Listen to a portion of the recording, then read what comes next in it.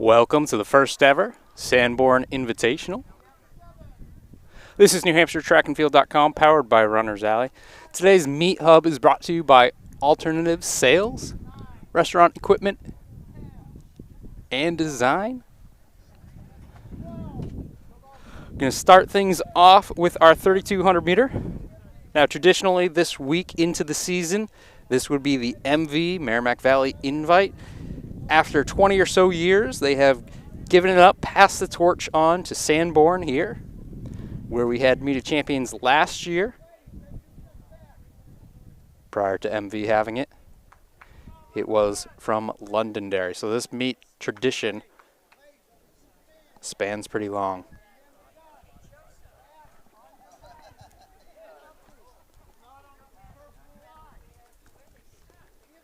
Again, first on the track is our seated section of the girls, 3,200 meter.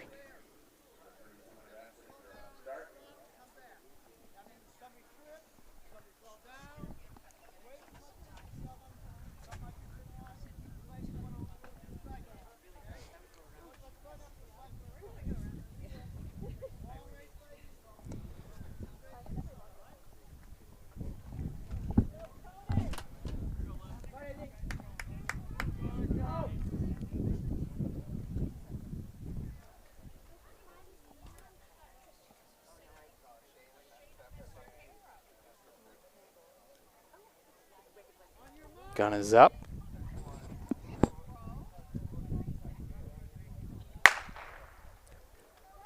So far looking like a good start.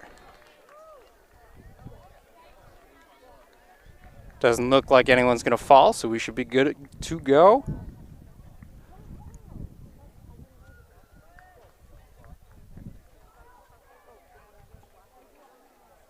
Your 2022 Sanborn Invitational starting off. Now, usually when we see 32 at the start of a meet, it means we're at Black Bear, which will be next week. Also means they're following Black Bear with their style of having double relays at the ends. We're going to finish the day with our 4x8 and 4x4 combo.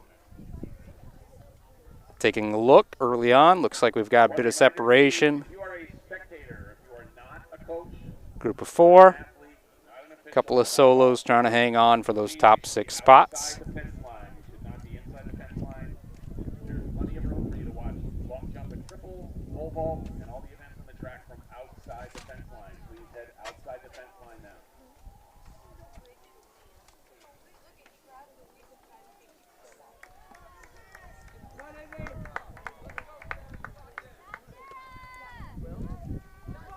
And as our leaders finish up their first lap,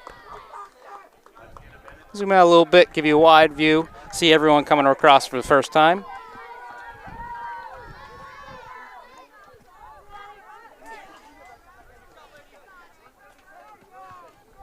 And joining me for this race, Lars Hogney of Co-Brown, who not running today, but ran a little bit last night, nice 5K. He's taking over camera duties too, so see if he can follow the leaders now.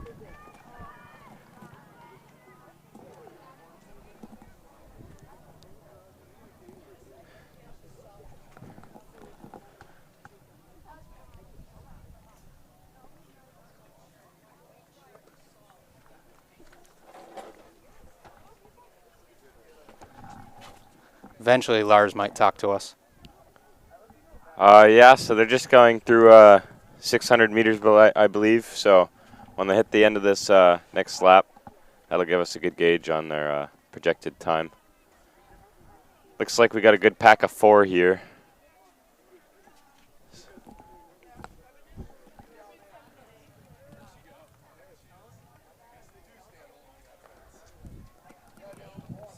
If you're looking for results during the course of the day, as events happen on the track, you should look at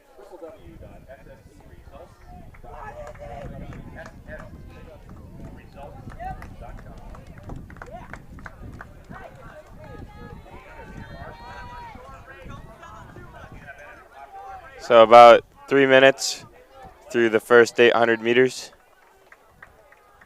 Puts us on pace for around a 12 flat.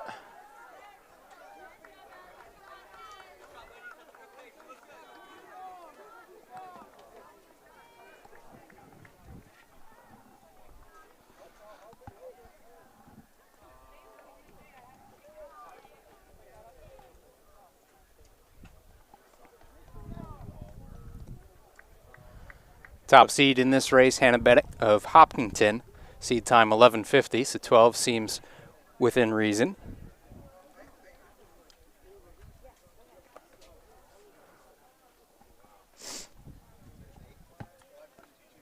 Seems like they got a good pack going. That can definitely help in the later stages of the race to have someone to work with and chase. Your second call, boys, 3,200 meters. Second call for the boys, 3,200.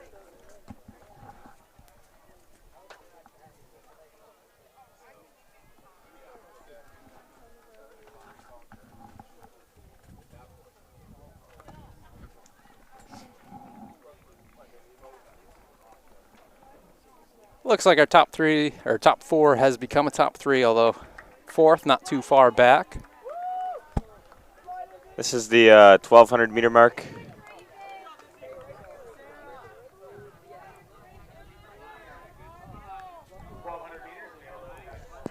Just under 440 there.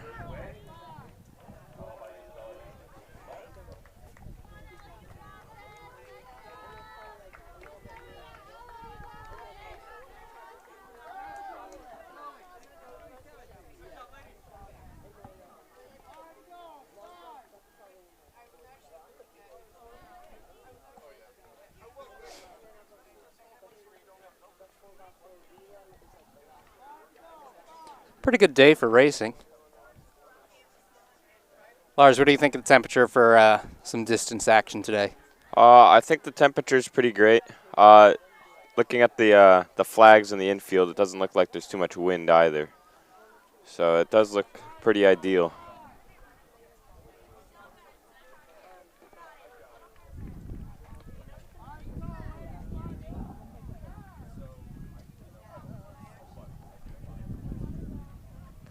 They are coming up on their halfway split, 1,600 meters.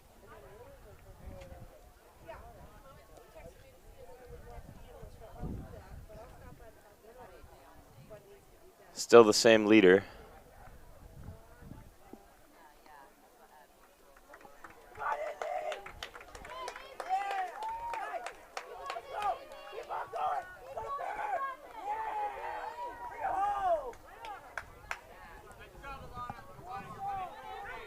Just around 6:15, which will bring them through at 12:30 for the full 3,200 meters. So they slowed a little bit. See if they can hop back on that pace.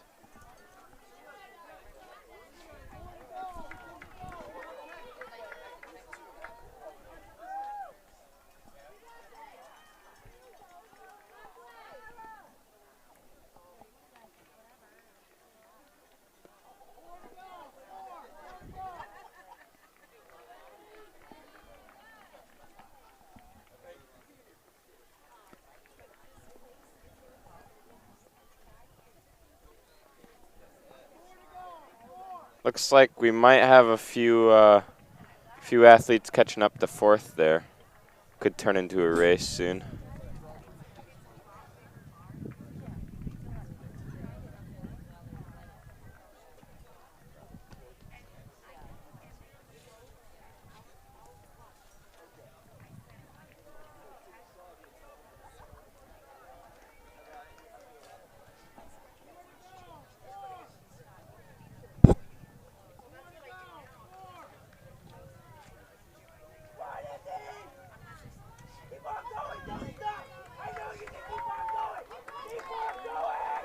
It does look like our leaders are seeing that back of the pack. 3 laps to go for them. 750 through 2K.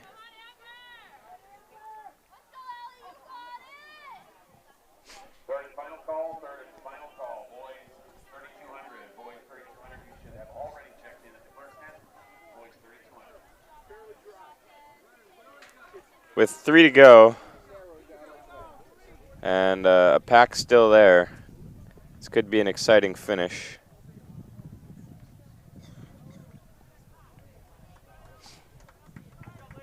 Yeah, it could come down to a kick.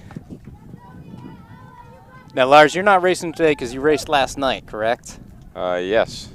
Where'd you go for that? The Connecticut Distance Festival in Connecticut. It was a night race. It's pretty cool. Oh, nice. You must be a little bit tired then. Just a little. So give us a New Hampshire recap, because I know you weren't the only one down there.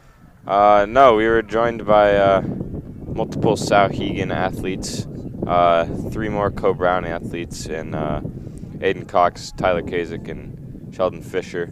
And then we had Tyler Sheedy from Dover and Chloe Trudell from Sauhegan.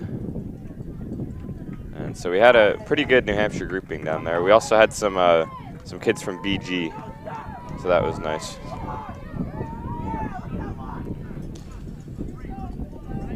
Two to go for our leaders as they kind of tangle through the mix right at the line there. That's what can happen in some of these longer races. You start to navigate traffic. Now, admittedly, I've never been in that situation. I have to imagine, though, it's a little bit helpful where you got that person in front that you can, when you're 50 meters away, you can slowly cut into that a little bit. Do you find that to be true, or? Yeah, I would say that's definitely a help if you're in that situation.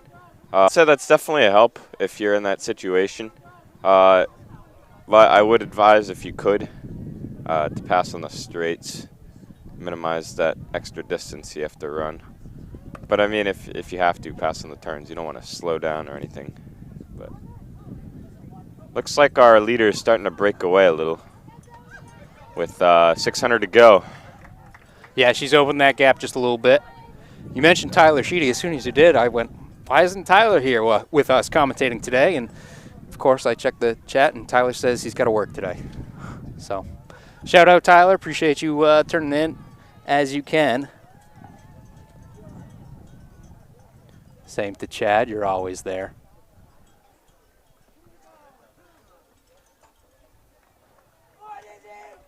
Well, it looks like that lead has expanded just a little bit.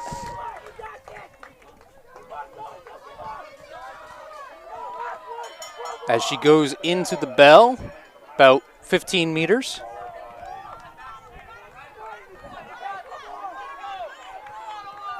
Now that's not necessarily safe, though. If the second grouping there has a good kick, it could be reeled in. But it's looking like the leader's going to take it. We'll see. Yeah, so far it looks like that 15-meter lead expanded a little bit to about 20 or so.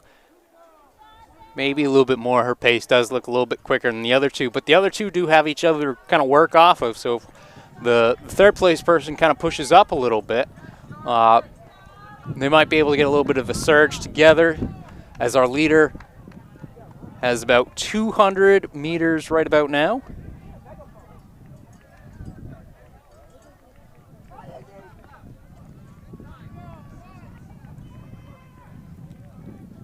She's got a couple other people to pass. Some very wide turns here at Sanborn. This is a really interesting shaped track compared to most. It gives it the appearance that it's a bit bigger than it is. All right, so here we are, the closing 60 meters or so. Looks like she's going to take it. And 12:21. Now we got second. Pretty good kick right there. There's third. Here's fourth.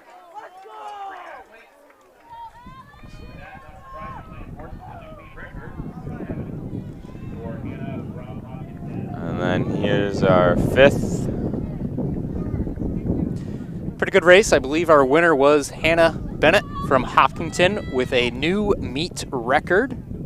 Of course, everything today will be a meet record. Official time would be 12:21 and some change.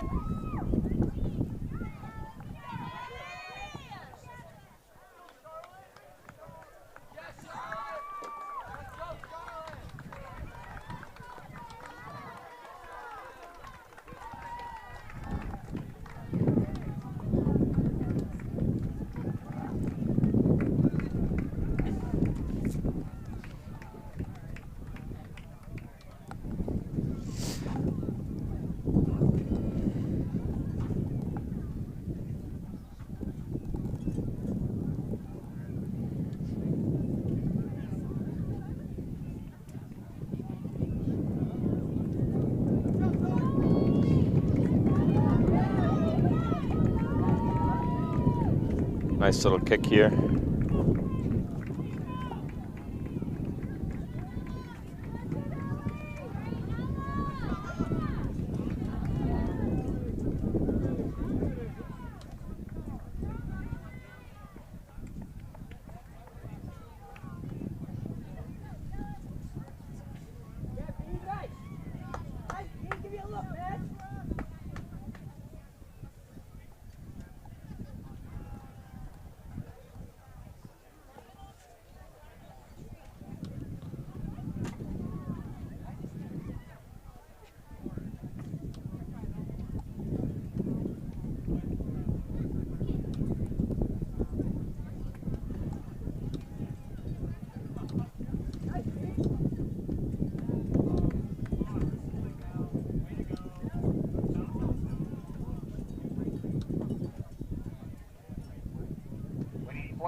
Flight two, please. Boys, long jump. Flight two, boys, long jump. Please report to the area north end of the stadium. Again, winner 12:21.25. Believe that was Sarah Gluick in second place.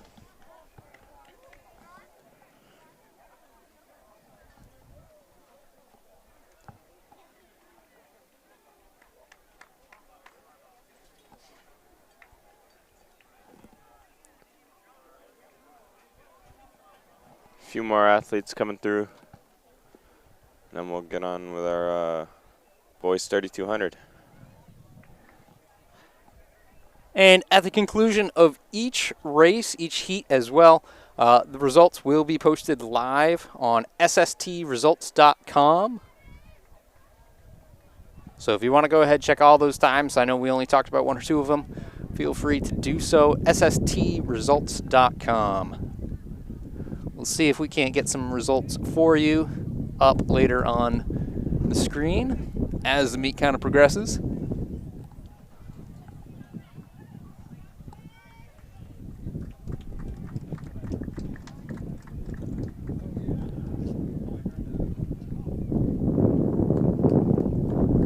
And as Quinn crosses, I believe we are all set and ready for the boys' race.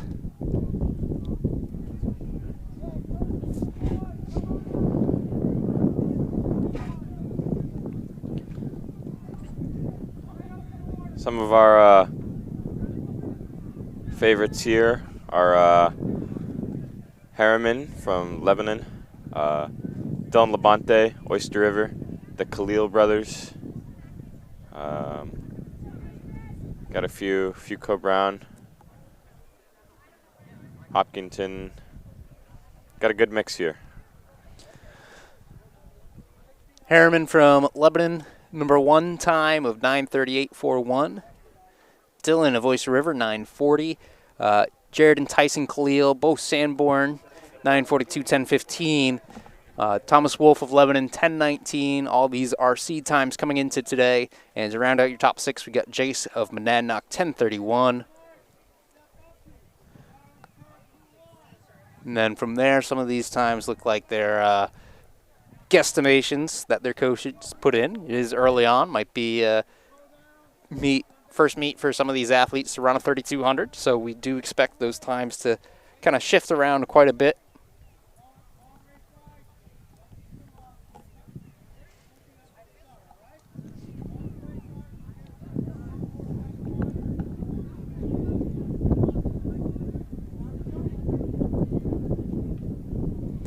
Hear that wind picking up. Expect it to get a little bit windier as the day progresses.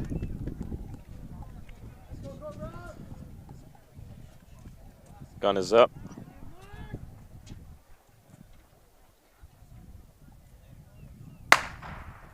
And they're off.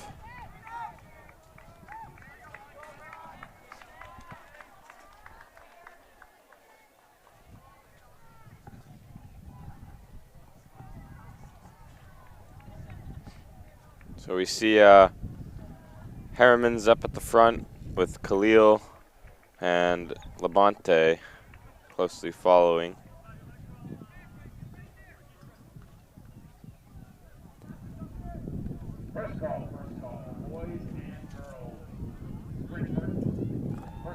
36 seconds through the first 200, so nothing too crazy. Yeah, I saw the leaders kind of check their watch as well, make sure they're good to go there. It's interesting, too. You know, a lot of these athletes will have coaches in different points on the track, depending on coach's preference, and then some of them don't even have necessarily a coach with them today. So taking a look at that watch, usually pretty handy, as well as the clock as they come across the first lap at about a 1:11. It's putting them on pace for about a 9:28, 9:30. Again, with the top seed time, 9:38, and we do expect that could easily get better. A lot of times those early season times come from dual meets where maybe they don't have any competition. I know there was invites last weekend as well. Looks like we got a pretty solid pack of 3 at the front here.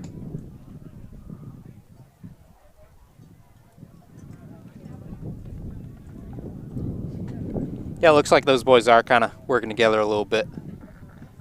At least that's probably how the back two feel.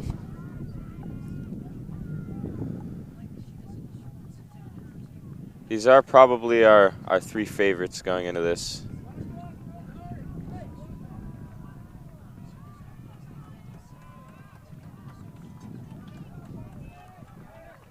See this half-mile split?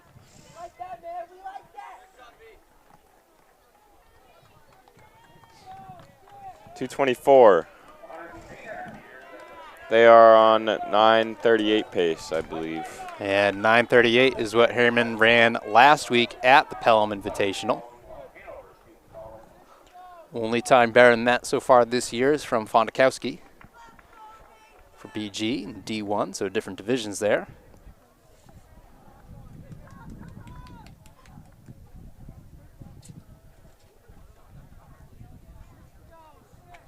You can see these 3 just kind of running right together, right on each other's hips. Again, he takes a look at the watch right at that 200 mark. So they're just over 3 minutes through the K. So, yep, just around 9:40 pace.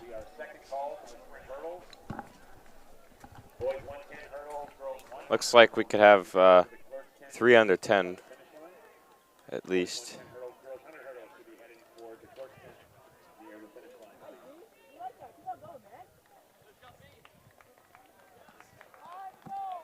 That's a 3:37.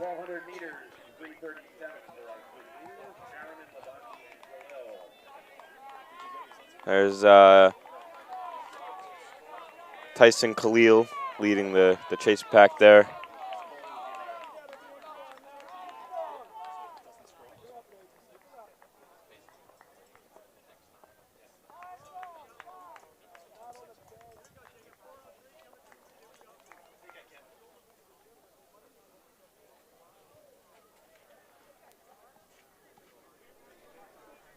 There's our chase pack. Maybe those 2 can work together. All right, back to our leaders. About to go through the halfway point here.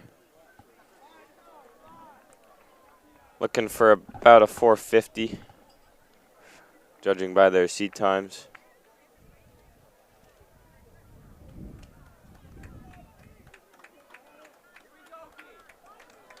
All 3 looking pretty good.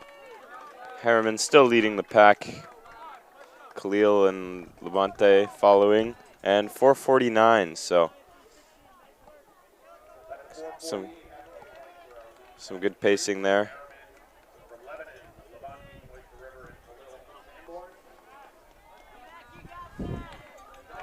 Again, those lead 3. Harriman, Lebanon currently in first, followed by Jared Khalil and Dylan Levante, Sanborn Oyster River.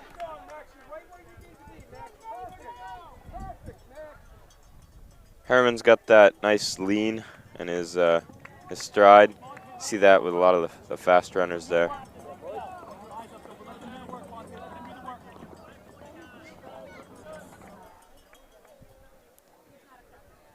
These top three, though,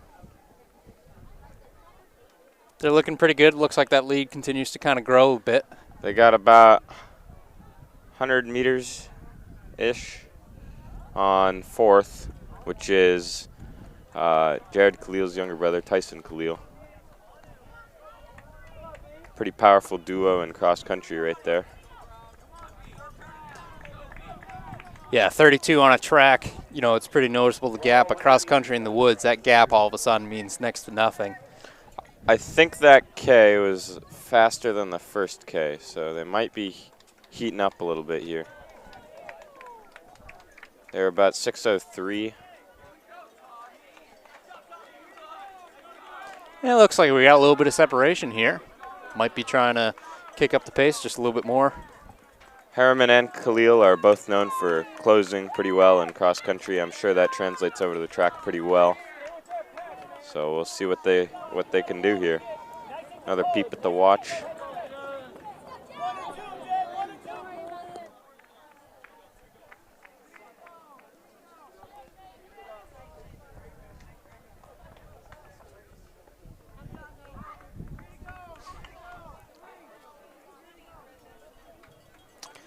Coming on to that straightaway at the 7-minute mark. Looks like Dylan's trying to battle back a little bit. Yeah, he got separated a little bit, but he's certainly not giving up on it. We do see that Harriman put a little bit more of a gap on Jared. That was about a 72-ish lap, if I'm correct.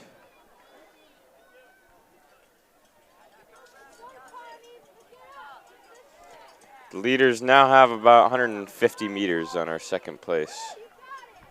So we'll see how that goes.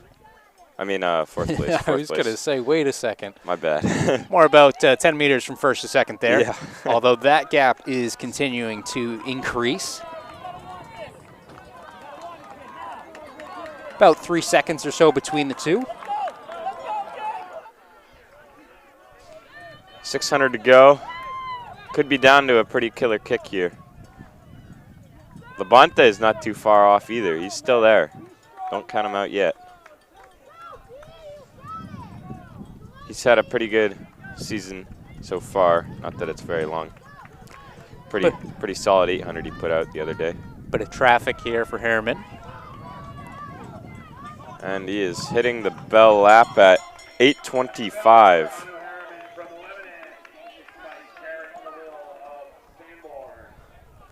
Again, his best time this season, 9:38.41, done last week. So back-to-back weeks of the 3200. If he can close in a 72 or faster, then he is got that new PR there. Well, based on the splits you've been telling me, I think that seems pretty manageable for him, and it does look like he's picked it up a bit. Yep. He's coming on that 200-meter mark right now, 9 even.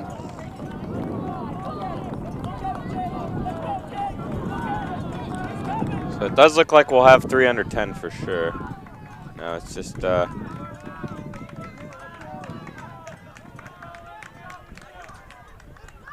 Harriman rounding the turn. 100 to go at 9:21.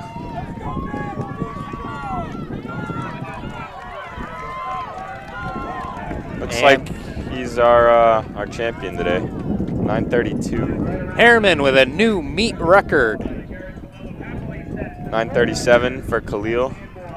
And Labonte in 9:44. Not too bad, not too bad.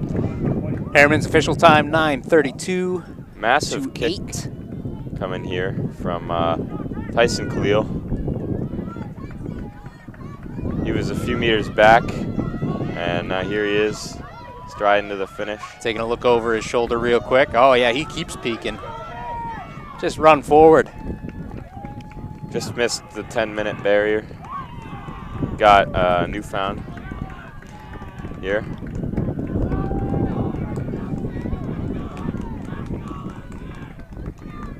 That's a tough battle right there, 10:22-ish. So again, as we have runners continue to finish up. Tuco Brown right there, solid pair. It's been your seated section of the boys 3200.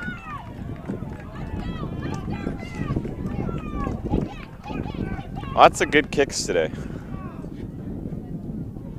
Everyone's willing to fight for their, hopefully a new PR for lots of people here.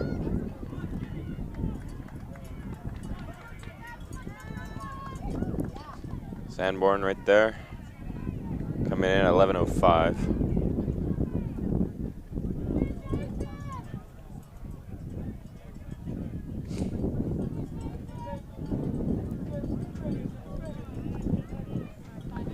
Conan coming in. Well, like you said, we had 3 guys under that 10-minute mark today. Those 3 worked pretty well together the whole race. Only started separating towards the last 400 meters or so. Yeah, it's good to see that. It's exciting for the spectators, and it's good for you as a racer because it pushes you further and faster. So.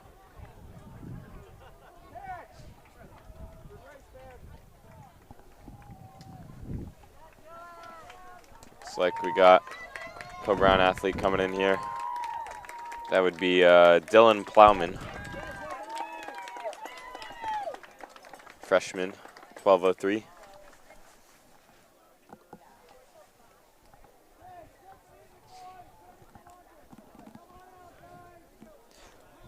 All right, Lars, going to put you on the spot. 9:32 this point in the season. What do you think that's going to end up by the end of the season? I'm thinking those guys can maybe go 9:20 because it is early in the season. I know those guys were really fast in cross country, and I think once they get in motion, they're gonna start to heat up and start doing really well. I know that Harriman had a pretty solid indoor season, so hopefully that means he can get some good times coming up soon.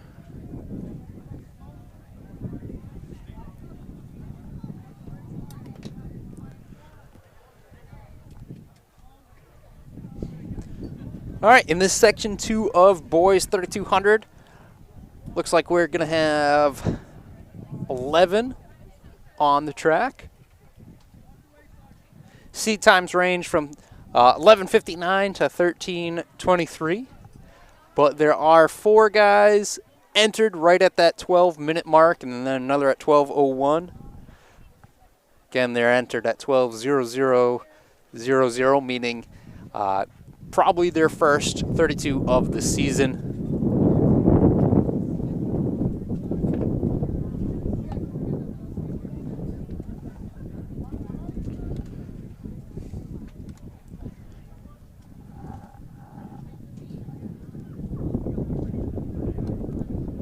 Pretty large meet today.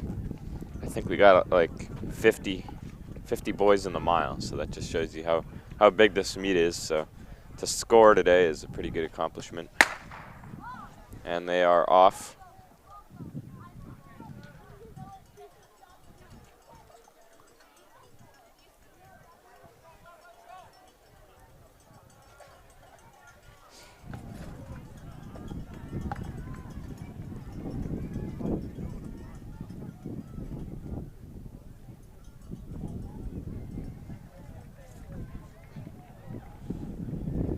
So some of these boys that are running in the 3200 will be back for the mile, I saw.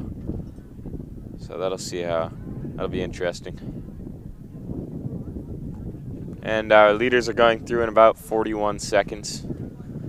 That is 5:20 and change per mile. So it's a little quick here based off their seed times, but you never know. Could have someone pop off, run a great time.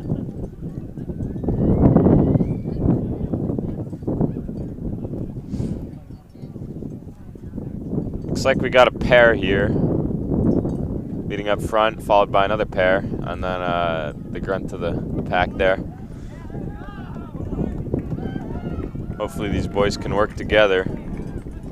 Should be exciting. That's an 83 first lap.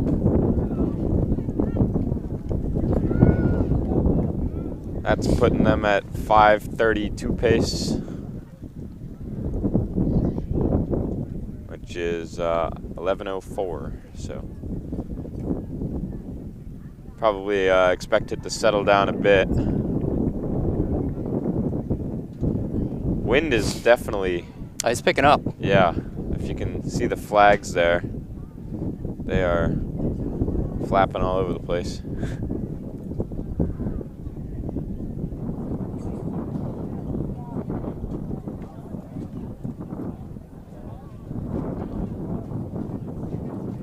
So we got a pack of 2 and another pack of 2 here. And then large pack back here. So it looks like everyone's got a running buddy so far, which is nice to see. It's always tough if you get stuck out in no man's land and you're just by yourself.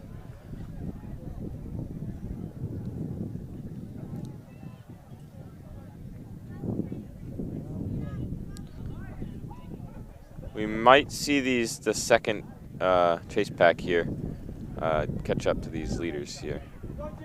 If they went out a little too quick, we will see about that. And they are 2:53 through the half mile, which puts them at about 5:40 pace, so they slowed down a bit, which was to be expected. That is a very large pack right there. That is great.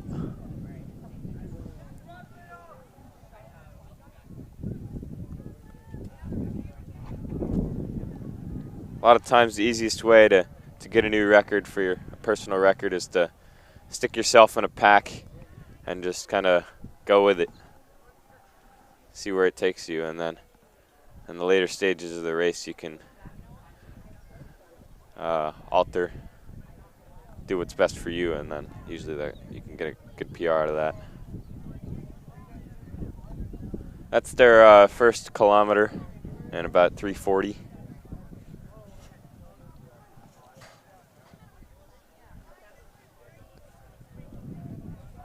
Still the same 2. Red jerseys, can't quite read it from here. But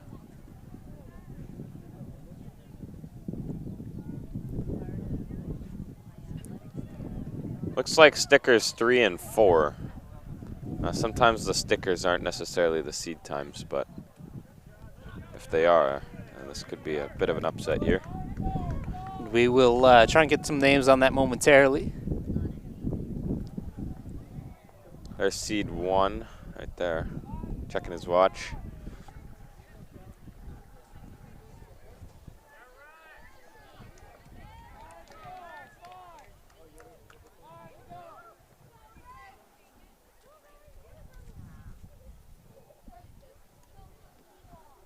Same 2 athletes in the lead.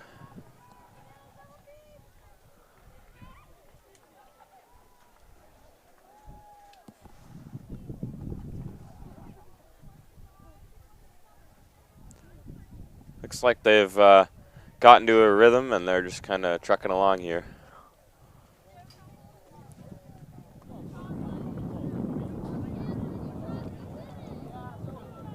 So like we saw earlier, those top 2, and then another 2 we see at that 200 meter right now. And we've got a bit of a pack, a 1, a 2, a 2, and a 2. So far, every race we've seen has had a bit of a pack at the front, at least 2 people. So, some pretty excited races today. Hopefully more to come.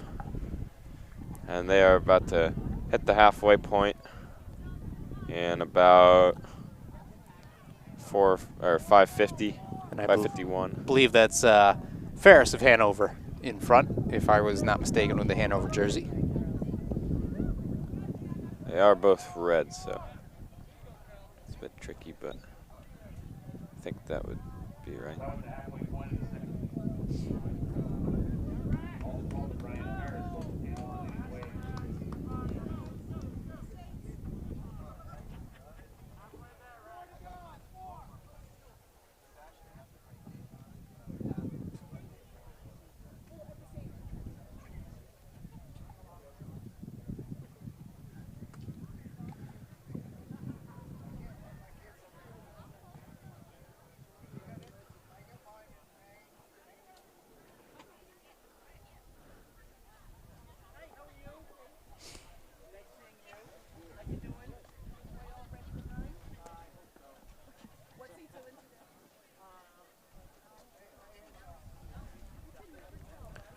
They'll be coming through 2,000 meters here, which was an indoor when you run the 3K rather than the 3,200. 2,000 meters is always a good checkpoint.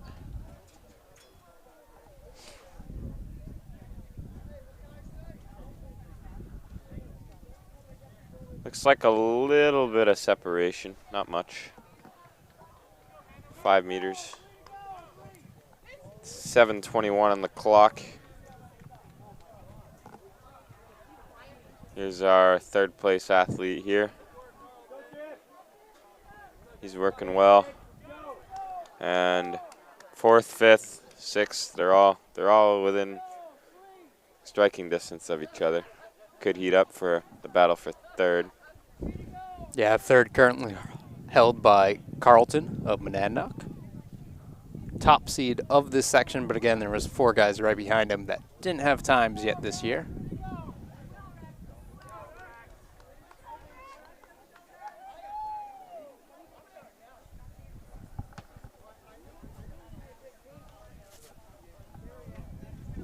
Let's see if our second place can reel him back in.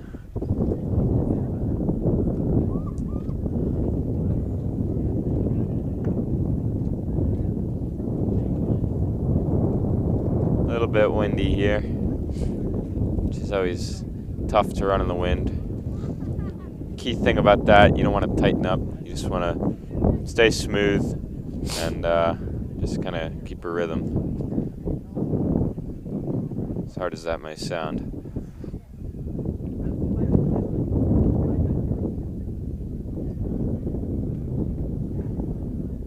Two to go. 10-meter lead.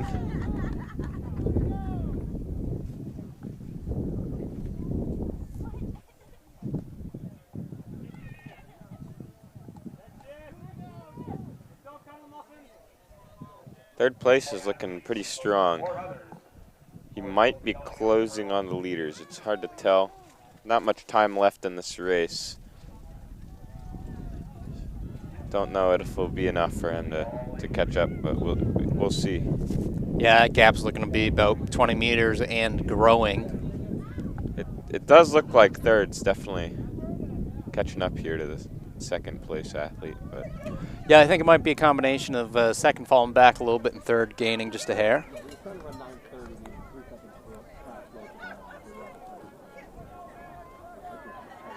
our leader is still pushing strong here.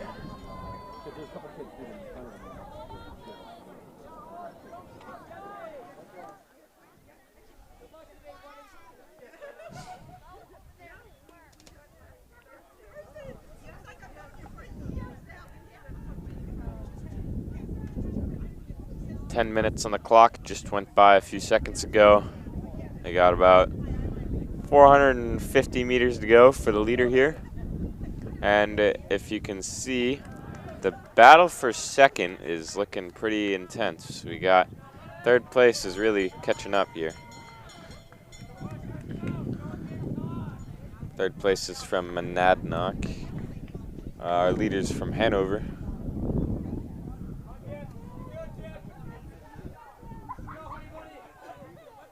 Looks like we're gonna have an athlete or 2 or 3 under 12. Now, our Monadnock athlete has really made a move here.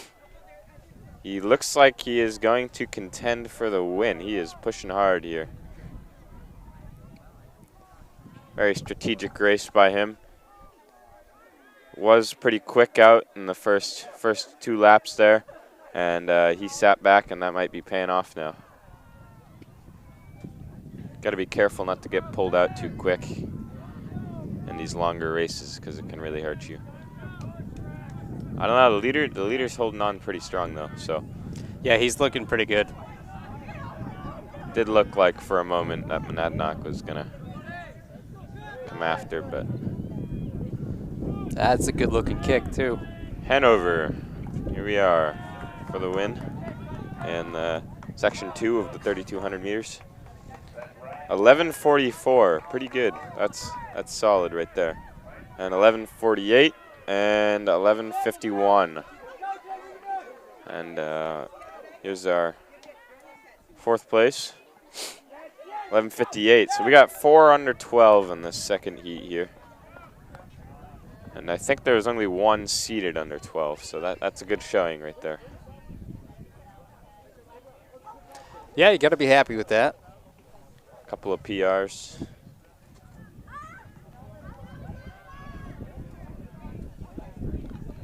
Merrimack Valley coming through.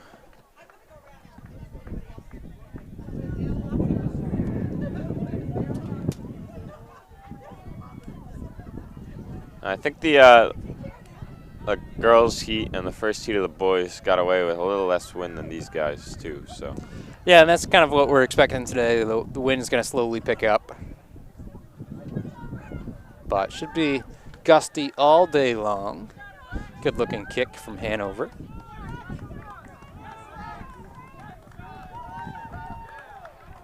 So taking a look at those times on your screen, like Lars had said, 4 guys under that 12-minute mark and 1 just missing it.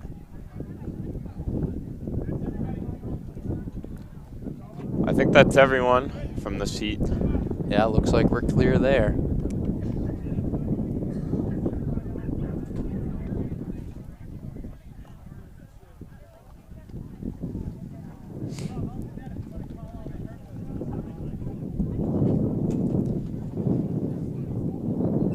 And we can see they're starting to set up those hurdles on the track.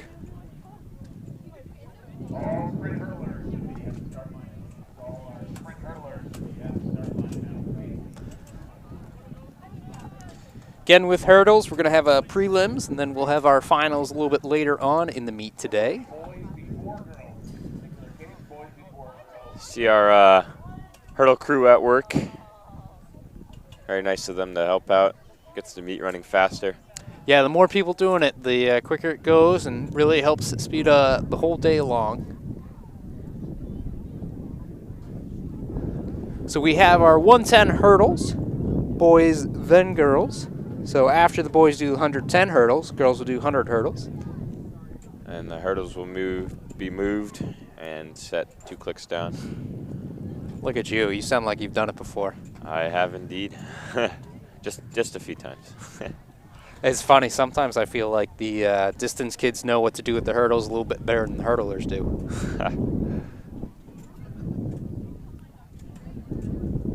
Well, I don't think you would be in the hurdle crew if you're about to race. That wouldn't be so good.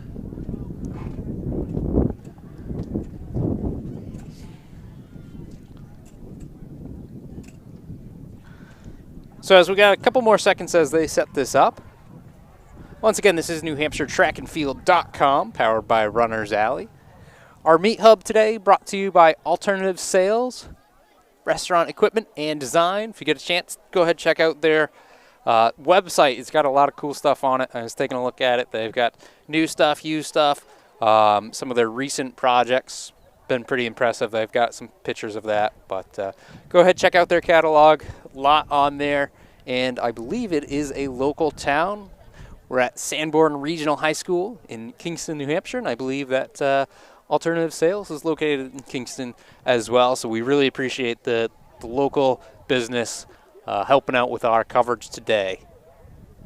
Speaking of our coverage today, it's not just going to be Lars and myself. We do have a crew coming on a little bit later. They're a bit delayed because for whatever reason, it's a bunch of distance runners. I feel like I'm the only sprinter of the group, and they found a 10K they wanted to do this morning. So they should be probably on their way now, I would imagine.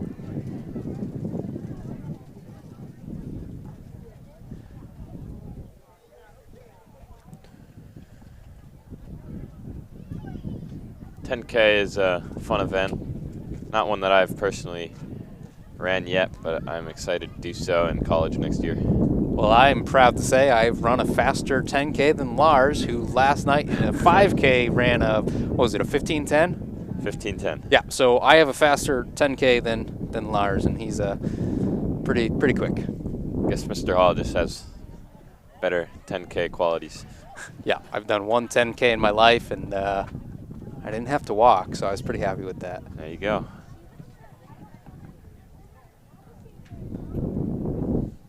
Well, it looks like we've got our hurdles all set up for this first section of boys.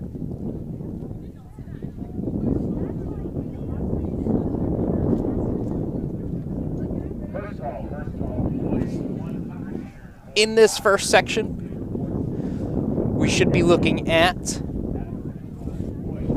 let's see if I can't pull it up.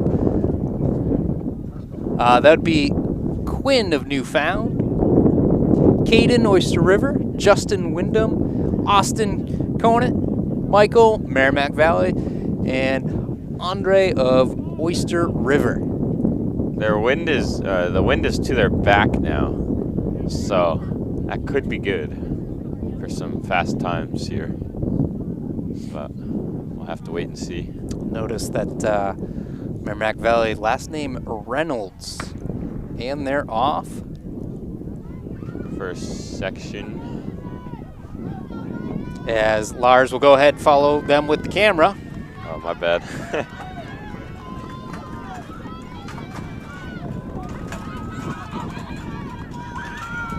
17 seconds for our winner there in our first heat. Now, I'm not much of a hurdler, so I don't know how good that is, but. Well, 17.68 looks like. Looked pretty quick to me. Got to get our hurdle crew out here and fix some of these hurdles. As you can see, some of them are a little bit out of place here. So we take a look at the track itself. 8-lane track. Love seeing that. 8 lanes all the way around. Definitely helps with these shorter events that are going to have lots and lots of heats. Yeah, looks like we got some scratches from this one, so not using all 8 in any of them. Last heat will have 7 of 8 in it, though. And we can see right there we have our next heat on the track. Micah of Oyster River, Hunter of Kearsarge, Will of Goffstown, Tyler of Trinity, Ethan, Prospect Mountain, Caden of Guilford. That's going from lanes 2 to 7. And number 1 is on the inside of the field, farthest away from us. So number 2 on the right side of your screen should be Micah of Oyster River in that blue jersey. Help orientate yourself a little bit.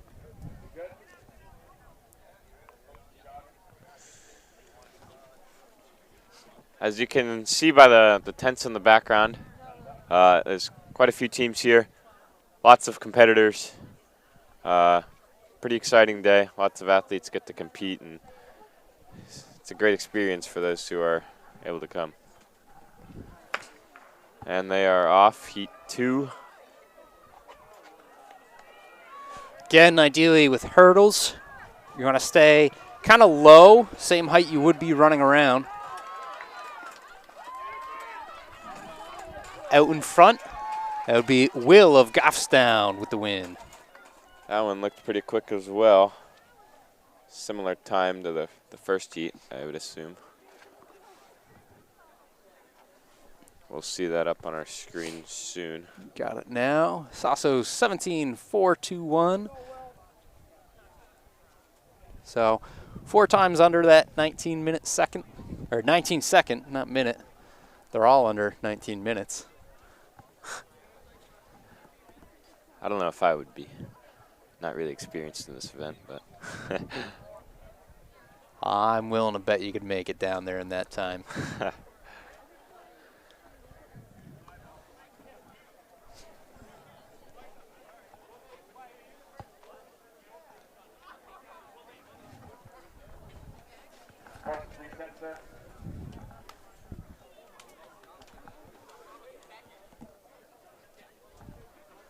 Just making sure Lars can stay focused long enough.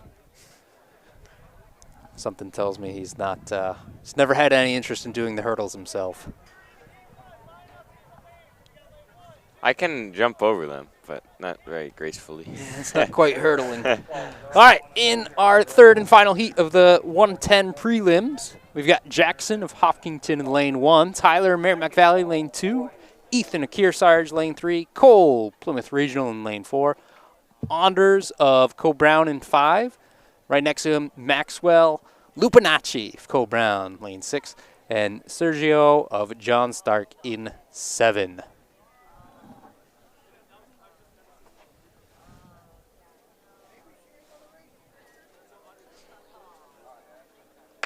And there they go.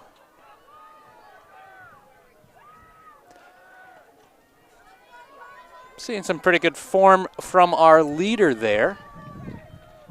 From Plymouth, it seems. That would be Cole Ahern. That, I believe, would be the fastest time we've seen. Well, it was one of the cleaner looking forms of the day, so going off of that, I'd say it was pretty good. And as we take a look at the results, that was a 16.867 from Ahern of Plymouth Regional. Larson in 2nd. Again, you'll see those times on the screen currently in the 1,000th place. Those will get rounded to the 100th before we make them official and submit them. And by we, I do mean the fine people over at Speed Sport Timing. Again, for live results today, you can go to Speed Sport Timing, which is sstresults.com. If I take a look, they've already got results and splits from all of our 3,200 meter runs today. So the girls and boys 3,200 meters all have their times, and looks like the seeded heats all have some splits. At least all the leaders have splits. Looks like those will get backfilled as well as the day progresses. And as the day progresses, we move right along to the girls' 100-meter hurdles. So the hurdles are being moved and put down. By our glorious hurdle crew. Glorious, yeah, he's talking like he's definitely done it before. This would be heat 1 of 4, and it looks like all 4 of them are full. So we've got 8 racers in each of the 4 heats. This should be pretty good. We should get some pretty good times out of this. Again, early season in a technical event like this could have a little bit of a detriment. I know last year, the more technical the event, you know, the larger the skill gap. You talk about not being able to do certain events for over a year. Think about like things like pole vault, hurdles. It's kind of the same case where, you know, practices could have been restricted. They weren't practicing indoor. Hopefully they've all kind of gotten all of those cobwebs off by now, especially with a lot of teams not necessarily competing for indoor, but practicing, getting some of that done. So we should start seeing some pretty quick times, especially as the season progresses. The wind is kind of just moving, I don't know, across the field. We'll go from lane 1 to lane 8.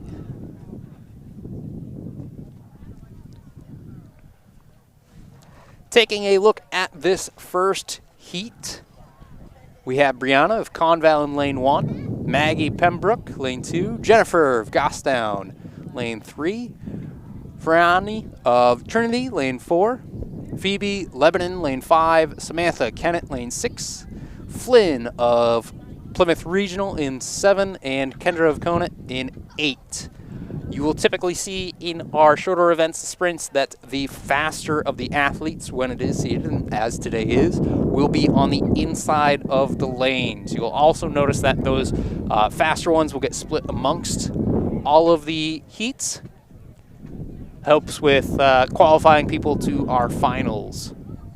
So our fastest time in this heat, we're looking at Trinity in lane 4, 17.54 coming into today.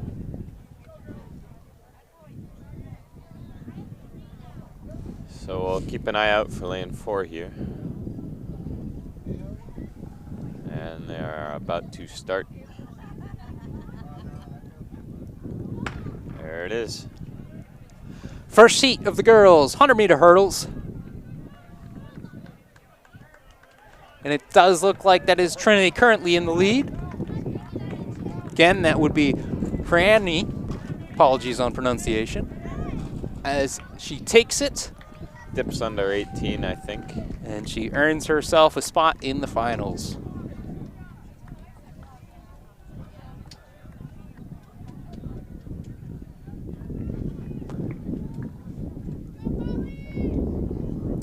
And And there we go. We got our time. So she was under that 18-second mark.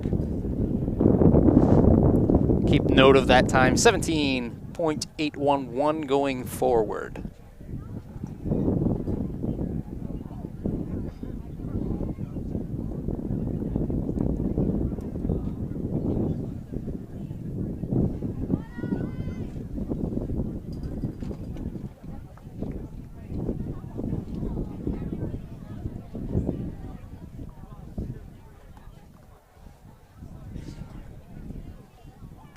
Take a look at Heat 2.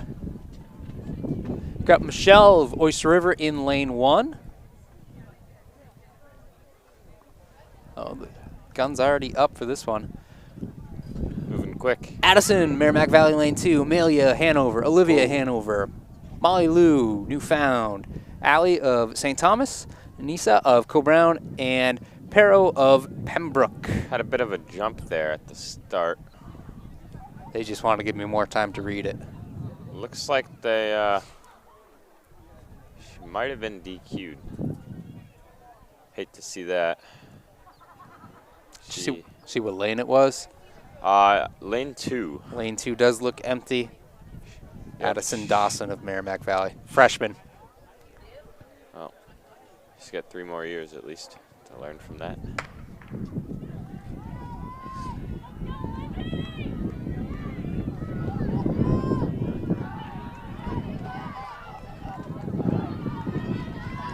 Our leader, Molly Lou of Newfound Regional.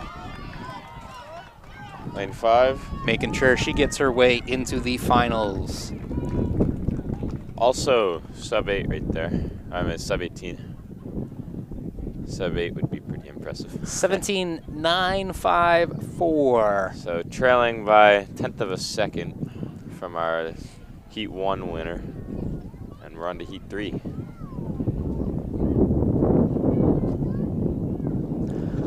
Say they might have a... Feels like the wind's shifting a little bit, but they might have a little bit of a tailwind. Although part of me is starting to think it's swirling if I look at some faraway points.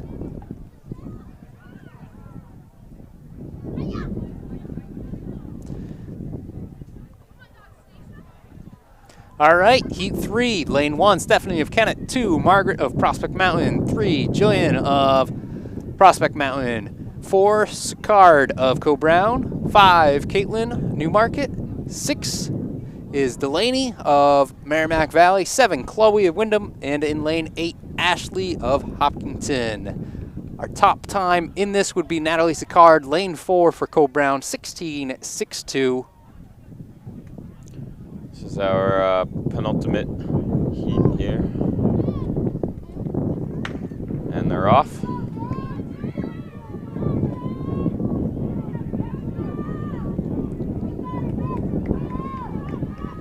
Looks like Sicard in lane 4. She's well out. Big win there. Nice looking run from her.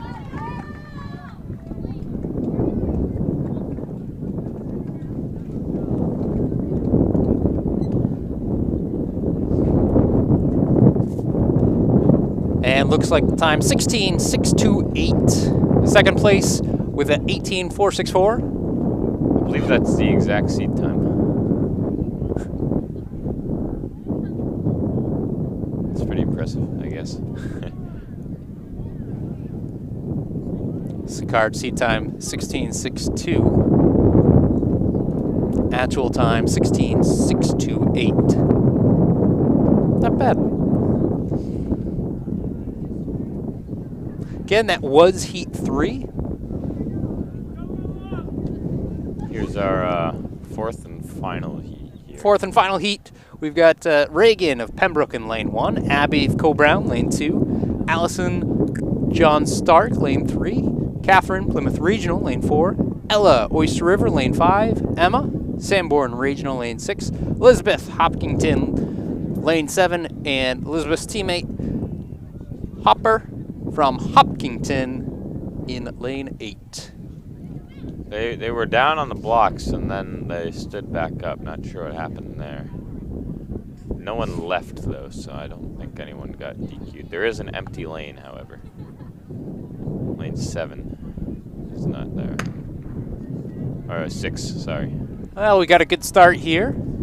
Our top seed coming into it would be Catherine of Plymouth Regional in lane 4. She is out in front currently.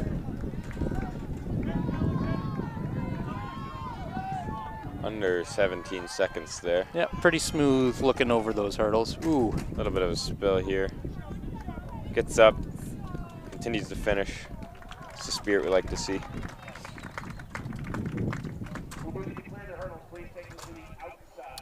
And that concludes our prelims for the hurdles. Again, top time that time, 16.88 from Heat 4. So, I believe top time overall we did see from Heat number 3.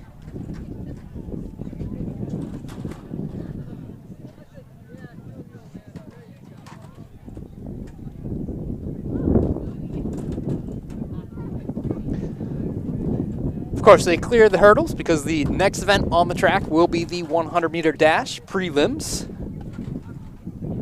Usually a pretty popular event, and as I pull it up, the girls have 10 heats. Boys side of things with 12.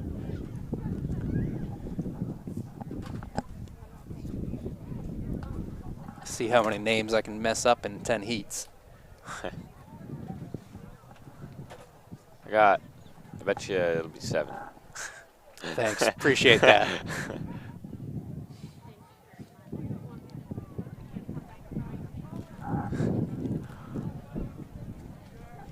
Again, we go boys first with the trials. That's typically done for the hurdle sake of it, and then just continues on for the dashes. We would like to announce the finalists now for the girls triple jump. Ladies, be heading back. Take your final 3 jumps. There we go. Name Field Grateful from Hopkinton is 7th, Olivia Patel. 6th, Stephanie Cart from Program. Number 5, Jennifer Hewitt from Goffstown. Number 4, Elizabeth Barrington from Merrimack Valley. Number 3, Reese Bowles from Hopkinton. Number 2, Emma Swisky from Program.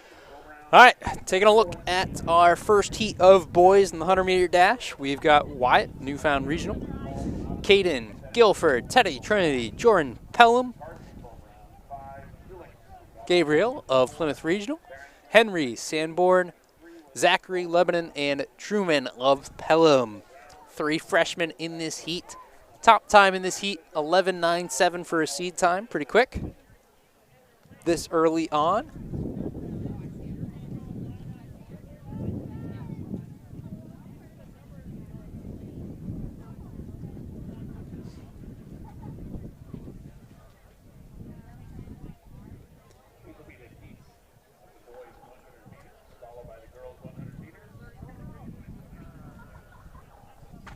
Heat 1 of 12 for the boys. 12 heats, even with the 8-lane track, so we got a lot of athletes in this.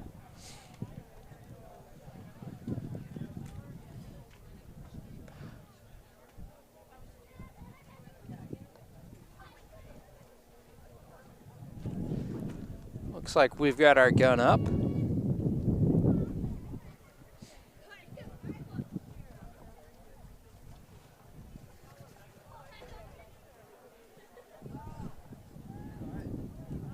There they go. Good start.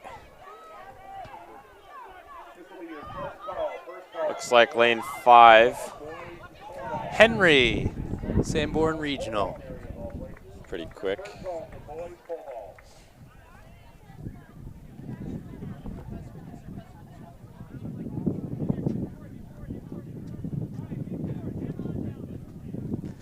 Taking a look at those times. Oh, I think I misspoke. I was looking at the wrong number. That would be Gabriel Keene of Plymouth Regional, 12:04 seed time. And he ran a 12:469. That's the time to beat. 12 heats, meaning that they are going to go ahead and take the 8 fastest times. It's not going to be by winning your heat.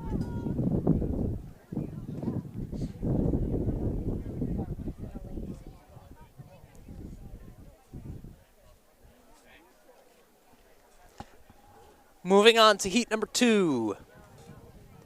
In lane 1, Ben Prescott, John Stark, Jared of Conant, Corey Conval, Joshua Bishop Brady, Nehemiah, Trinity, Talon, Oyster River, Brendan, Prospect Mountain, Harrison, Plymouth Regional. And Joshua of Bishop Brady in lane 4 has our top seed time today. Although based off of the first heat. That's a false start right there. We do have an athlete not choosing to use blocks in lane 7, so we'll see how that plays out. 3 freshmen in this heat as well.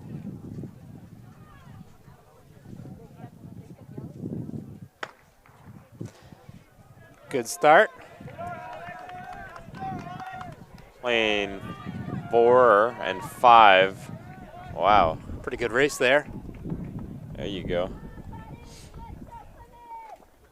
They got to be pretty happy with that. It's always a little bit easier when you have someone running right next to you. Definitely can help to push you, assuming you don't tighten up with it. And there we go. We got 2 times under 12. Bishop Brady with the win there. 11.859. See if that's good enough to make it on to finals.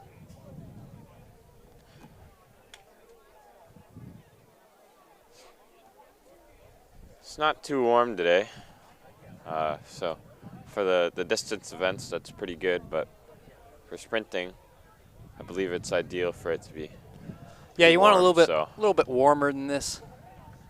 Really helps to get loose. But if you do all the right things to warm up, you know, warming up, you should have, like if I look back, I'm looking at, this is going to be heat 3 on the track. I'm looking at heat 4.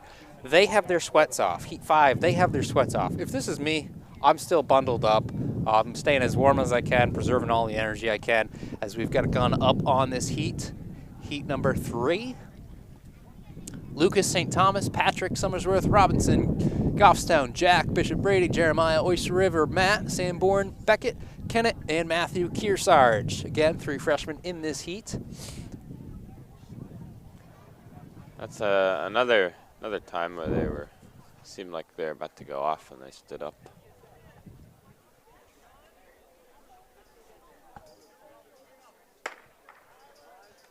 Good start. Looks like lane 4 is going to take this one. Jack and Bishop Brady. Bishop Brady right there. Oh, yeah. I think that's under 12. It was a little hard to see. He looked pretty good going through. Yep. Pretty high top end speed there.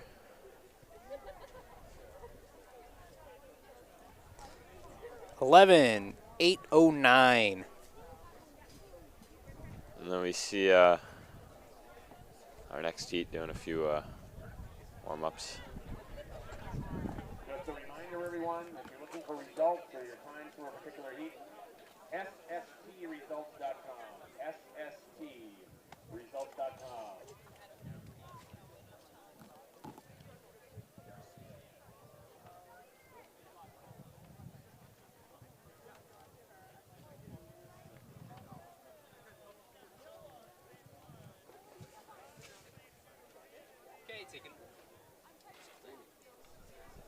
Okay, taking a look at heat 4 on the track now. There you go. Looks like pretty tight race. I believe that's Carl Peters of Co-Brown.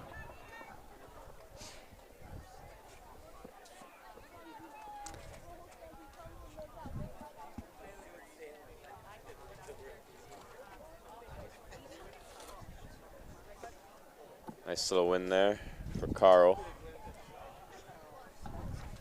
12.064. Just missed the sub 12, but solid performance nonetheless.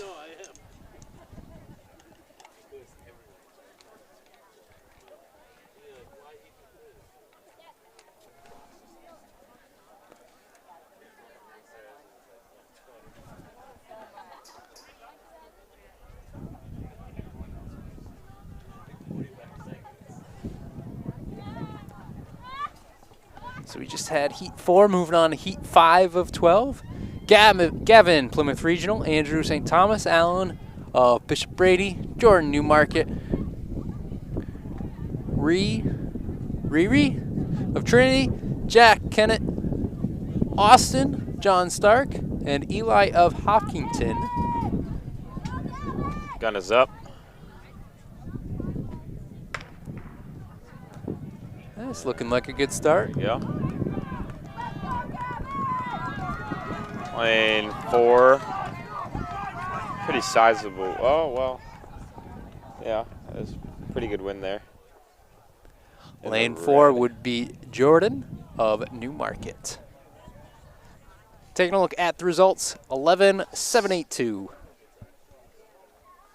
That's pretty quick. That'll place him in the top 3, I believe, so far. And our next heat is getting ready. Meet's moving along quite nicely. Yeah, you can find you start getting in a rhythm with it.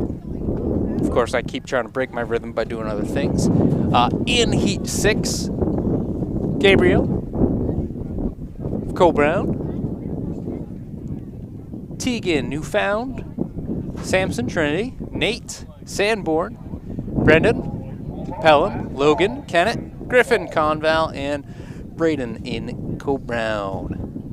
So far, every heat we've had has had 3 or 4 freshmen. Must be a popular freshman event. I don't know. We'll go with it. Just saying stuff. All right. Guns up. There they go. Good start here as the wind picks up. Should be mostly at their back. Lane 4 from Sanborn. That'd be Nate taking the win. That was a quick time right there.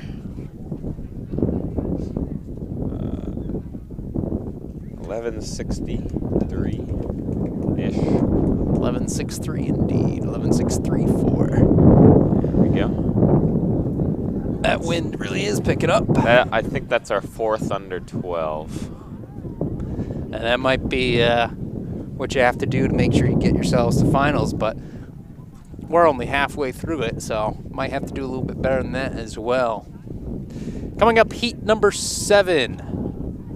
Ben, Derryfield, Teddy, Hanover, Lionel, Hanover, Caden, Goffstown, Elijah, Oyster River, Jason, Newmarket, Charlie, Co-Brown, and Logan, Hillsborough, Deering.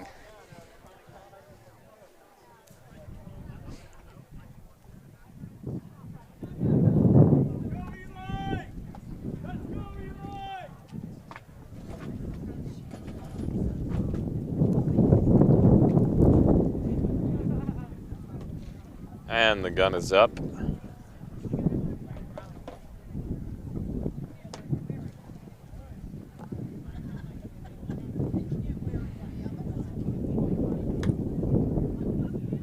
Set. And they're off. Good start.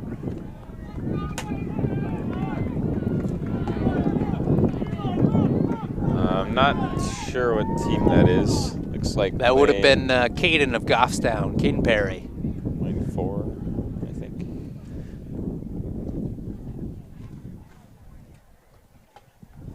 $11.85 is our 5th under 12 today. And I think, what was that, our 7th heat? That is heat number 7 that just went. There we go.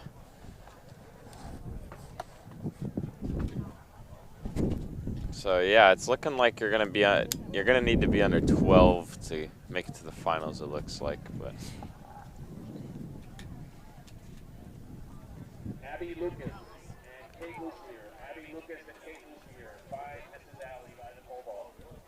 Abby and Kate by Mrs. Alley.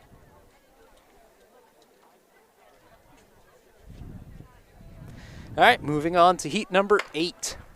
And just like that, they're off. Lebanon. Lane number 4, that's Jackson Stone.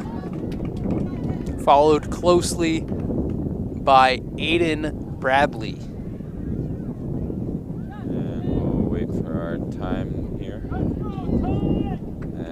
go, 11:82. 6 under 12 now. Probably at least 2 more. That'll be 8 for our top 8 there.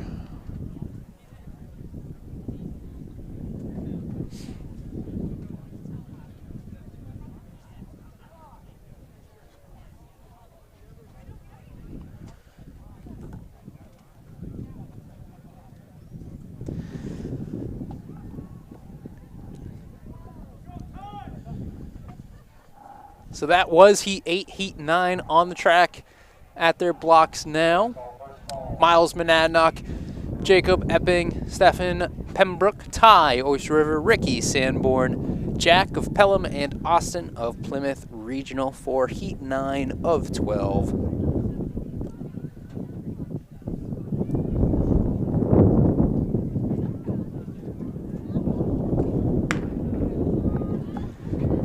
Good start. Oyster River, yep, Oyster River there. He's rolling. Big win there. Ty Doro, Oyster River. Looks like we might have had more than 1 under 12 in that heat, but hard to tell. Well, that could get exciting. Let's take a look at the official results as they come up. 11, 401, 12, 154, almost. I believe that is our fastest time of the day. Let's see if it stays that way. Well, at this point, got to feel pretty good about at least advancing into finals with that time.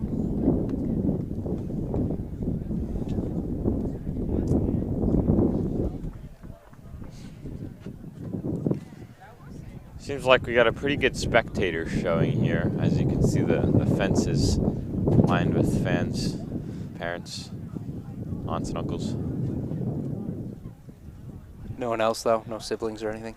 No, just parents, aunts, and uncles. That's fair. All right, moving on to heat number 10. We've got John of Trinity, Joel, John Stark, Tyler, Kennett, JJ, Kearsarge, Kendrick, Conval, Tristan, Kennett, and Caleb of John Stark.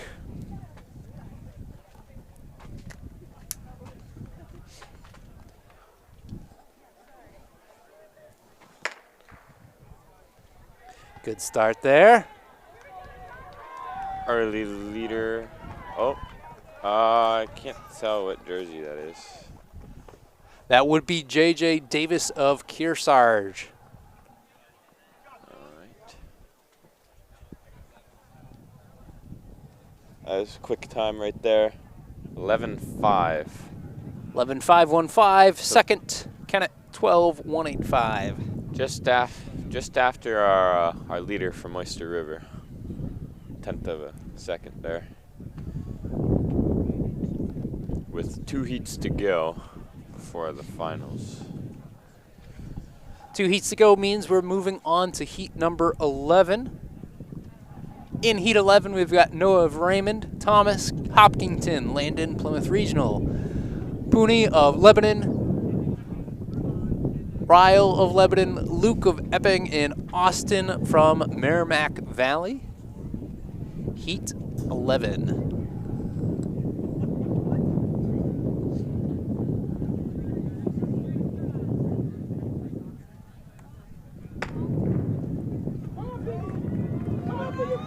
Good start. Lebanon. Big lead. And just over 11. Looks like Pooney with the win there. That'll be right around our top 3 right there for times of the day. Ooh, that's our first right there. 11.366. 0.05 in front of our second place athlete now is our new leader from Lebanon. Catherine Lures from Plymouth, Molly McKellar from Newfound, Phoebe Ballard from Lebanon, and Olivia Rummel from... And I'll start introducing the final heat of boys prelims in the 100-meter dash. In lane 1, Liam of Newfound, Luke, Hanover, Colby, Oyster River, Seth, Merrimack Valley, Talon, Lebanon, Kyle, Sanborn Regional, and Colin of Co-Brown. Lane 8 looks empty. Yeah, I don't think I can see anyone in lane 8 from here.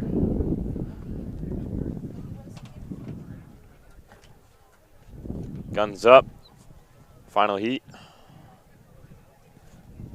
11:36 is the time to beat. There they go.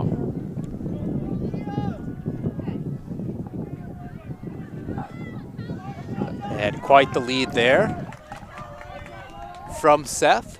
Seth Bayless, of course, our #1 seed overall. That's definitely going to be the lead time for the day. And not too much of a surprise. Pretty sure Seth currently the fastest boy in New Hampshire. 11:06 on our clock here. So he just missed under. Don't believe that's 11. his fastest time, but should be okay. Moving on to the finals. I do believe he's run under 11. I think 10:09. Yep, you got it. Wow, look at you go with your sprinters. Last week at Pelham, he ran a 10:09.1. There we go. I'm impressed. Did you do research? Or you're that good? I'm just like that.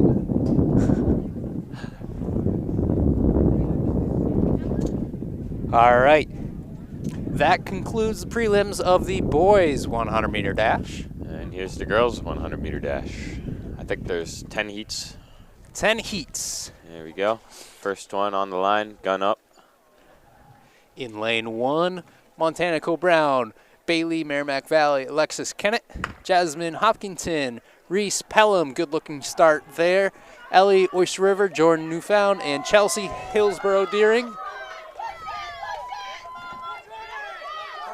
That would be freshman Jasmine of Hopkinton crossing the line first in our first of 10 heats for the girls' prelims in the 100-meter dash. 14:34, now time to beat. First call for the boys unseated 1,600 meters. First call for the boys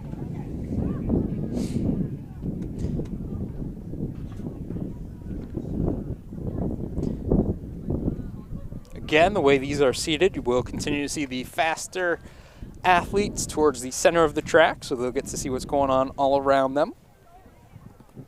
In heat number 2, we've got Cam of St. Thomas, Lillian, Sanborn, Kylie, Oyster River, Riley, Newfound, Kayla, Pembroke, Chloe, Prospect Mountain, Ashley of Raymond, and Madison of Co-Brown.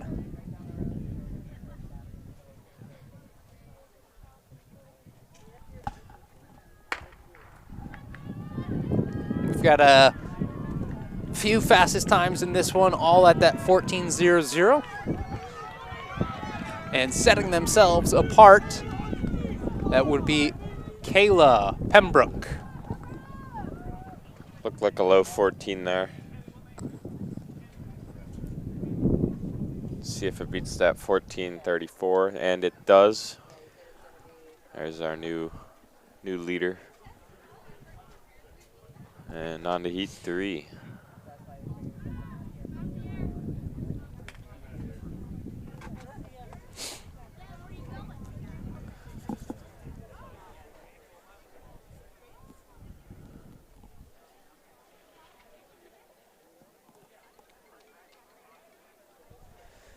All right, like you said, moving on heat 3, we've got Emma, Derryfield, Ella, Plymouth Regional, Meredith, Pembroke, Samantha, Pelham, Bailey, Merrimack Valley, Isabella, Newfound Regional, Laura of Lebanon, and Emma of Hanover.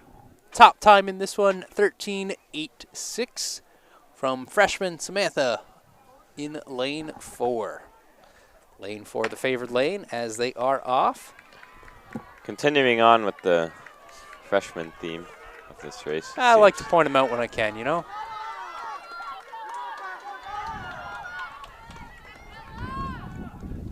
And that would be Samantha of Pelham taking that. Might have dipped under there. We will see. Oh, 14:04.9.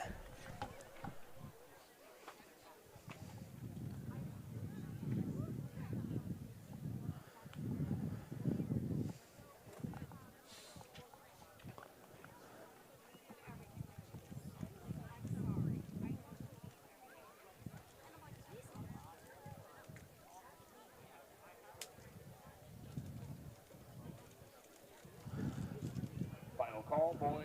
Unseated 1600. Final call, boys. Unseated 1600. That was Heat 3. Moving on to Heat 4. We're looking at Gray, Dairyfield, Violet, Plymouth, Pavlik, Oyster River, Clare, Lebanon, Sylvia, Prospect Mountain, Johnson, Hopkinton, Jackie, Pelham, and Allie of Bishop Brady. Gun is up, and he's going to have them stand up. no sub 14 yet, but last heat was pretty close, so I expect we'll see at least one.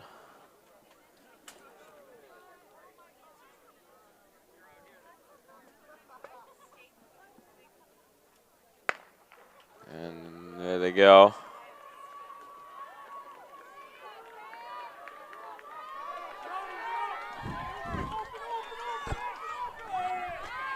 Looks like Lebanon. Yeah, that's Claire from Lebanon. See how that time ends up compared to the others. 14:08. I think that's our second fastest.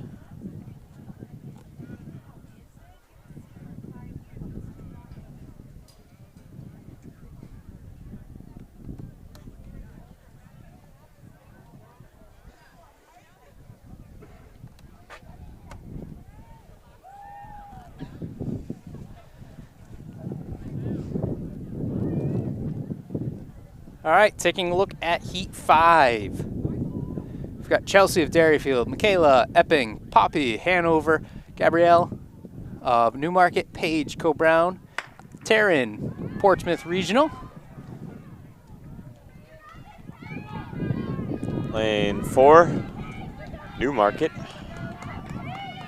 that would be Gabrielle, Newmarket, taking that. I think that's under 14 for our first time. Let's see here.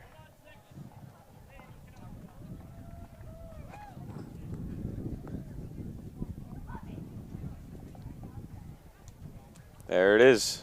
13.942. Our new leader with how many more heats? Well, that was number 5, so we've still got 5 to go. 5 down, 5 to go. Halfway mark, we've got a new leader. There we go. See if anyone will take the crown here.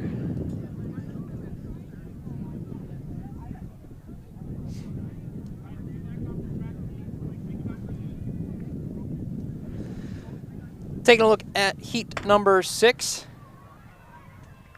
Coming at us now.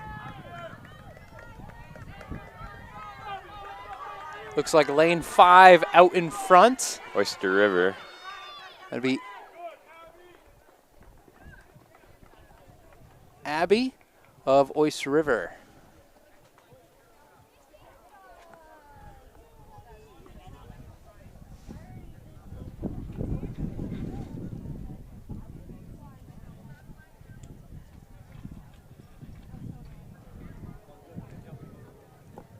Don't see a time yet on that one. No, not yet.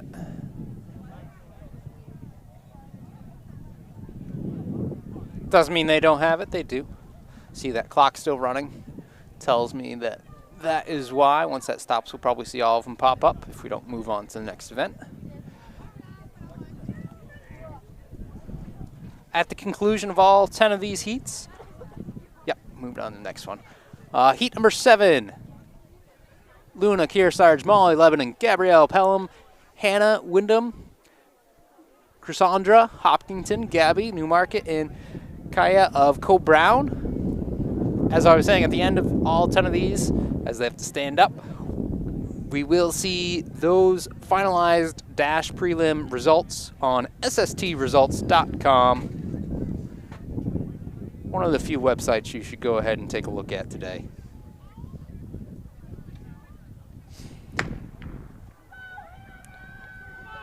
Good start from our Heat 7 girls.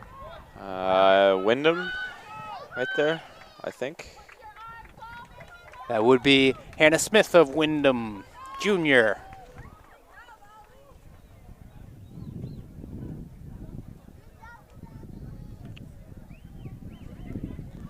(13.267). Wow, that's a big lead there. Well, we don't know what our last heat was, but I don't think that they were that fast. You've been doing pretty well just spotting it, so I'll take your word on it. Coming up next, Heat 8. Isabella St. Thomas, Hannah Sanborn, Lorraine Conval, Brianna John Stark, Amanda Oyster River, Madison Summersworth, and Wishman of Hillsborough Deering. You can see in the infield some of our 1,600 meter runners warming up. I believe that is our next event after this. And there they go. You would be correct. Next would be our unseeded 16s. Taking a look at this, Heat 8 on the track. Pretty good looking lead. John Stark. That would be Brianna Langdon, John Stark. That was also quite a quick time, it seemed. 13.67.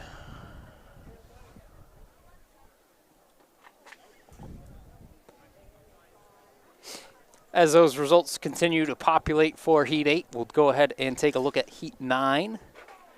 We've got Sydney Bowers, Monadnock, Sophie Hanover, Rebecca Pembroke, Tasha Conval, Kat Raymond, McKenna Trinity, and Madeline of John Stark.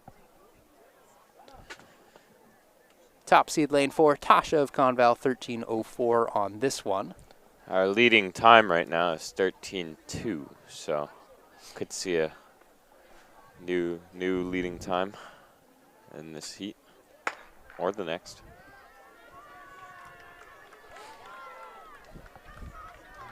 And we have Tasha out in front. Conval, I think. Yep. There we go. Tasha McNeil from Conval, sophomore, taking heat number 9.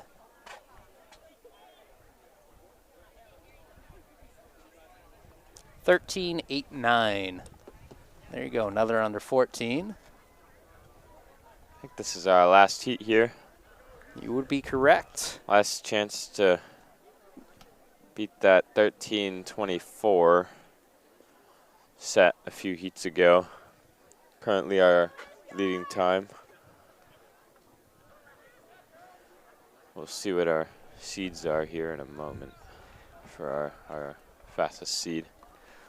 Well, in Heat 10, we've got Maddie of John Stark, Gwen Prospect Mountain, Camden of Pembroke, Anushka Co-Brown, Ella Hanover, Huron, Plymouth Regional, and Lily of Raymond. Top time in this one is Anushka, currently in lane 4.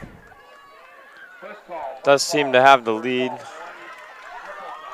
Yep, she's taking this one. She had top seed time coming into today. That is very low 13s, I think. There it is, 13.08. 13.08. Her best time came just a couple of days ago. Best time this season, I should say, a couple days ago. 12.79. So could see that time drop in the finals. Looking overall in the state, Ada Wheat of Kennett, just a little bit ahead of Anushka. They're second and third, respectively. First is held by Nashua South runner Ross, who is not here today. This is all D2 and D3 schools.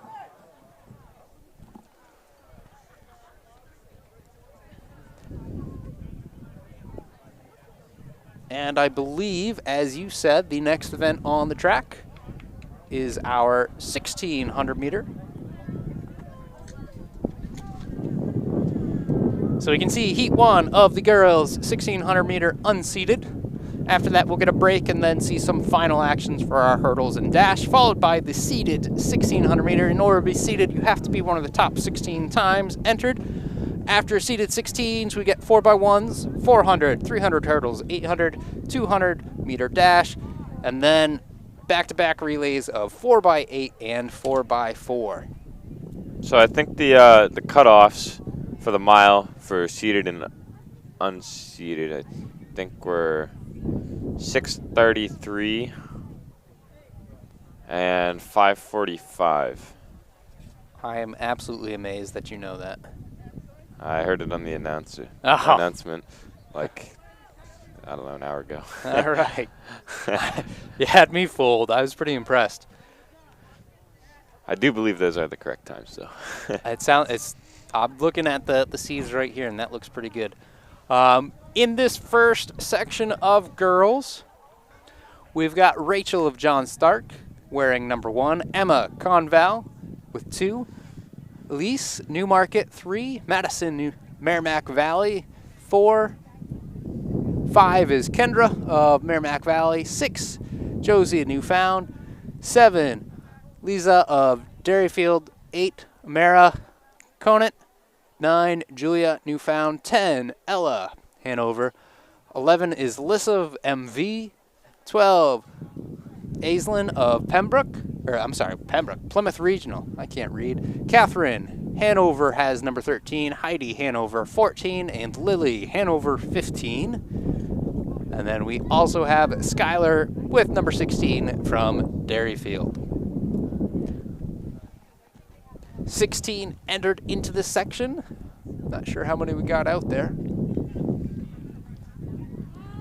Fastest seed should be somewhere around 6:30, with the cutoff being 6:33. So we're looking for around, let's see here, 98 seconds a lap, 99, or a minute and 40.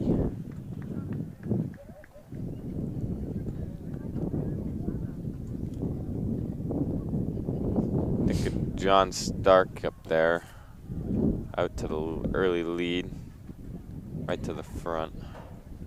You do say lead. They do have that quite considerably there this early on. See if that continues to grow or the pack comes back.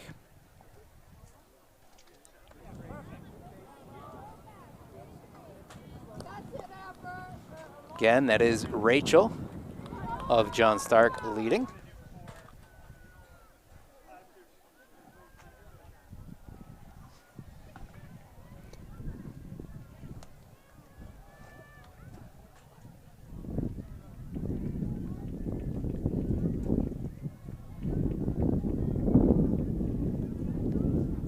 And that lead is now all clustered together.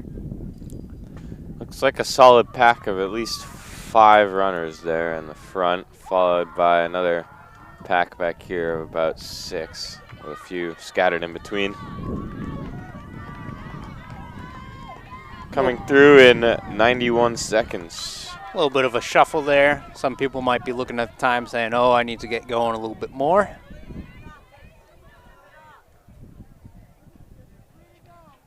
That's 6:04 per mile. Considerably ahead of the cutoff. But that is typically how mile races will go in high school, particularly. Excitement gets to you. Go out really fast. Hopefully they can hang on though.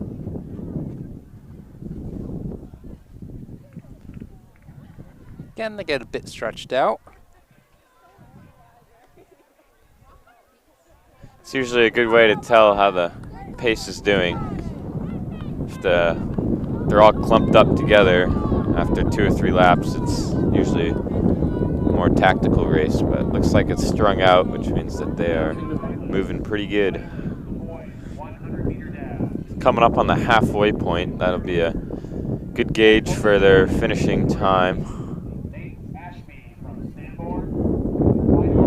Looking for under 3 minutes and 20 seconds, I would assume.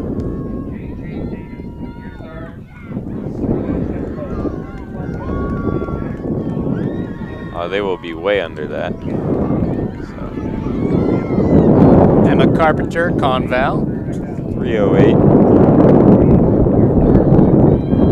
And that wind is a tailwind for these girls currently. Pretty strong one, too. Have to imagine they're fighting it a little bit on the backside.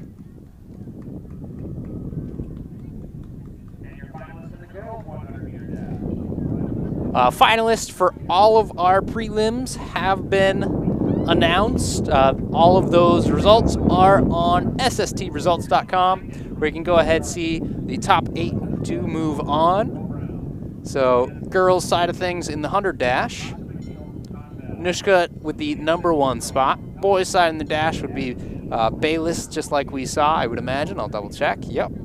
In the girls' hurdles, it'd be Natalie Sicard. And in the boys' hurdles, I don't have the answer. I might need to refresh, but I'm going to focus on our girls' 1600 meter in front of us now. They are about 1,100 meters in. We had a pack of 3, but our third is starting to get separated with a chase pack in pursuit. That looks like it might be between Kendra and Ella up front, with Kendra wearing #5 in the lead. So we've seen a few different leaders as she takes the bell. Kendra's seat time, 6:46.48. What was the seat time? 6:46. Okay. They are ahead of pace. Yes. By Should be improving on that. good margin.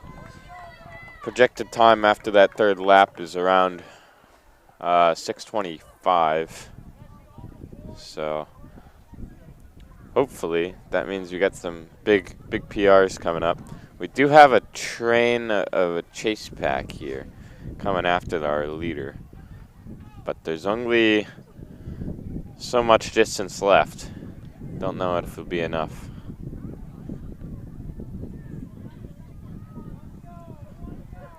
Looks like a good race, though.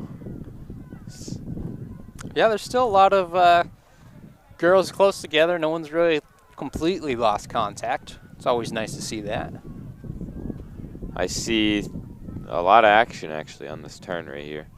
Looks like they might be trying to catch our leader here. Kendra still leading it, but there is that chase pack that you mentioned.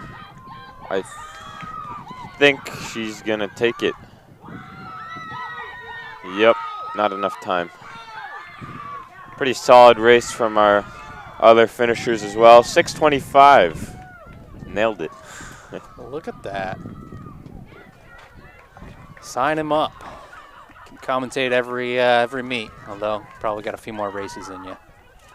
Who says I can't commentate and run?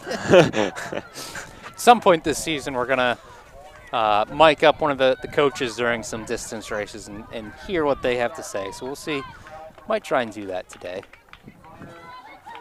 See if our 10K crew ever gets here. I only say that now because one of them finally arrived.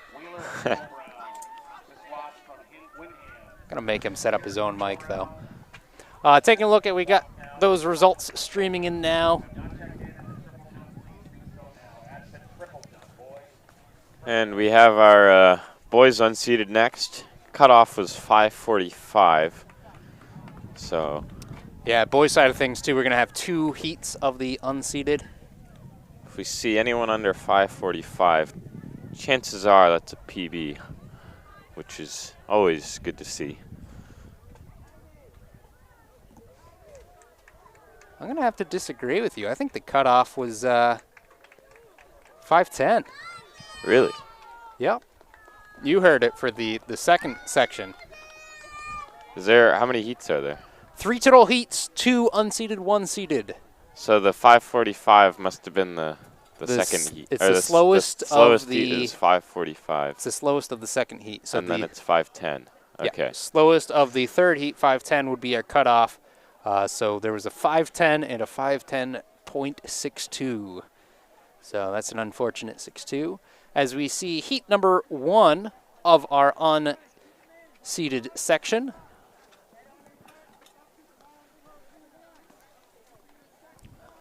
In lane 1, we've got Crew, Cole Brown, Robbie, Sanborn. And I say lane, they're wearing hip numbers. It's a lot of people for all to be in lanes. Isaac of Lebanon has number 3. Brady Pelham 4. John Derryfield 5. Andrew Hanover 6. William Plymouth Regional 7. They take the line. Number 8, Michael of Trinity. Jake, number 9 of Conval. Looks like we're not having any collisions so far until I jinx it. Number 10, Alexander of Hanover. Doyen, Lebanon, wearing 11. Ruben, Newfound Regional, wearing 12. 13 is Nate from Epping. 14, Matthew of Derryfield. 15, Abe, Hanover. And 16, Paul of Bishop Brady. These boys all on the track now, about 200 meters into their race. So for that 5:10 mark, we'll be looking for 77s, 78. Yeah, 77s. Minute and 17 per lap.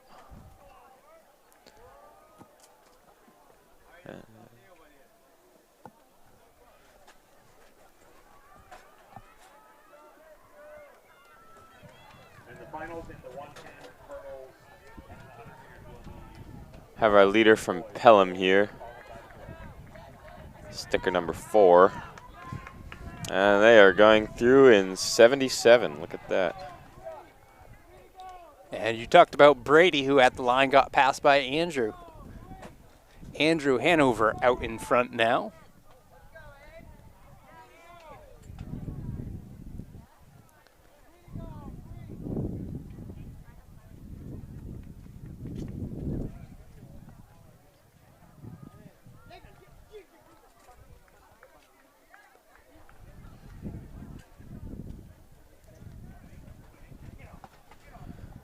Looks like we got 2 in the front, followed closely by a few more. Yeah.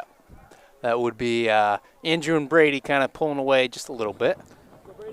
Through 602 minutes flat, just about, so maybe 201. I think that's 80 seconds per lap, so they slowed down a little bit here.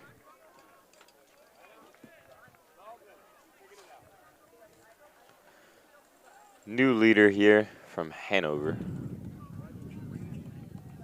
Sticker number 6.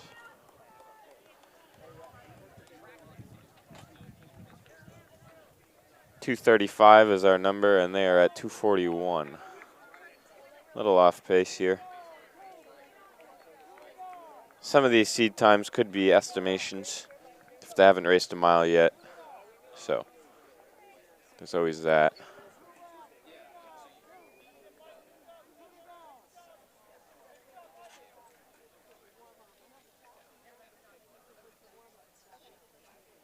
Looks like our Hanover Pelham duo is pushing along. A little bit of separation now from our chase pack, but maybe 20 meters.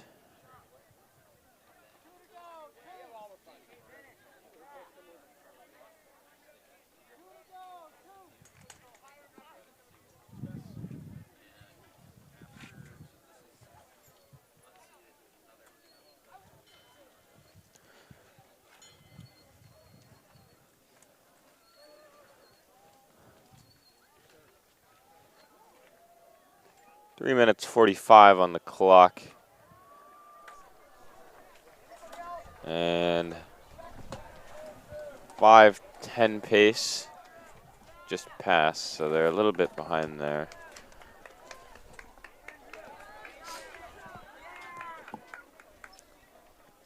Our Hanover athlete has the lead by about 10 meters, followed by Pelham. Again, that's Andrew Valentino getting the bell.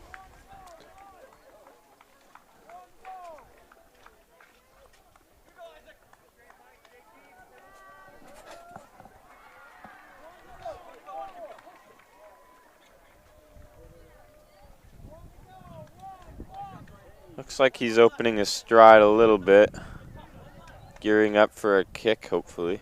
Oh, he's got about 20, 25 meters Yep. on second currently. Who is from Bishop Brady, I believe. Oh, no, that's third. Pelham, sorry. Well, his name is Brady, so that could be where he got confused. Yeah. There we go.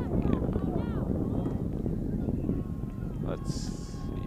Okay, we got 5 minutes just passed a few seconds ago, and he is 110 meters away.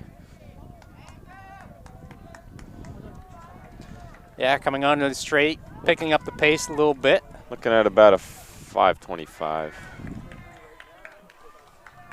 23. There we go.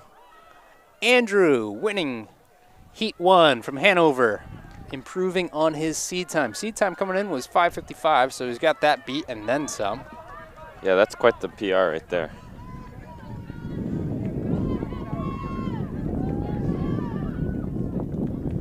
Lots of athletes coming through within a pretty close proximity, so that's good that they have someone to race with. That always helps.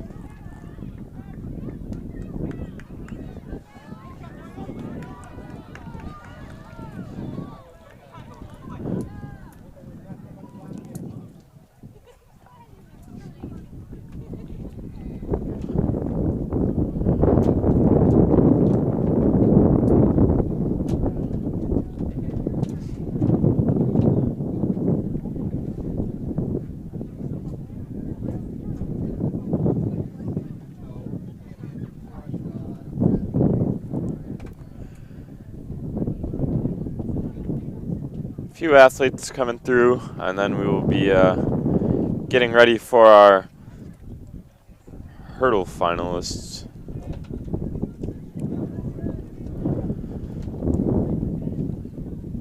Announcing the finalists. Nathaniel of Epping coming through.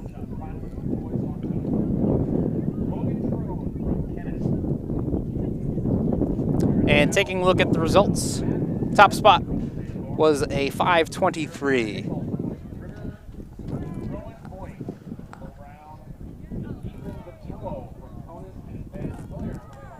Although those results look like they are from the girls. Val from Goffstown, Matt Martin from Sanborn. Nick Olson from Boyce, Will Brown, But those will all get sorted out. So what we can see now coming onto the track is boys section number 2 of our unseeded 1600 meter. Wearing number 1, Max of Trinity. 2 is Carson of Lebanon. 3, Logan, Goffstown. 4, Nathaniel of Goffstown.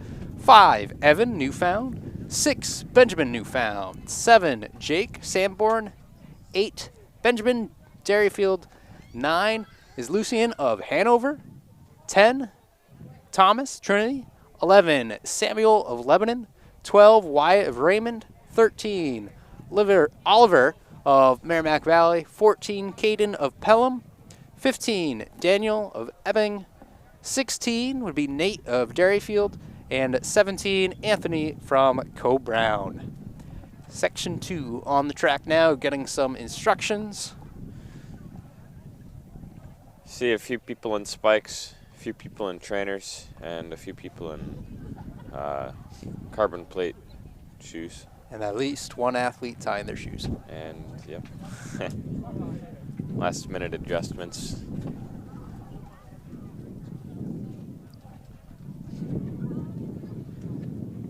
I I think that this is the 5:10 heat. We've got times in this heat ranging from 5:10.62 to 5:45. Okay. 77 seconds a lap. That's the goal here. And as we are getting some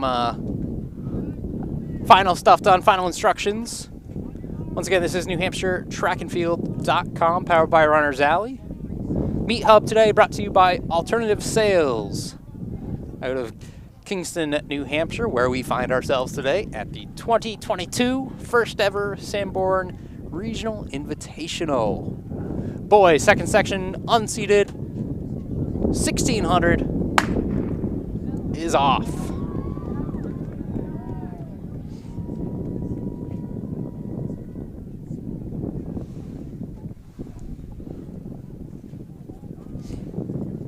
Seems like a quicker start than last heat, which is to be expected.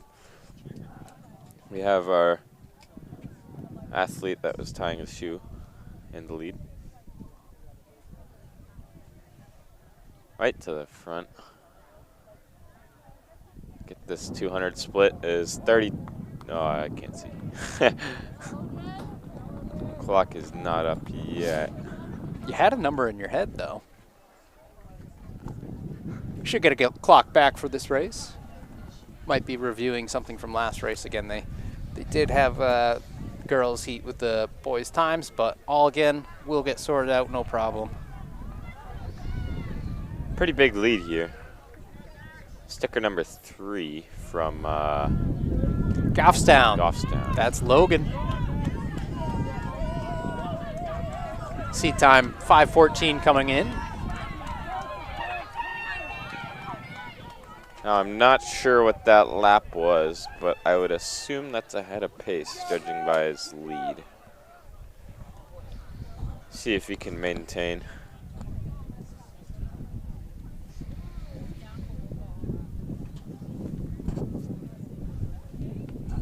Is quite the lead now, about 30, 40 meters or so.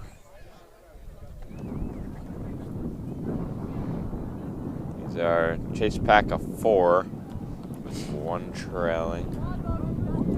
Oh, a few more trailing. Could heat up there for second place if our lead stays the same.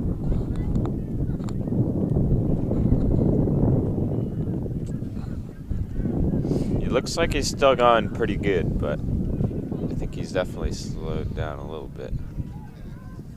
Lead isn't really changing.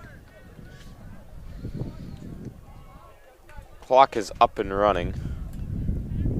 We are through halfway at a very brisk 2:24, 4:48 mile pace. He is considerably ahead of pace.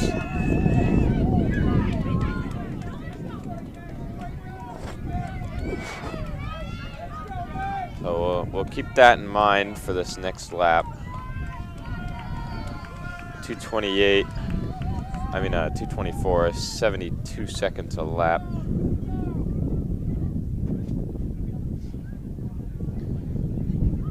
Still looks pretty strong. Our chase pack is still all together.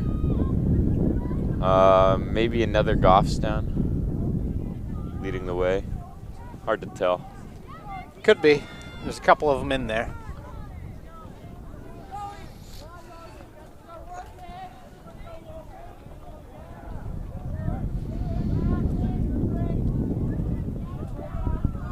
They do seem to be reeling in a little bit, but I mean, he does have a pretty large lead, so got 500 meters to go.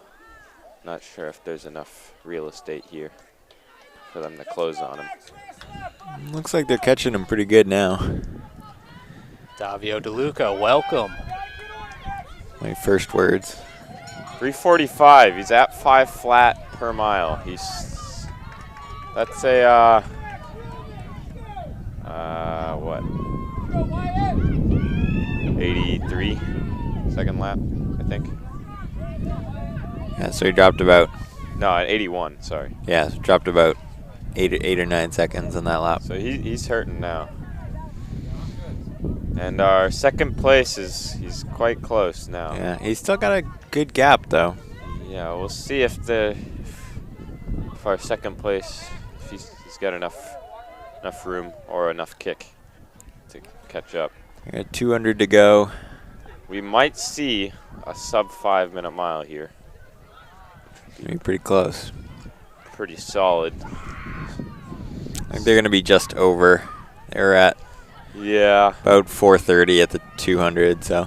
Oh wow, big move, big move. That is not Goffstown. That is Hanover. Hanover for the win. Oh, and he does 4:58.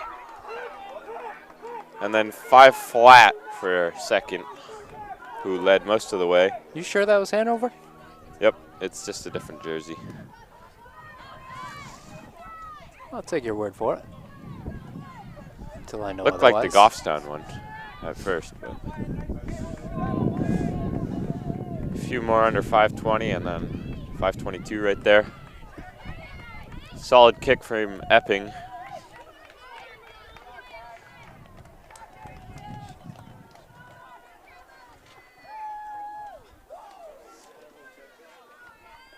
Merrimack Valley coming through. Sub 5:45. 5:47 for Cobrown. And Trinity going under 6 as well. And I think that rounds out the field here for our second heat, boys mile. Once again, England from Newmarket need to check in at the clerk tent, please, for the finals of the girls 100 hurdles. And with that 1,600 meter conclusion, we do have a break scheduled in. I haven't heard announced yet just how long it will be, but they are already setting up the hurdles for our girls hurdle finals, which will be the next event on the track. Once again, this is New Hampshire trackandfield.com, powered by Runners Alley. Meet Hub today brought to you by Alternative Sales right here in Kingston. Go to them for all your restaurant equipment and design needs. They've got new stuff, used stuff, great looking designs, really big catalog that has a whole lot of options within it. Thank them again for sponsoring us today.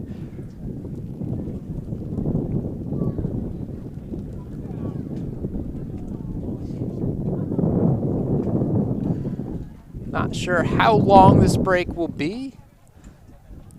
I think it should be a 10-minute break, according to 10 to 15-minute break, according to our resident expert, I guess you could say, if you want to call him an expert. I don't know. Coach Cox, who will be joining us on the mic shortly.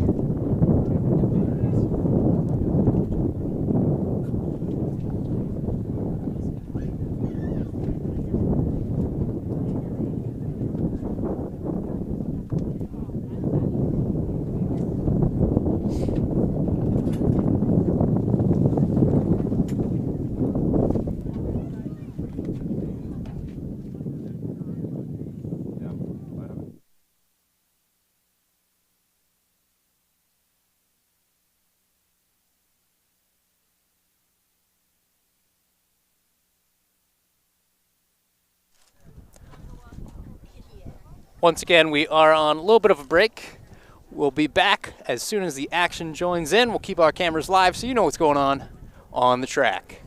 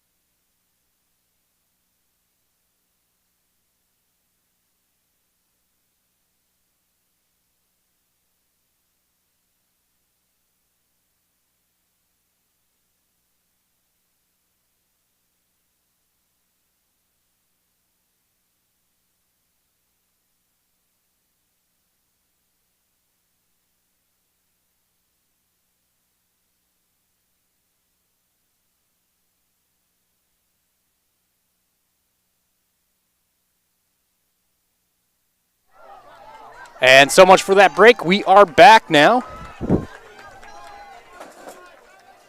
This is our girls' hurdle finals. And some pretty impressive looking races from them. See what we got for some results.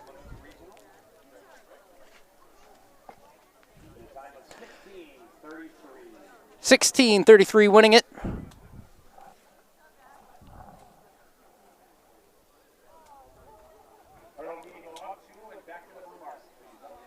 That was Catherine from Plymouth Regional.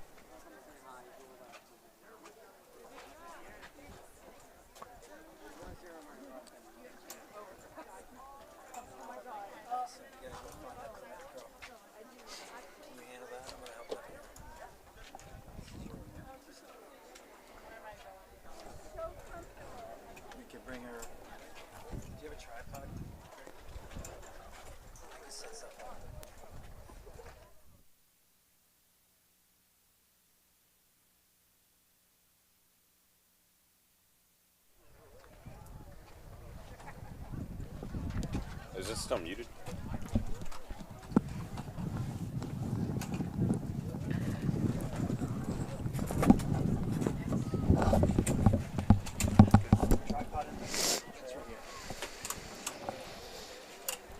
All right, so now we're getting ready for the boys 110 final.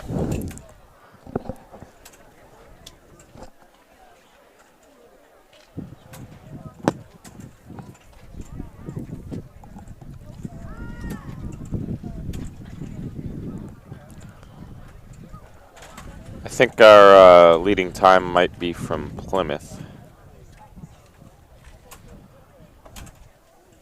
Not entirely positive on that. Yep, But that is correct. We got Cole Ahern of Plymouth, 1687 in the trials, or prelims.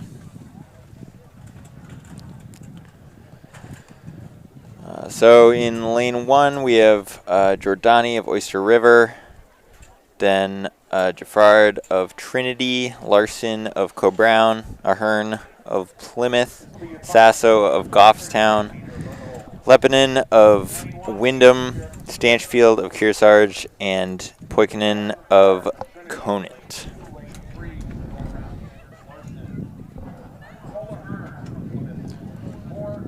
they're getting some introductions on the loudspeakers, and then they will be on their way.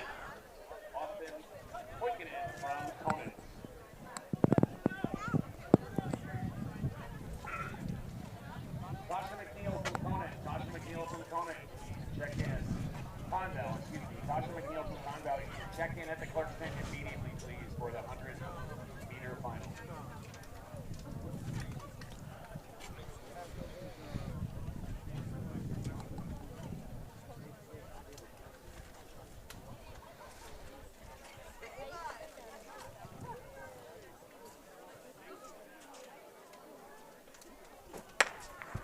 There they go.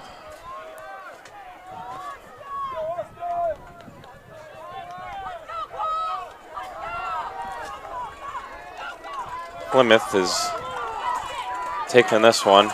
Yep.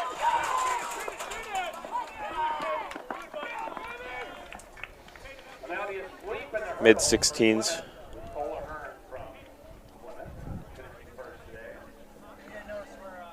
It's 16,589 for the win. Larson of Cobrown in second, 17-1. Jaffard Trinity 17-2. Lepinen 17-6. Sasso 17-7. And Giordani 18-0. Hurdle crew is back at work, getting ready for the 100 meters. And I imagine we'll probably have at least a few of these hurdle runners scooting back down to the start line for the 100-meter. Certainly possible. Yeah, typically a lot of crossover between those two events, obviously.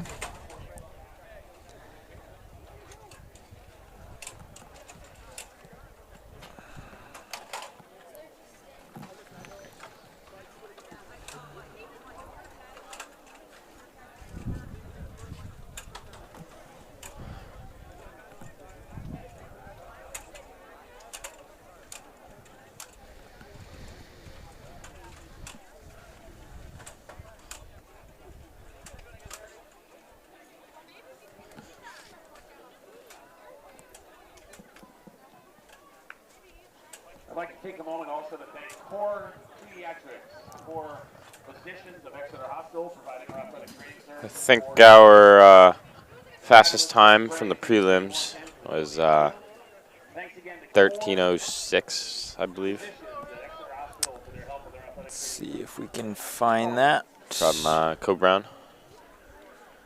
Yes, chopped of Co-Brown with a 13:09. Close enough. And then and then Smith Wyndham 13:2, Langdon of John Starks 13:6, McNeil Conval 13:8, Fedor of Newmarket 13:9, Tetro of Pelham 14:0. So all pretty close. We got the top 5 girls all under 14 and over 13, so should be pretty tight. Official just had him stand up a moment ago. Here they are. No clear leader yet. Co Brown, Anushka Chavda. There it is. Looked to Maybe, be sub 13, barely. 10th or 2. Get the results up for you. As soon as they come in, we got Chavda winning it. Yep, she just dipped under 13 with a 12:87. Then Smith with a 13:2, Langdon 13:5, Desprez 13:6,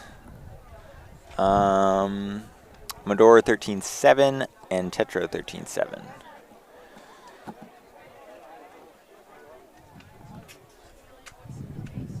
So pretty good run out front from Chavda. Went almost 3/10 down on her prelim time.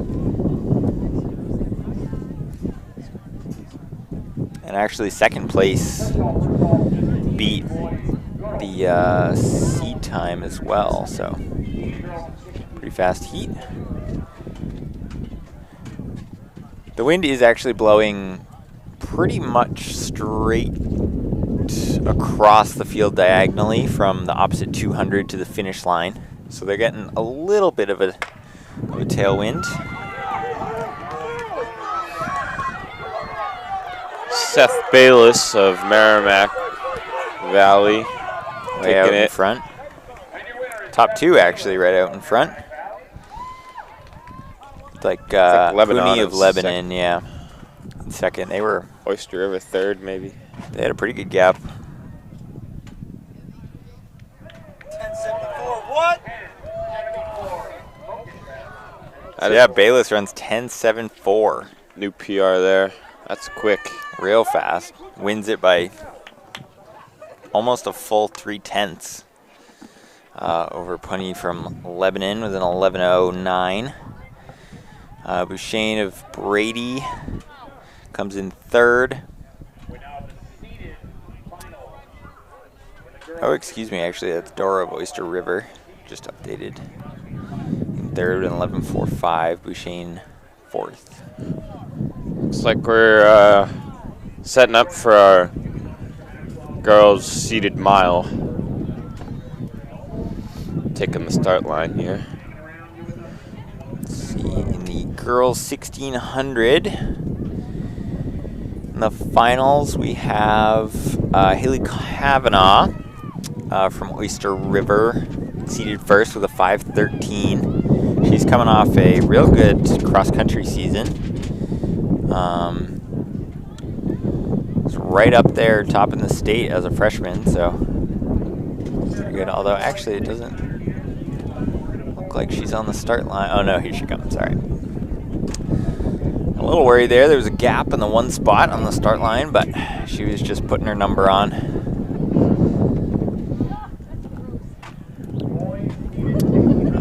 So yeah, going down the list, we got Palmetier of Brady, 5:22. Stowe of Guilford, 5:24. Reynolds of Merrimack Valley, 5:33. Bennett of Hopkinton, 5:37. Ellison of Kearsarge, 5:42. Aho of Conant, 5:44. Klinger, Wyndham, 5:45. O'Reilly, Hopkinton, 5:45. Larson of Conval, 5:59. Edgerly of Newmarket, 6:05. Eckhart of Guilford, 6:13. Larson of Cobrown, 6:30. Baraki of Sanborn, 6:32. And Scar of Trinity, 6:33. So we got 15 girls in this heat. Line's pretty full up.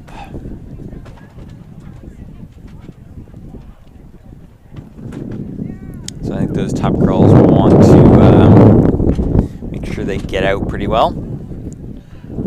Pretty windy right now. Yeah, obviously we said the sprints are getting a tailwind down the straightaway, but if you're running the 1600, you get it both ways. So obviously on the opposite straightaway, they'll be running into that headwind. Might be a good strategy, at least for the first lap or two, to tuck in behind somebody and try not to run through that headwind too much.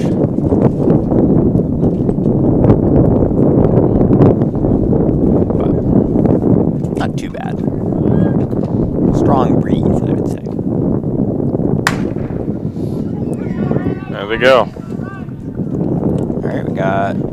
Pretty controlled start. Looks like Reynolds going right to the front.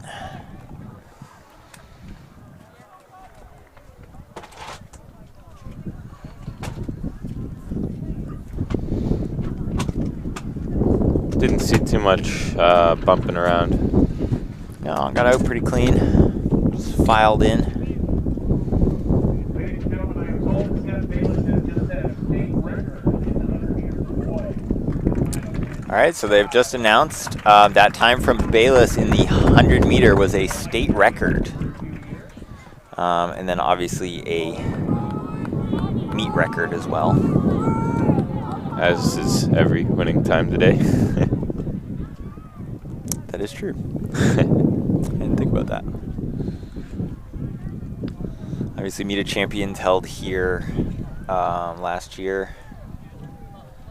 So I was thinking, oh, we've run here before, but obviously the Sanborn Invitational being different than Meet of Champions at Sanborn. Reynolds in the lead still.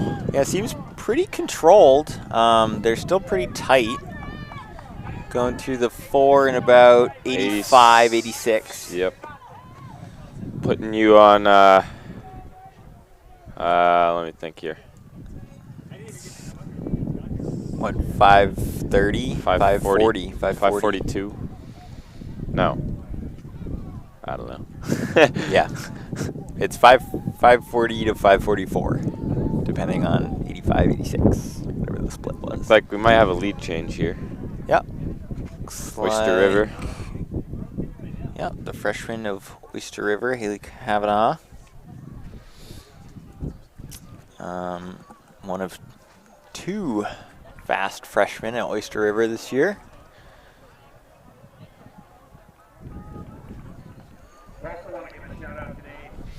It's nice to see that they're sharing the workload here. Yep, kind of trading off. Didn't look like Haley really liked going through at 85. She's like, we need to go, because she has picked it up a little bit. Yep. And those first 4 have kind of pulled away, whereas when they went through the 4, it was still pretty tight all the way through. There was a briefly 3 or 4 meter gap, but Reynolds seems to have jumped back on that. And they are through the halfway point in 2:48. Yeah, so that is a few 5:30, seconds. 5:36 pace there. A few seconds faster. Not too much of a drop. And now it looks like Kavanaugh is pulling away a little bit here. Yeah, I think she might have just gotten a... Still a little early to... I think she might have gotten a go-ahead from a coach somewhere on the corner. Yep. Because, Oh. you know, that first 800 is pretty slow for these top, 4 or 5 girls. you know, like the top seed is 5:13. So if they went through at, you know, 2:35, that wouldn't be unreasonable. But obviously they went through 2:48. right. So Reynolds overtaken as well. Our leader for the first quarter. so yeah, I think 2:48 would have felt pretty comfortable. Which is why you see this big surge here on the third lap. She's our 1 seed.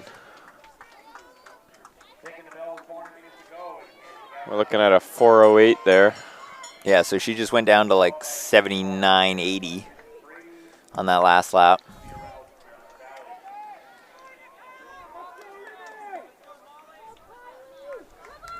So yeah, she's taken off. And then the battle for second still pretty close. Looks like Reynolds comes back. Yeah, Reynolds just overtook Katie Palmetier of Brady. She's putting on a pretty good surge on that back stretch. Our leader does look pretty comfortable up there.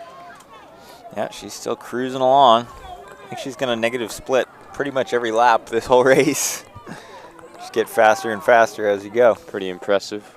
So, actually, Reynolds Reynolds is putting on a push here. really but pulling away. I don't think there's enough time left in this race. No, I think she let Kavanaugh go too far, and it's not coming back. But 100 to go. Does have pretty good speed, Reynolds. 5:13 So came and went, and we're looking at like a 5:23 maybe. yeah, Reynolds actually was a real quick fast. 25 last high. lap. That was a pretty solid close by Reynolds. 5:29. Yeah, only a few seconds off the lead there. Whereas going through the third lap, she had a much bigger gap. So I wonder what that last split was for Reynolds. Probably Pretty quick. pretty quick. It's pretty solid performances for the wind. It's pretty windy out there. Yeah, I think even Kavanaugh ran the last lap in 75? Something quick. Somewhere around there, 76. Well, they went out in 2:48, and they finished in 25:26. So that's pretty solid negative split. Yeah. Yeah, they were a little tentative there at the start.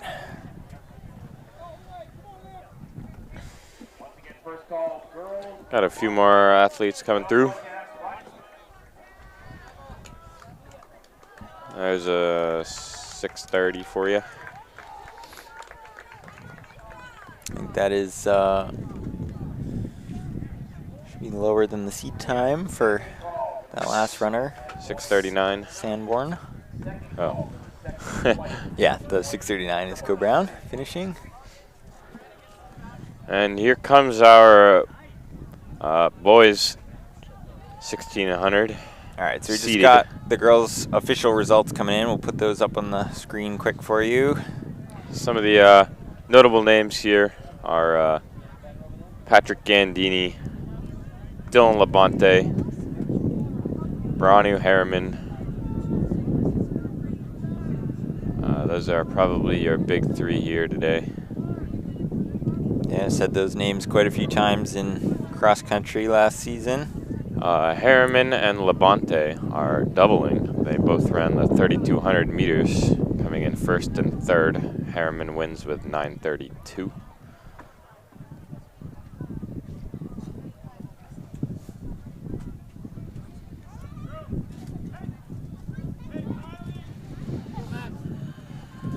Yeah, so Gandini comes in with a 7-second lead on the seed times, at least. I wouldn't be too surprised if he took the lead from the start. Well, it looks pretty reserved. We'll see what their 200 split is. Yeah, doesn't look like they're ripping. No, but they don't look like they're walking either. No, no, That's for definitely sure. not. On the second and final call. Yeah, that's 235-ish. 34 high, maybe. So, a little slow. That is the direction with the wind that they are running into the wind, so that could be partially. Now, we'll see if they picked up this last 200. Obviously, like you just said, they got the tailwind now, so. Got Monadnock in second there, tucked in behind Gandini. I think he's seated at 428. Yep, that's Mitchell Hill of Monadnock, 428. So they went through just under 70. 440 mile pace, give or take. That's a bit slower than the seeds, so we'll see how that plays out. Yeah. I imagine Gandini's they're able to go under 430. A bit clumped up right here. I mean, not too much, but it's a solid pack. That'll come in handy in the later stages of the race. It's also good with the wind to tuck in. I see Dylan Labonte is doing a good job at tucking in and just going along. Yeah, Gandini's doing a lot of work out front there. And he's not getting much reward in terms of a breakaway. So. It almost looks like he's trying to let someone else take it. It does. It but really looks no like one's taking it. It looks like he's slowing down to let everyone go. I'm thinking Harriman's going to go for it here. There he goes. Yeah. Harriman's had enough. That's 2:19 on the clock. So they ran 70 right there. Even split for the first two. I'm thinking they're going to negative split this mile here. Yeah, I think we're going to have a similar situation to the girls. Harriman. There's probably 5 or 6 guys in this field that can run sub 440, which is what the pace they're running now. So Harriman known to close pretty well in cross country.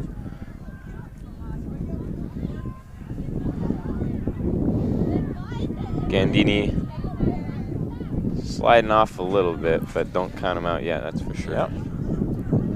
And Hill coming out on the outside. This is going to heat up for a great last lap. Yeah. This is actually great for Pierce of Hanover coming in with a 443. And this whole front pack, they went through at 440 pace through the 8, and now they're picking it up. So if he just Gandini back to the front. If he just holds right onto this pack, he's going to get a pretty good time out of this. This is pretty amazing race right here. Oh, he actually pushes up the outside. There we go, 327. That's a 77. No, 76, 77. 70, wait, or 66, no, 66, 67. 66, 67. That was a quick lap right there. Yeah, and I imagine this one's going to be even quicker. Yep, that is a big kick right there. That's Pierce Sain of Hanover right there. Coming in with a 443, I think he's going to run quite a bit faster than that. Gandini is chasing him down big time. Well, I looks don't know. good. Gandini's kind of got that second spot locked up, I feel, but, well, maybe I'm speaking too soon. Hanover's taking this one. That's a great race from him. That is a great race. He's the underdog in this. Right in the back of that pack the whole time. Just let them take it through 3 laps, and then just took off on that last lap. 424. That is a massive PR, I'm assuming. Yeah, that's 429 Gandini, Hill 431, Harriman 433, doubling.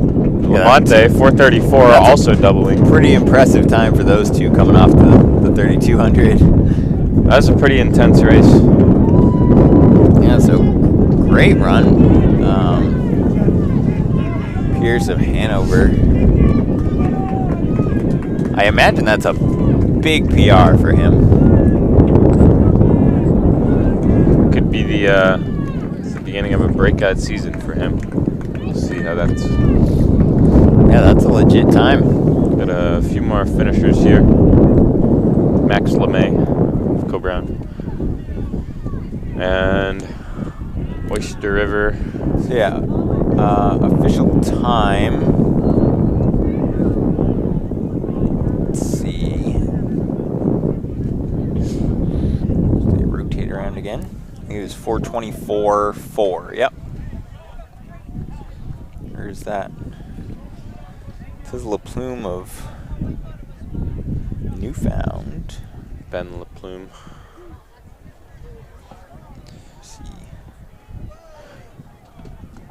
You are a relay zone judge. Relay zone judges, please head in that direction. It was a pretty impressive race.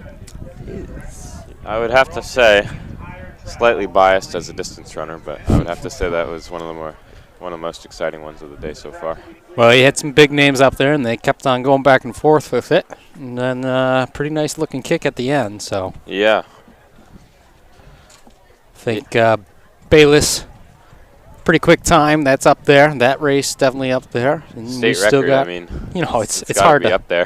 it's hard to Yeah. sleep on that one. Still got some racing left though. Next on the track, we do have our 4x1, and we go with our girls first. Yeah, so you're actually seeing the times are correct for this boys 1600. The names are from the girls final, I believe, of the 100 maybe.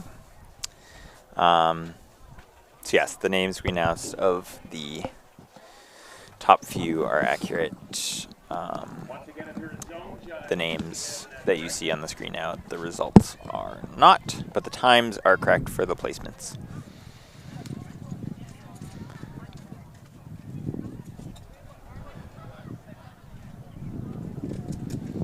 Now on the track, we have our girls 4x1. This is the first heat.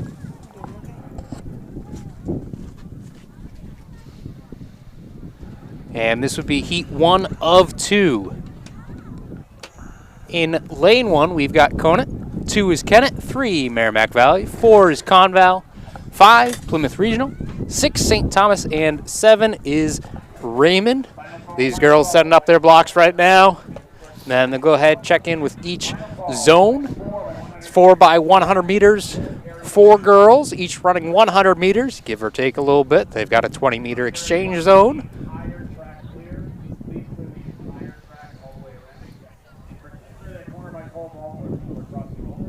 Although, if I recall correctly, there was a rule change this year with the 4x100 and the zones themselves.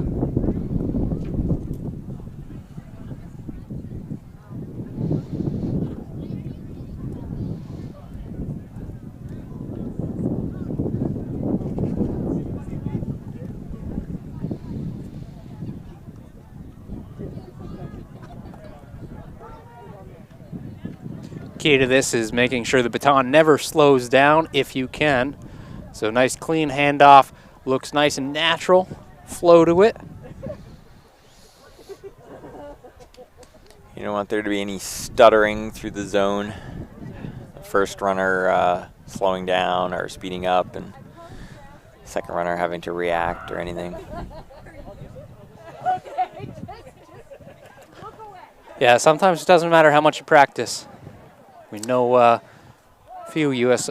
national teams that can attest to that. Yeah, things go wrong, no matter what. Although, to be fair, they don't have a whole lot of practice. Usually it's just pull the 4 fastest guys, throw them together, and hope something good happens. True. Although you'd think You would think. they have some experience.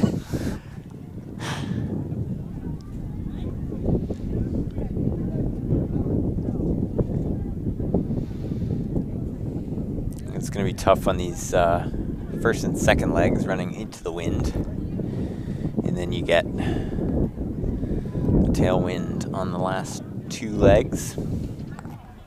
Although, actually, I think the wind is changing a little bit. Yeah, that's what I've noticed all morning is it kind of, whenever I say it's going one direction, it likes to go the other way. Yeah. So I think we do have a little bit of a swirl down on the track as we have our first command on your mark as we see the girls back into their blocks. Set. And the gun. First heat of the girls 4x100 meter at this Sanborn Invitational. First one ever.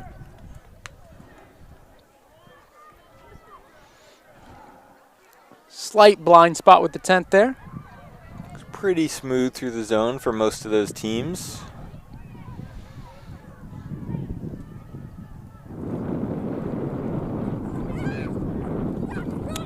A little bit of a shaky handoff out front.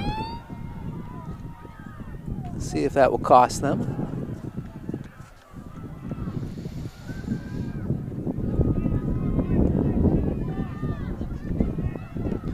That one looked a little bit cleaner.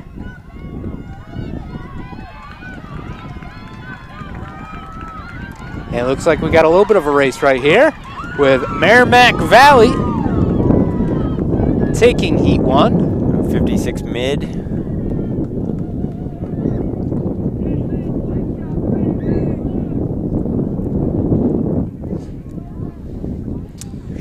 Yep, official time 56.7 for Merrimack Valley. Plymouth in second, and Raymond, Kennett, Conval, and Conant. All running under 60.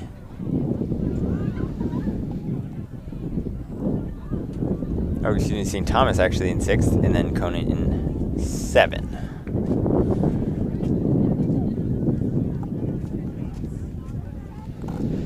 Taking a look at the track. Heat 2 of 2 for girls 4x1. In lane 1, we have Oyster River. Lane 2, Hopkinton. 3 is Lebanon. 4, Co-Brown. 5, Hanover. 6, Newfound Regional. 7, Dairyfield. And 8, Prospect Mountain. Top seed in this heat is Co-Brown with a 52.01. See if they can get that again today. They're top seeded by 1 second. Actually, 0.99 a second.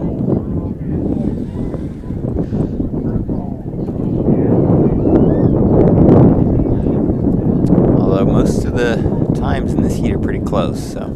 Yeah, I still think we'll see a pretty good race. Again, handoffs, you never know. Also depends, who's in the relay on this specific day versus who was in it when the seed times were run. Or some teams probably haven't actually run a relay yet. And they're off.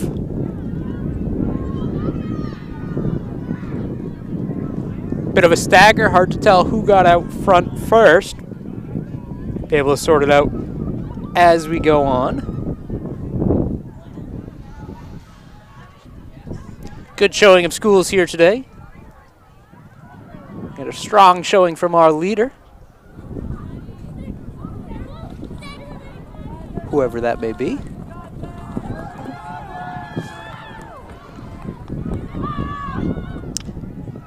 Got a girl on the inside definitely making up some ground here with that stagger. Like Co-Brown. Oh, and they trip over each other.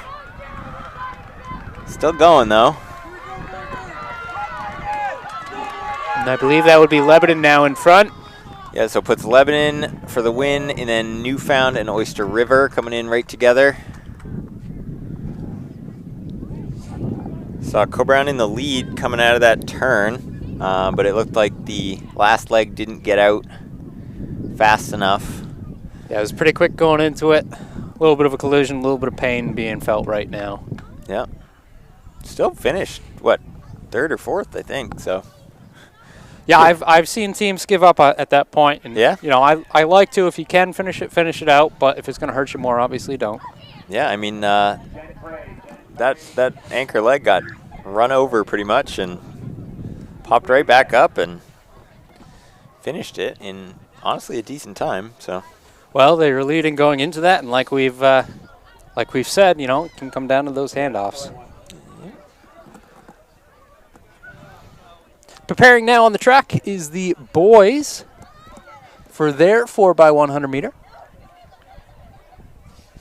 Our first section of 3. A little bit on the smaller side, only 3 teams competing in this. We have St. Thomas, Hopkinton, and Newfound Regional.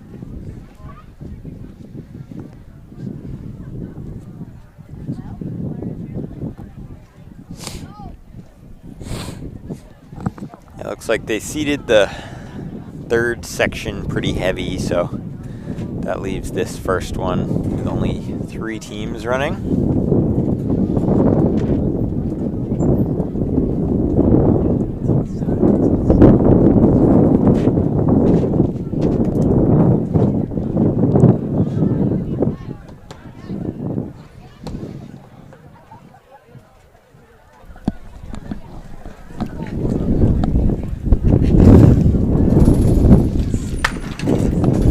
start.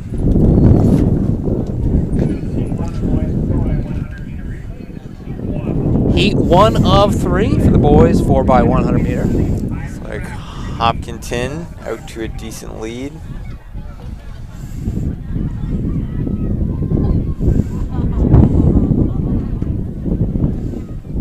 Looks like pretty even with the stagger. That's a gap being made up right there.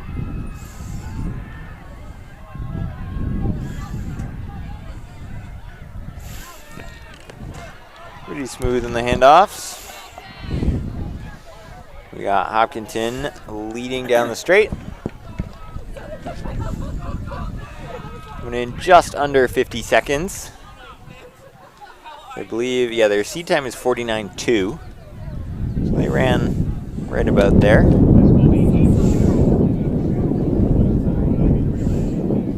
Yeah, 49.3 for the win in that heat. Newfound in second, 55 or 50.5. St. Thomas third, 51.0. All right, in this heat we have Kennett in lane 2, then Oyster River, Trinity, Merrimack Valley, Newmarket, and Plymouth.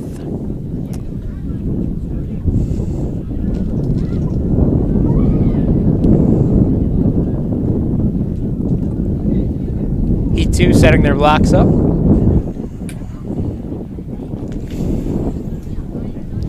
So 6 teams in this heat. We got pretty close times. The top seed is Trinity with a 47.3. Then Oyster River and Merrimack Valley both at 48.0 and Newmarket 48.1. So they should all be right there.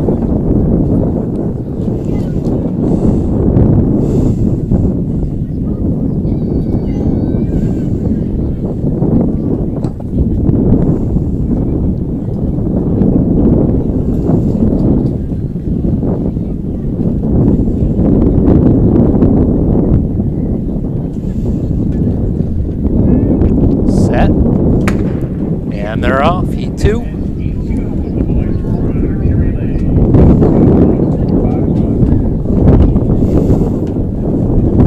Kennett running pretty well.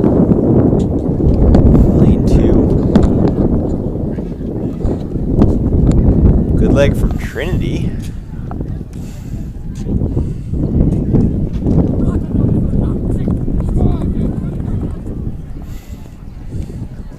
Nice view there. Get to hear a little bit of the action. Hear him yell stick.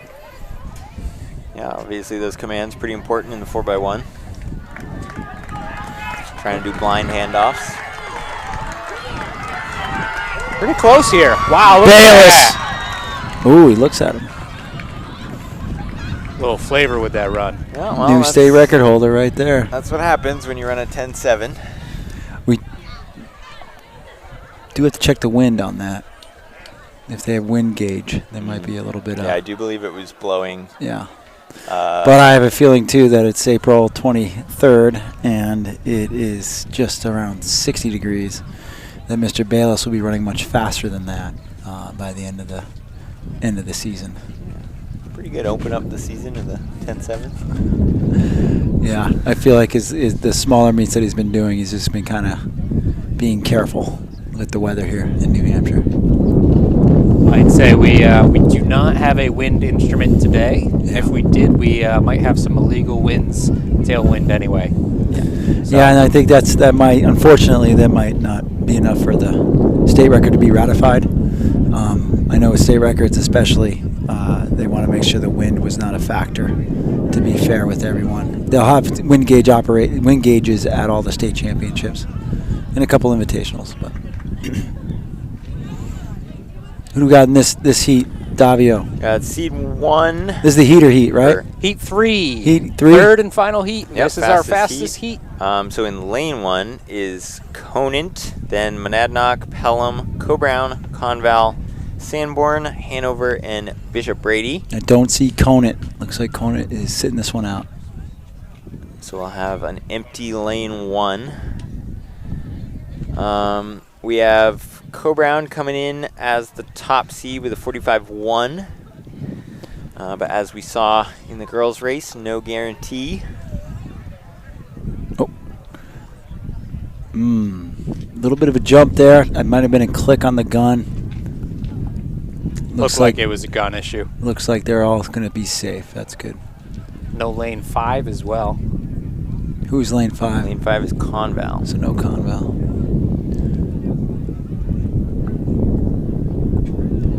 Monadnock usually has a pretty good crew.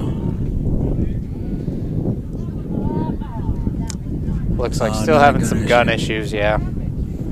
So we'll also have to look at the the times from that second section with 2 teams missing from this. You could have someone score from the second heat. Did you say score? I don't think today's meet is scored. Is it not scored? Good start. It's not score, but there's medals. Not scored. That win on the backstretch is going to be something. Sometimes handoffs can be a little bit astrew because of the wind. We got clean handoffs. Right now, I'd have to say way on the outside in lane 8. They've still got a significant stagger, though. They do. 8-lane tracks do. Looks like Pelham is going to come off the turn with the lead. Pelham to Co-Brown. Sanborn, whole school Sanborn. It looks like it's going to be Pelham. Co-Brown. Brady might sneak up for third, or second actually. Yeah, it looked like Sanborn as well. Squeezed in there ahead of Co-Brown right at the line. To see what the official results say. So we got Pelham with a 45-8, Brady 45-9,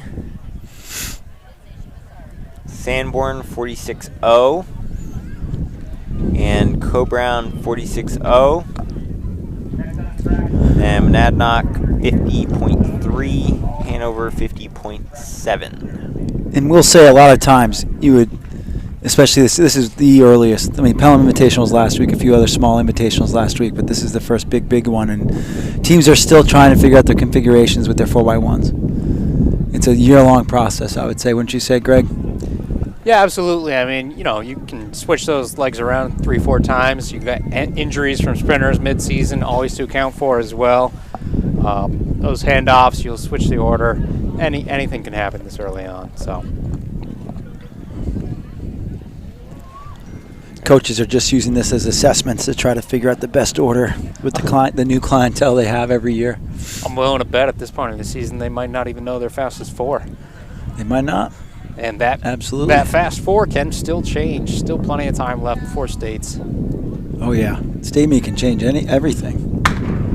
All right, so this is the first heat of the girls 400. How many 400s do we have, Davi? We have 5 heats of 400s for the girls. Who's in this? Let's see, we have 6 runners in this. We have Cutula of Conval, Lycus of Merrimack Valley, Law of St. Thomas, Bergeron of Raymond, Leach of Hopkinton, and Lease of Co-Brown. All freshmen in this heat. A total freshman heat.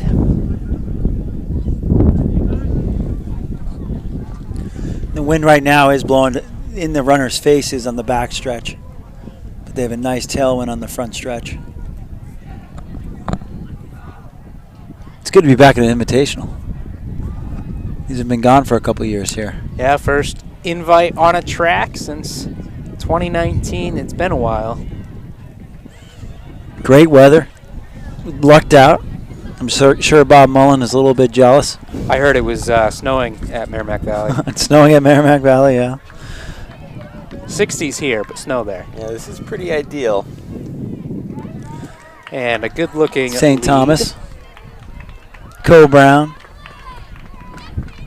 Looks like Hopkinton's going to come up and steal third in this heat, followed by Merrimack Valley. And you have Raymond and Conval. Once again, this is NewHampshireTrackandField.com. We're powered by Runners Alley. We're coming to you from the Sanborn Invitational at Sanborn High School. This is the inaugural Invitational. Merrimack Valley, after 20 years of hosting the Merrimack Valley Invitational, which was given to them by Larry Martin and Londonderry. Londonderry, after years of having Londonderry Invitational, they have returned the favor and handed this off to Sanborn. Today's broadcast is brought to you by Alternative Sales, Restaurant Equipment and Design. Unique this year, obviously, it's the first year here. The aim is to have a high-quality early season track and field meet, which is non-scored. Kids can only do 2 individual events and 2 relays maximum, and they're not allowed to double between the 1600 and the 32, which both have already taken place anyway. So you might see some kids that are in the 16 or the 32 double back to an 800. We have the 4x8 and 4x4s at the end of the meet, which should be great, like a relay city type of deal. We have outstanding performers voted on by coaches. Will be crowned at the end.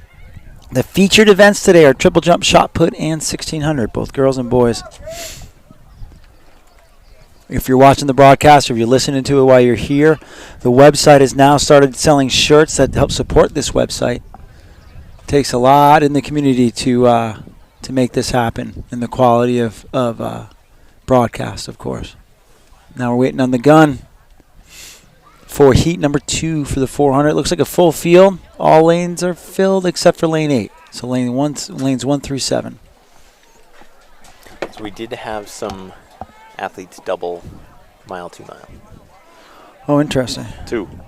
Yep. So might have changed that ruling at some point. It is what it is. Strong start by lane 2, Co Brown. Maddie Roy. Who we got in this heat, Davio? In lane 1, we have Dowd of Prospect Mountain, then Roy of Cobrown, Wright of St. Thomas, McKenna of Newmarket, McDonald of Plymouth, Amorim of Derryfield, Sigler of Prospect Mountain, and San Germano of Conant. Looks like they're staying together pretty well. Yeah, we got a tight race here.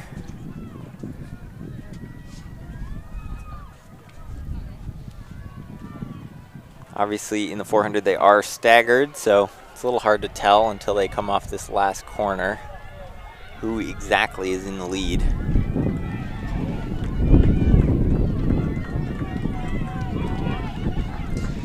Right now, it's looking really close between 5 and 6.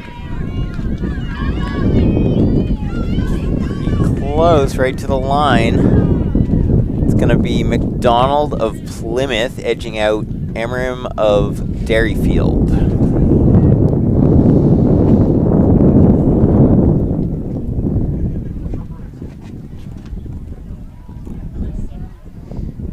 How many heats total are there? There are 5 heats of the 400 for the girls, at least. So this is the 3rd heat then. Correct. There we go. 73 seconds for the winner of that one. Yeah, we had 73.2 over 73.4. Wind hasn't really settled down at all. Not that we were expecting No. it to. Forecasted to keep picking up. Yep. So heat 3 now on the track. We've got Natalie of Pembroke, Campbell of Hanover, Adrian of Conant, Alana of Newmarket, Carolyn St. Thomas, Katie John Stark, Carly from Co Brown, and Sydney of Plymouth Regional. Oh, you're doing first names. I do easy names. Yeah, that's no fair. I'll switch it up if I need to. I've been trying to do all these last names. A few of them Looks like trip we me got up here. 7 in this field because lane 1 is absent here. No Natalie Longacre of Pembroke. First and last. How about that, Davio? Takes talent. Yeah. Looks like, again, this stagger can be really deceiving. Some of the lanes have already made up the stagger, I think. It's hard to tell. Yeah, I think lane 3, Conant, Yeah, and that lane, orange and looks lane pretty 5 right out in front.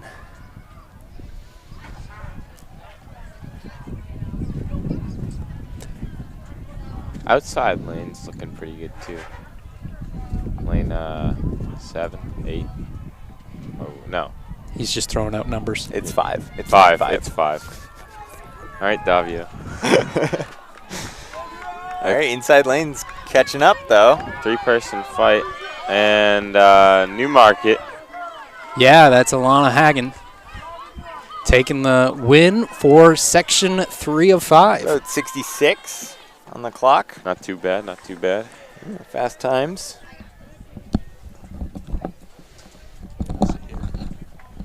Much faster than all the seeds. 66:47. Yeah, the fastest seed in that race was a 71. Wow. So all those girls running pretty fast compared to their seed times. Did you guys hear it's a tailwind all the way around the track? Yeah. It's actually, we're in the eye of the hurricane. No, I just think New Hampshire's getting faster. It's just what's going to happen. What heat is this, Davio? This is 4. Heat 4. Heat 4, we got lane 1, Eva Simpson from Hanover. Lane 2, Rebecca Ball from Leb. Lane 3, Abby Baker from Leb. Lane 4, Megan Medivier from Plymouth. Lane 5, Charlotte Presti from Hopkinton. Lane 6, Kara Tashida from Goffstown. Lane 7 and 8 are Cole Brown Bears, Lady Bears, Anna Bergeron, and Kylie Prusha.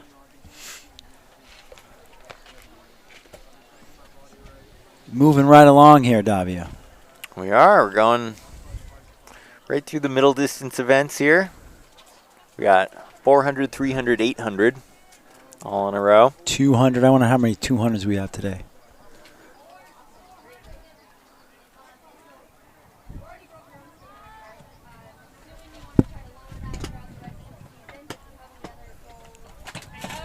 Ten heats. 10 heats of the girls. Gun is off. Full field. All right, so yeah, we'll see. The top seed in this heat is a 67. Although the last heat, all those girls ran 66, 67, so these girls will have to put in a good race.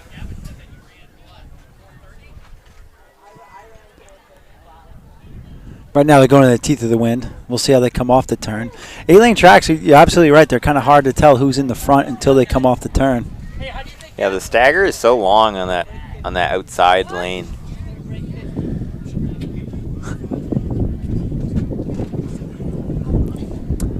I mean, if you look at like the blocks, the start is almost halfway around the corner. Coming off the turn, host school Sanborn with the lead. Hopkins in second.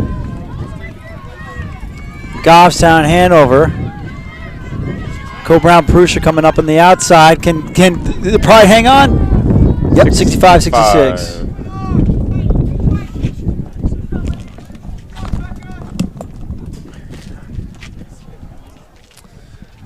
believe that was Plymouth out in front.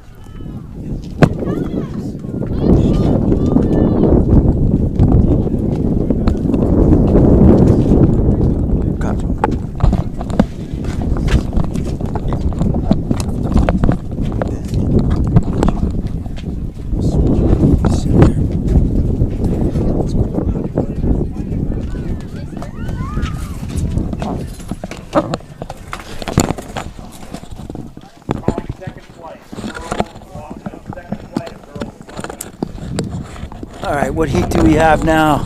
We're on the fifth and final heat. In lane 1, we have Davis of Conval and Graber of Lebanon, Tedford of Sanborn, Chiricella of Monadnock. This is the heater heat. Oh This is yeah. it. Benefacio Talk about heater heats. It's a big dog race. of Big dog Oyster race. River. We got a voice here. Hurry up and get the introductions. I'm trying. It's all about Acre the of kids, but we got somebody Longacre special of with us. Lebanon, Holderman, Kearsarge. Bam. Okay. And we are graced with the presence of the man himself, Bob Mullen, Thanks, Tim. who was the meet director, and he's been coach at Merrimack Valley just for a few years, but he was the meet director for Merrimack Valley Invitational for 19 years. 19 years. Well, it would have been 20. And 2 ghost years, yeah. Two ghost years. Yeah. So we obviously wanted to have Bob on today to number one, say thank you for his service of having a great invitational, kind of open up the New Hampshire seasons for all those years. And Bob, I am not going to rub in the weather today at all. Don't worry, because you're mixing up a lot of emotions. Any little dig like that I deserve, because we served up every variety. But Tim, every memory I've had that MV Invite brings back so many great years of Cole Brown track, and you being right yeah, there too. As I was walking This is over about you here- right now, Bob. This is about you. All right. As I was walking over here, I was wondering, is your memory good enough to remember we used to ride the seating meetings together? Yes, yes. For the Those are the class first size couple of state meet. years. Yeah, well, We if played it's- golf one year too. We did. We stuck that into. But we've had a lot of fun, and we've competed hard against each other as well. Yeah. The Merrimack Valley, I always got excited for that, Tim, because I did always feel like it was the kickoff of the outdoor track season. In some cases, it was the first meet for some schools. Yes. Um, Especially on the snowy seasons where they were just getting on tracks. yeah, I think I want to say, Tim, that the Merrimack Valley Invite's first year was 2000. So in 2001, our second year, our first meet was the first meet for schools, and if I recall, we got like 10 inches of snow every third or fourth day that whole preseason. So some schools still had 20 inches of snow up north. So Yeah. they were literally coming down for the first time for a meet. So this meet, I got to tell you, was handed off by Larry Martin to me, and he told me that 12 years was enough, and that he ran a great meet, but it was for every kid in New Hampshire to go to. So we tried to continue that flavor to the meet, and everyone always seemed to come. It was so Well, good. you Tim. you certainly are able to do that. It makes sure that every kid, every athlete. But let's just take a moment here. Monadnock. go Who's this ahead. from Monadnock, Davio?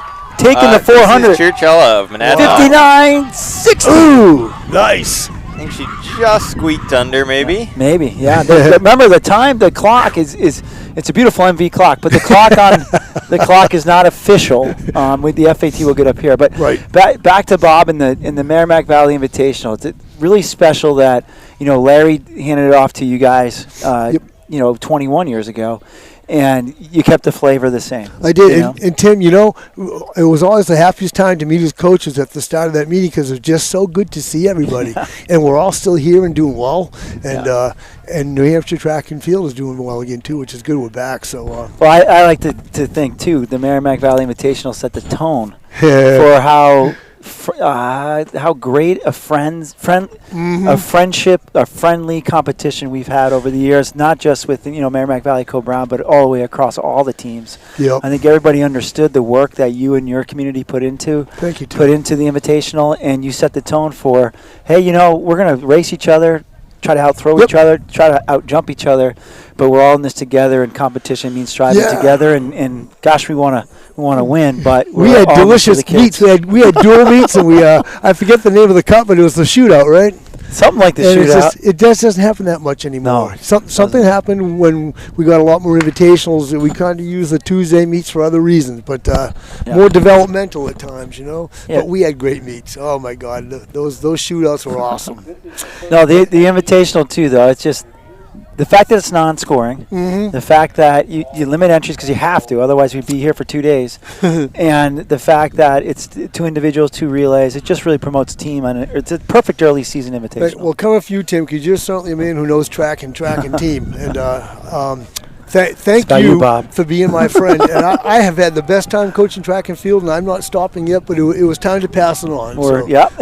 So explain that thought process. It was time to pass it on, and then Scott Maxwell and the Sanborn community have obviously taken it on. All right. Tell us about that process. I'll a little try to bit. be quick. You and I went over to my track that COVID spring when the MV Invite didn't happen. I got on my bike, and I went over there, and Ed Daniels was throwing the hammer, and that seemed to be idyllic for the time. At least someone was there doing track and field that day. Great. The next week, I had to go visit your track because your meet is just awesome, Tim. Yeah. It's the ultimate team competition. Mid-season, a month for D2s. It's just great.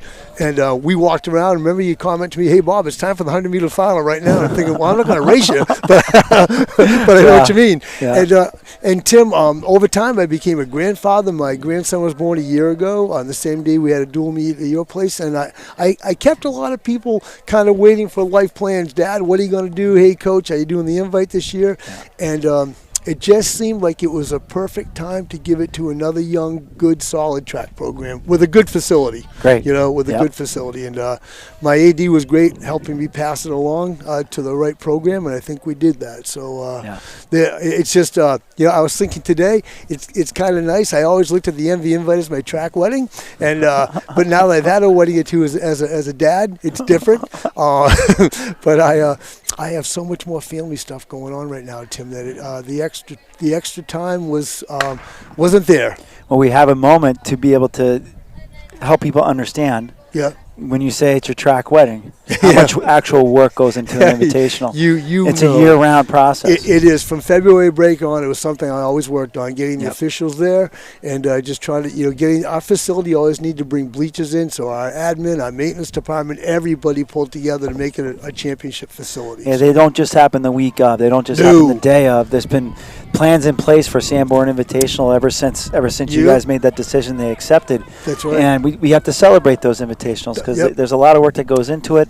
Yep. Obviously, the whole school benefits, but everybody benefits. Yeah, and Tim, you have one of the ultimate pulses on New Hampshire track and field, and Scott has joined you in that philosophy to help keep promoting New Hampshire track and field. So it just seemed like a nice handoff. So that's perfect. Yeah. I miss it. I miss running my meet today, but everything else that led up to it, I don't miss it because I babysit my grandson from like 5:30 on when my daughter works out. And, and I'm going to be a grandfather again, Tim. So that's right. Yeah, life is good. And congratulations. Nothing's changed except needing a little bit more free time to do something else. But Dave Irving, my colleague and confidant, we just decided it was the right time to do it. So thank you. No, it sounds good, Bob. Thanks thank for you so including me. much. No, thank you so much. I know you got coaching going on. You never really stop. You do too. I don't know how you do it all, Tim, because you don't just do the meet, you do everything. And New Hampshire track and field, and is it Marathon Sports, right? Runners Alley. Runners Alley. Okay. Okay. It's New Hampshire, Excuse man. me for that. New Yeah. Hampshire. Okay. All right. I've heard talk about it anyway. Well, Runners Alley is so obvious. So, yeah. Matter of fact, I got to return some of those banners to you. Oh yeah. That are in our track house. That's right. Yeah. There you go. Tim, it's been a pleasure, and anytime you interview me, it just makes my heart happy because you're such a good friend, and your track program is just something we all want to shoot for, man. All right, Bob, thank you so much. Bob Mullen, everybody. Thank you, Tim. Thanks to New Hampshire Track and Field. Thank you. All right, we'll see you. Good luck today.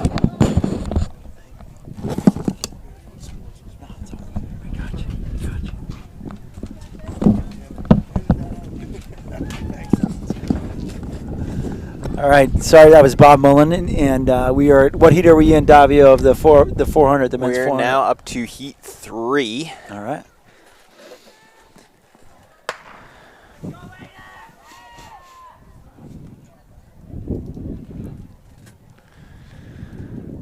All right, in this heat, we have Bradley of Hanover, Bargwin of Plymouth, Druin of Pelham, Snyder of Epping, Coman of Epping, LeMay of Sanborn, Sharon of Conval, and Levy of Manchester West. So a full 8. Got a big lead out front. Can't tell quite what school that is. Let's He I is think that's Sanborn. flying. The Sanborn? Yes, it is. So that's But we got Hanover coming in on the inside. He's going to take it. Hanover, 55, 56. Aiden Bradley. And change.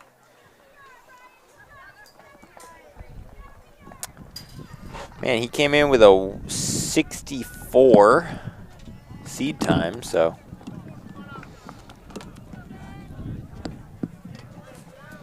Good run from him.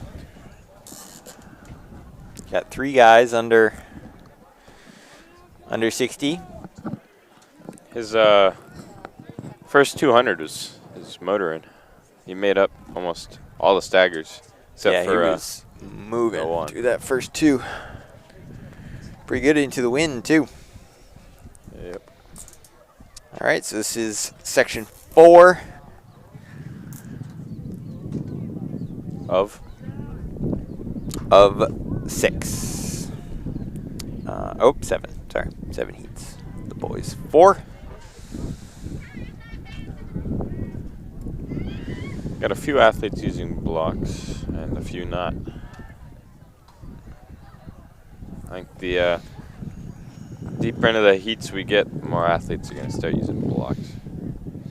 Yeah, typically you see the 400 is kind of the crossover event where some people use blocks, some people don't. Once you get down to the 2, everyone's using blocks. And nobody's using them in the 8. Right. That would be weird. Especially if you're having a waterfall start. Blocks don't really work too well in that situation. So, Have you ever tried? no, I have not. I don't think I've ever actually touched a set of blocks in my life. So,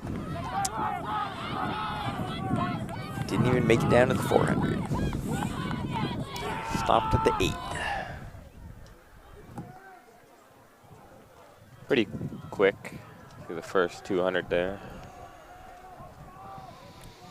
Yeah, it's interesting. You see a lot of different kind of tactics in the 400. A lot of people go out pretty hard that first 2 and just try to finish, hold on through that last 200.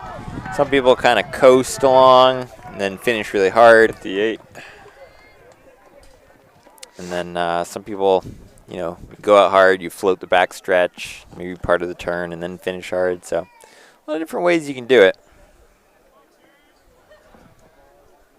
Not that I know too much about running the 400, but Yeah, same here.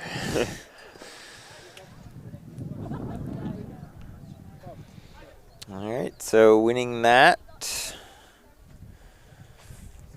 is, let's see, the times around La Rose of St. Thomas, 58.4. A little bit slower than our last heat. It's interesting. We've had a couple of heats where everyone just ran way faster than their seed times. Yeah, it is a bit strange.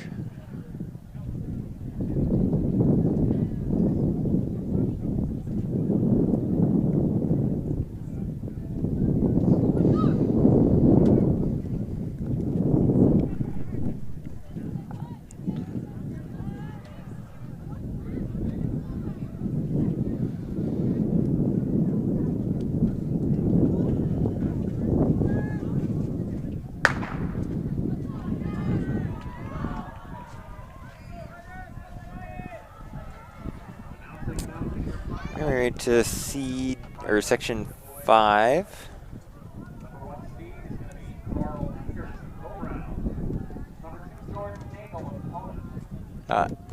Pretty big lead out in front with that first group. All running together. Looks like that inside lane might have the 26-ish. lead.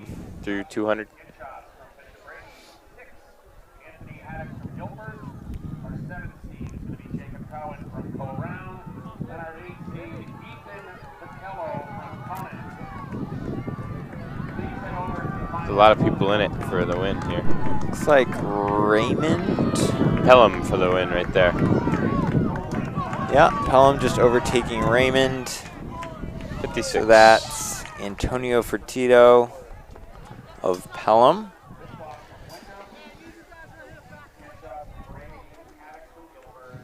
Over Joe Harper of Raymond.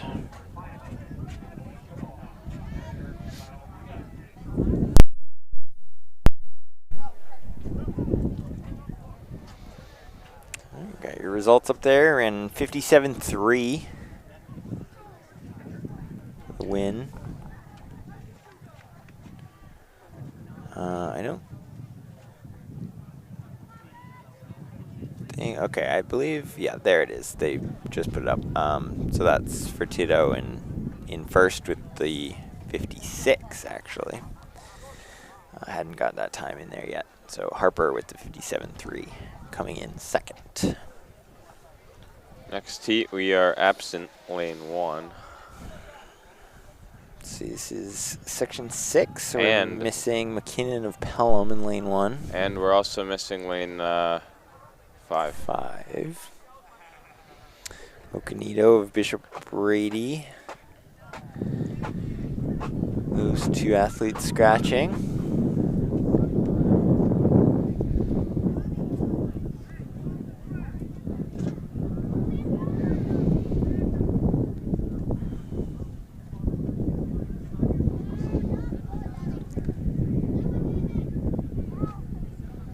is up.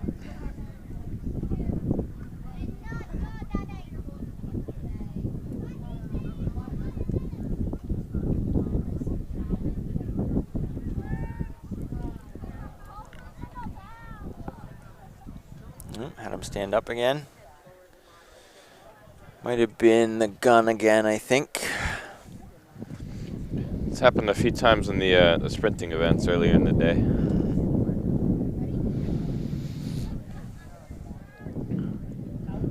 So you got Lebanon, Pelham, maybe. Co-Brown. Newfound in 7, Summersworth in 8. Although it looks like they reseeded this.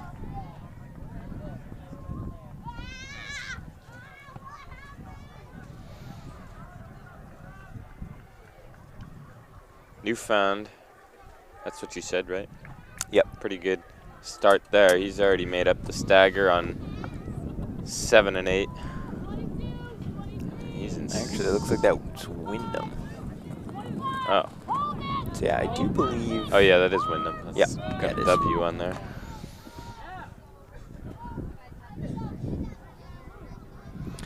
Yep. So he's in the lead, still coming off the turn.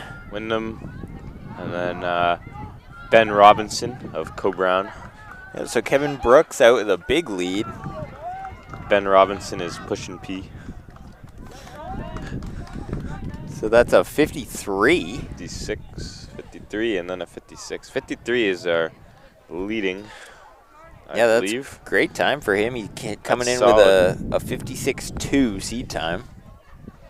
That's a big race. He had a nice fist pump coming over the line, so he's pretty pumped about that.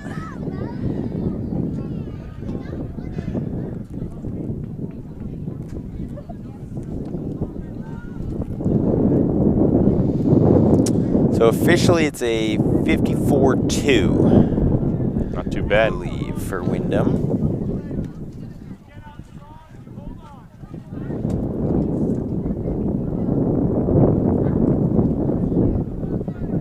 What are you running in a 400, Davio?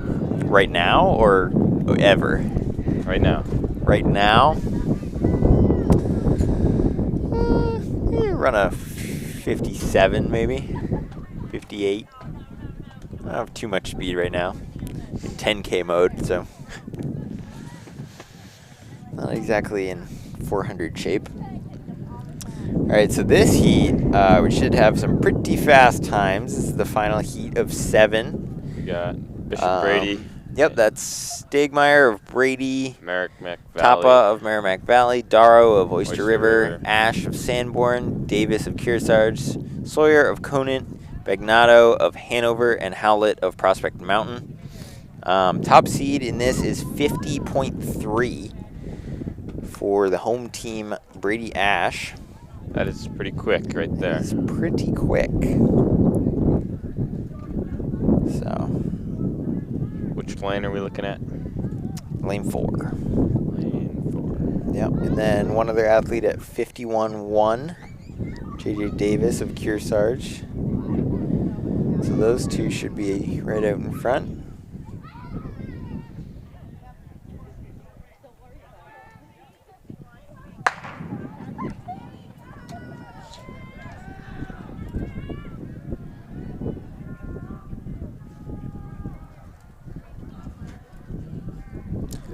Still pretty even through the 100. Oyster River.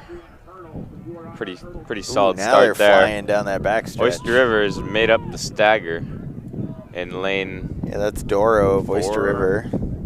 Looks like he's in the lead.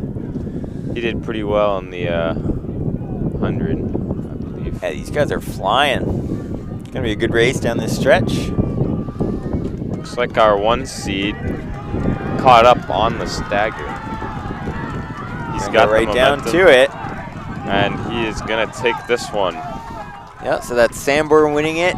51, just under 51. Yeah, so those top 3 running 51, 52-ish. A little bit of a spill right there at the end, and he still breaks 60. How about that? Pretty good. See, he still would have beat me, and I wouldn't have fallen over. Actually, I probably would have fallen over and then run like 80. I can see that. So that's 50.8 for Ash of Sanborn. What was the seed? 52, right? 50.2. I mean, Yep. not 52. Yeah, Correct, Yeah. yeah. You know what I meant. Yeah. 50.3 was the seed, so Oh, that's close. it's right there.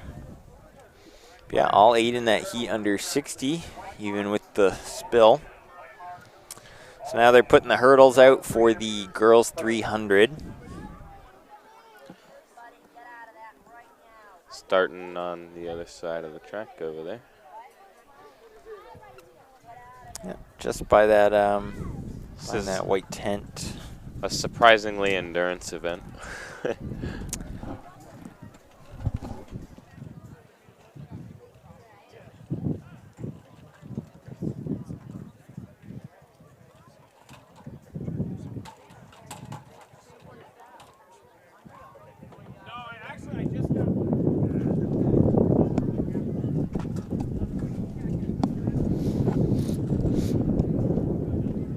Hurdle crew back at it again. Good work. Good work, hurdle crew. It ain't much, but it's honest work. All right, we got the hurdles getting set up. We're almost. Oh, that was actually pretty quick. Good Got work, the, hurdle crew. the 300 hurdles, then the 800, I believe, and then the 200. Yep. 4x8, and then 4x4. Got it.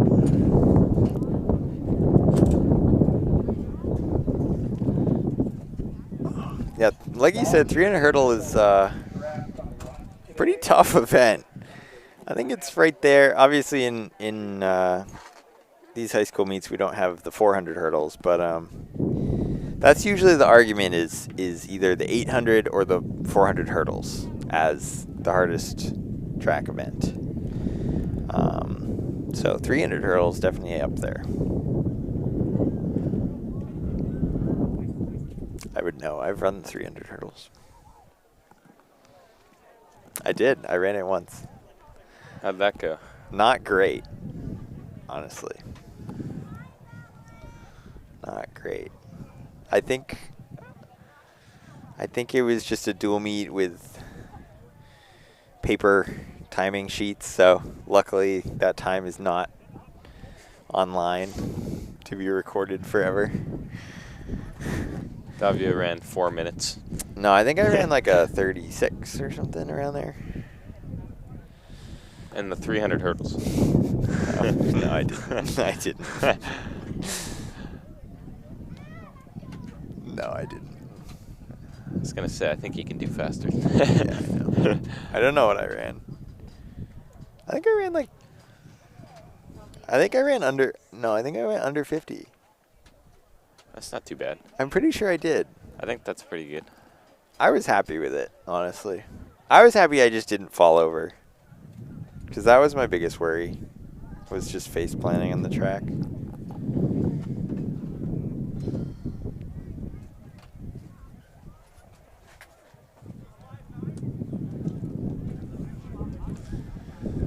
Oh, my mic has been off this whole time.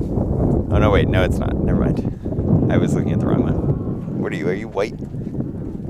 Yeah, you're white. Okay. All right, we're joined by extra special guest commentator, Addison Cox. Hello, everybody. What do you have to say, Addison? It's a beautiful day. Last time I was at Sanborn High School, it was about 100 degrees at Meet of Champions last year. So Yeah. I'm really and then happy. It was a tornado. You remember that? Yeah, that was a lot. I'm really happy for anyone racing today that it's not 100 degrees here because that was brutal. But yeah, That was a tough meet. yeah, that was tough. And then we had a tornado which literally shredded our entire tent Yep. to pieces. Well, it allowed me to shorten my cool downs because I had to go inside. So That works. yeah, it worked out nicely. Yeah. I'll be right back. I gotta go give some interviews. Yes, I'm a Madison busy is girl. I got a lot of working jobs. girl. Yep. So, but I'll be back to give some solid commentary. Some expert advice on the 300 hurdles. Yeah, our main event. I'm a real expert at the 300 hurdles. State record holder. Yeah, I am. No big deal, guys. Okay, bye. So unfortunately for the 300 hurdles, we cannot really see the start. Yeah, they're right behind that tent over there. But let's see if we can get another angle of it. Kind of. There's Cut to one camera that's set up for the back straight. camera 3. Oh wait, oh, I was supposed to turn the mic on. Here we go. Ta-da! All right, now the mic is on. Mr. Gregathy can talk to us.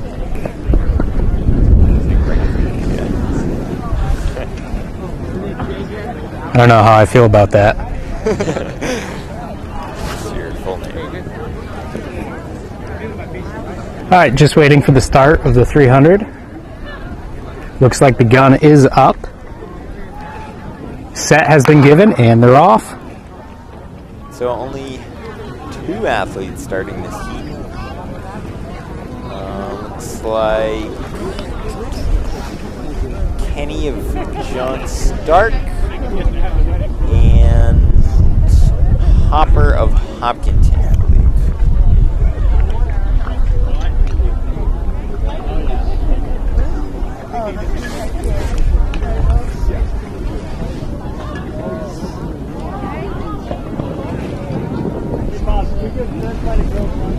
It's pretty smooth. Yeah, we got a big lead from John Stark. Pretty smooth over these hurdles. A little bit of a slowdown before that, but still looking strong. Yeah. Obviously trying One to more keep your barrier. stride as smooth as possible over There these you go. hurdles. 56 seconds But on the clock. sometimes you just, your steps get a little messed up and you gotta give a little stutter to get over it on the right foot. I assume since we only had 2 athletes in that heat that we will not have 2 more heats. There will only be 1. Now we have 4 heats of this. Oh, really? Yep. All right. I believe, all the other heats should be full, so. I feel like they would have spread it out. Could have just been a bunch of scratches at the end. Yeah, that's true. I didn't think of that. It is a later event in the day.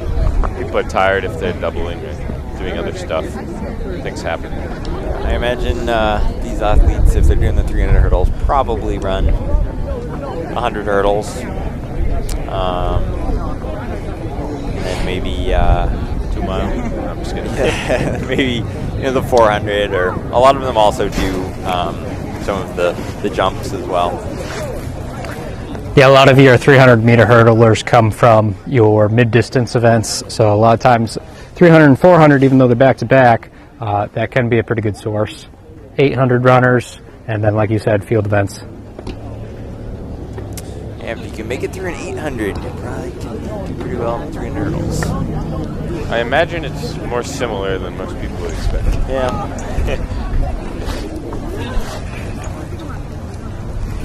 I mean, obviously it's much shorter, but then you got the fact that you're jumping every couple meters, 30 meters, 40 meters. See a few athletes warming up for the 800, which is next. And meanwhile, we have our second heat, girls 300 hurdles. Looks like there's 7 in this heat. We got lane 8 is empty. You see 7. These girls all seated right around 60 seconds. Co Brown at the front. However, she is in an outer lane.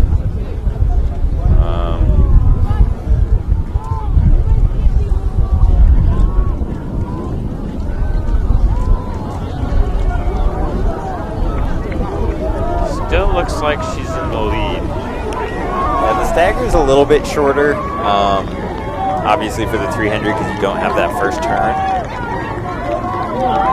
She's getting caught up to intense race right here. This One is more where barrier. it hurts in the 300 hurdles. And Cole Brown. Yeah, held it together. A little bit of a second win there, huh?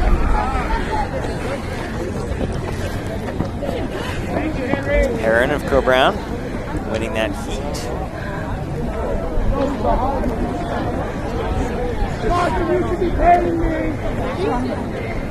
Yeah, pretty close race. Overall, with the hurdles, at least on the track, they're all even, so whoever's hitting that hurdle first. First call, So drove 800 meters. First 57.6 call, drove for the win. 800 meters. We're here in the first call for the girls 800 meters. So if you're looking forward to that, coming soon. And we have 3 more heats of the 300 Two hurdles. more heats. 2 more heats. Yep. Of the girls 300 hurdles. The second of 4. Then we have boys 300 hurdles. And yeah. All right, third heat is off. Top seed in this heat is Mary Joy of Co Brown, the 56.98. See her in the 5th lane, I think.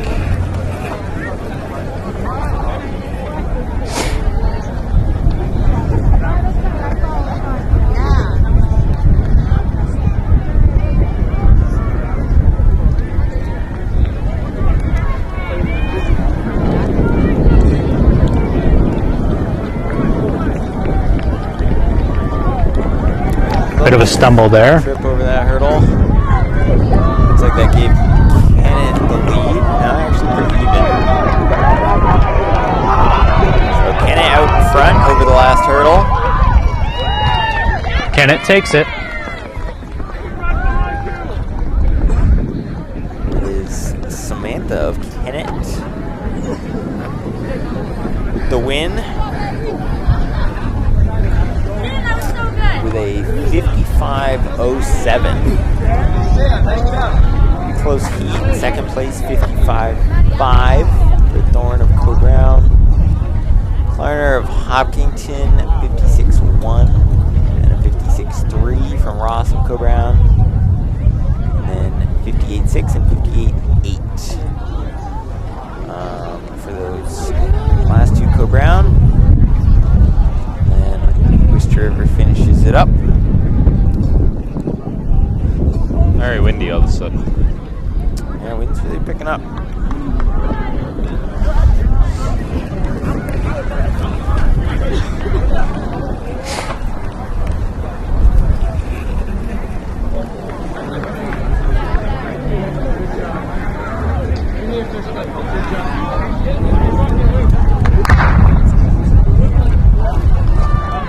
Last heat is off.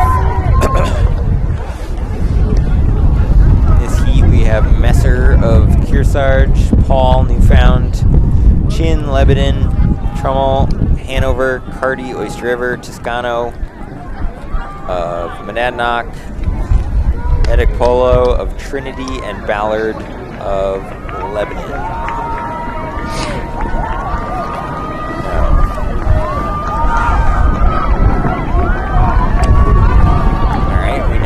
Back, expert hurdler, Madison Cox. Yep.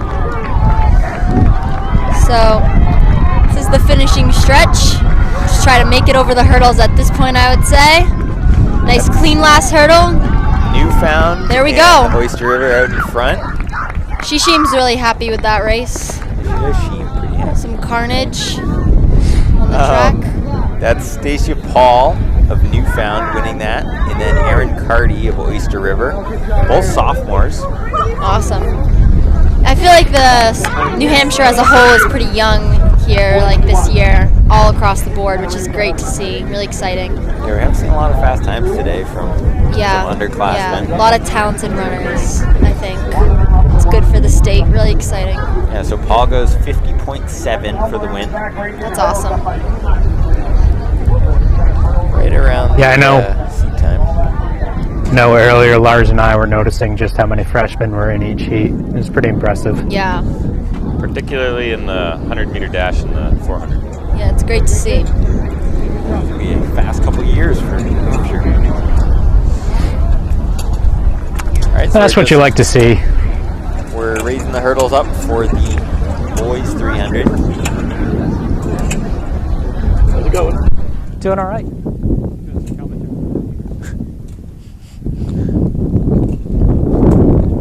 Good to know that Gregory is doing all right.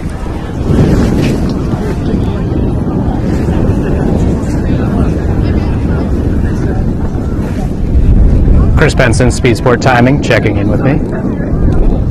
Chris Benson. He's an icon, what can I say? A legend in the timing world.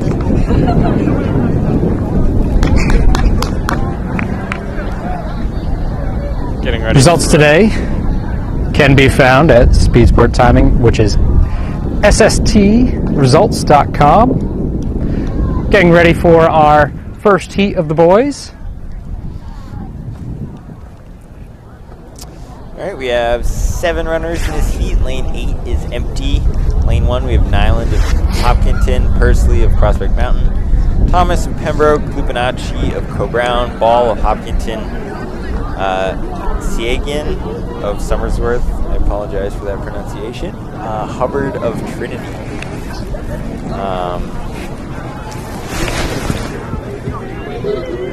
Yes, and then lane 8 is empty.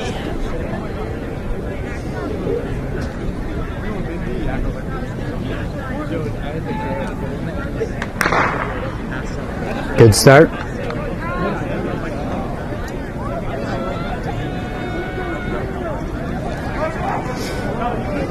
Guys' hurdles are just so high. I don't know how they jump over them, to be honest. It's pretty impressive. They're pretty tall. We typically try to hurdle, not jump. Oh, sorry. It's okay, hurdle expert. Hurdle, well, it is still jumping in a way. Final call. See, they are jumping a little bit. First call. You gotta definitely jump to get over these. These are huge. Yeah, especially at the end, they get bigger and bigger. Yeah. The it's more not tired you easy. get. There we go. Nice finish. 47 Good seconds. finish. Good race. Gun to tape there.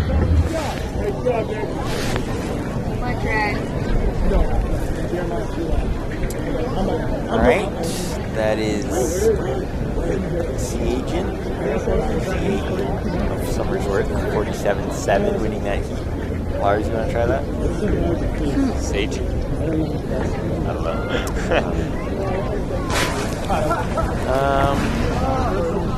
We'll go with Nick. Nick. Congratulations, Nick. Taking the Coach Hall approach. Yeah. Hey, if it works. Yeah. Gun is up for heat number 2. Is this a live stream? Oh, Yes. Thanks. Thanks, Greg. I gotcha. All right. This is heat 2. Got McLean of Co-Brown, Rubio of Monadnock, Menard of Kearsarge, Giordani of Oyster River, McCluskey of Kennett, Colby of Conan, Bessett of Oyster River, and Reynolds of Merrimack Valley. I believe Reynolds also did the 110 hurdles. Choosing the mile. If I remember. No, that's different. Different Reynolds. This is the guys. Get it together. Gosh, Davio. That's what happens when you show up late. Oyster River and Shows up Kennett late with a and battle. forgot the tent. I was here before you. Close race. Nice finish. Over that last hurdle, he was really able to close. It's impressive. Caden of Oyster River taking it. That is Caden Bissett, Oyster River. Oh no, excuse me.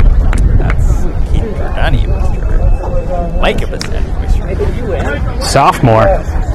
Another youngin'. Yeah, both sophomores. A lot of sophomores in this heat. 6 sophomores in this heat. Ran a 46.3 win. Dude, how did you surge? See, my 40-something is respectable. You gotta look that up. I think I ran a 48. No, I don't think you did. I'm pretty sure I did. I'm going to look it up. I'm thinking slower than that. No, I'm pretty sure I ran a 48. 68. Maybe. I'm thinking 50. I think, yeah, the first number might be a 5. Or, I think you're in the 50s. yeah, I don't know. I was really good. Taking a look at Section 3, we've got Gavin of Monadnock, Jacob of Co-Brown, Henry of Wyndham, Jack of Monadnock, Tyler of Merrimack Valley, Austin of Conant, Brennan of Pelham, and Jack of Pelham as well. Thinking this heat should be pretty quick. Top seed in this heat is 44-1 from Jack Loren of Monadnock. Although we have quite a few 4 runners seated under 45. Should be pretty close. Coming around the home stretch. A decent Looks lead. like a Wyndham guy in the front. Yeah, Henry currently leading. Yeah, that's Henry Toro. Looking good, looking good. Last barrier. Nice. 43. Quick. Pretty speedy. Pretty well under the seat time. Have to get the official results on Yeah, that. probably like a 4-second PR. It's pretty nice. Maybe like 5/10 a second. And that's it for the 300 It's from hurdles. Wyndham. The seat time says 44. Ran a 43. I'm blind, I can't see the All clock. right, you ran 43.3. It's over a second.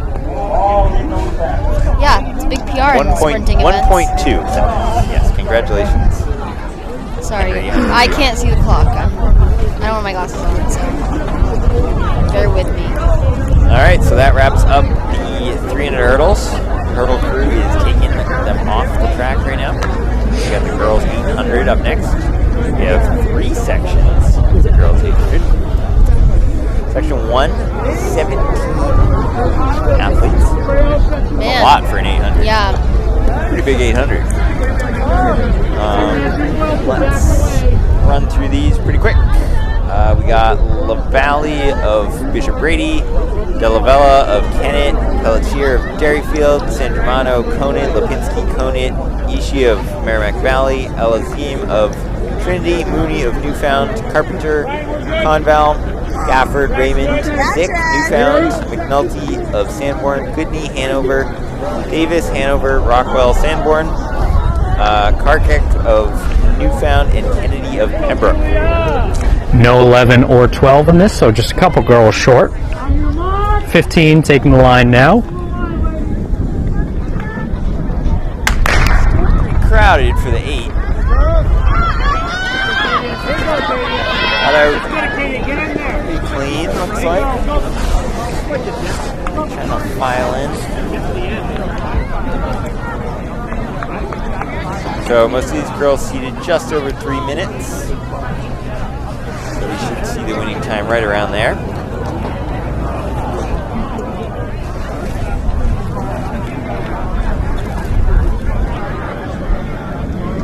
Looks like a couple Hanover girls taking an early lead.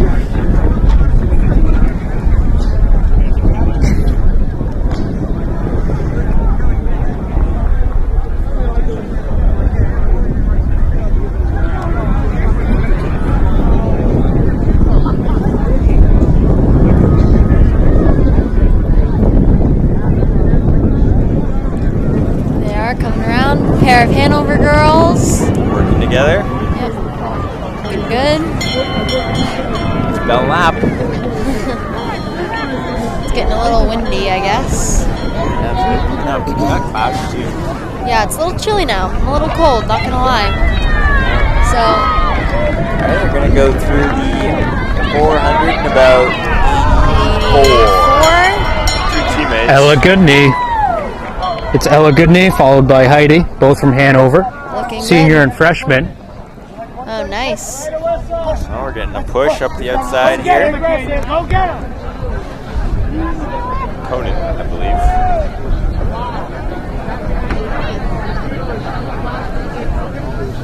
Wow, big push here. Yeah, big push. Let's see if anyone has any response coming up with 200 to go. This is where it really starts to burn in the 800, I would say. This back stretch in the 800 is Yeah, pretty rough. it's tough. You know, at least coming around the last corner, you're like, you can see the finish line. You're Yeah. like, all right, all I got to do is get there. But Yeah. the back stretch is pretty tough. It's tough. You really got to bear down. But she looks like she's doing it. She's got a pretty significant gap, so. Yeah, she's extending too. Yep, she looks good. She'll probably come in, much faster than her seat time. Like 250 So maybe. that's nice. That's good for her. Probably a PR. It should be well under 3 minutes. So that is Amara Lipinski of Conan, a sophomore. Big cluster right behind her. Yeah, the rest of that pack really came up. Oh, they're closing. She's got to go. Oh, she's got to go. Oh. Hold on.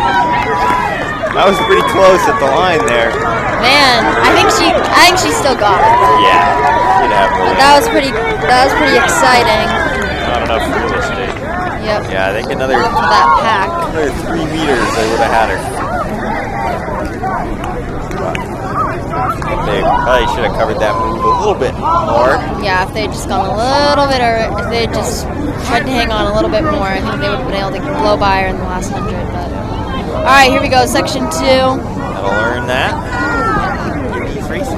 That looks like a decent amount of PRs based on everyone's seed time, so that's pretty exciting. Good Yeah, for them. 7 runners under 3 minutes, and no one was seated under 3 minutes. So pretty good. It's awesome. All right, section 2, we have 14 runners seated in section 2. What's our seat times? Top seat time is 2:48. Grace Purley of Kennett. 84s. Should be between 2:50 and 3 minutes are all the seat times. But judging by that last race, we might see some PRs in this as well.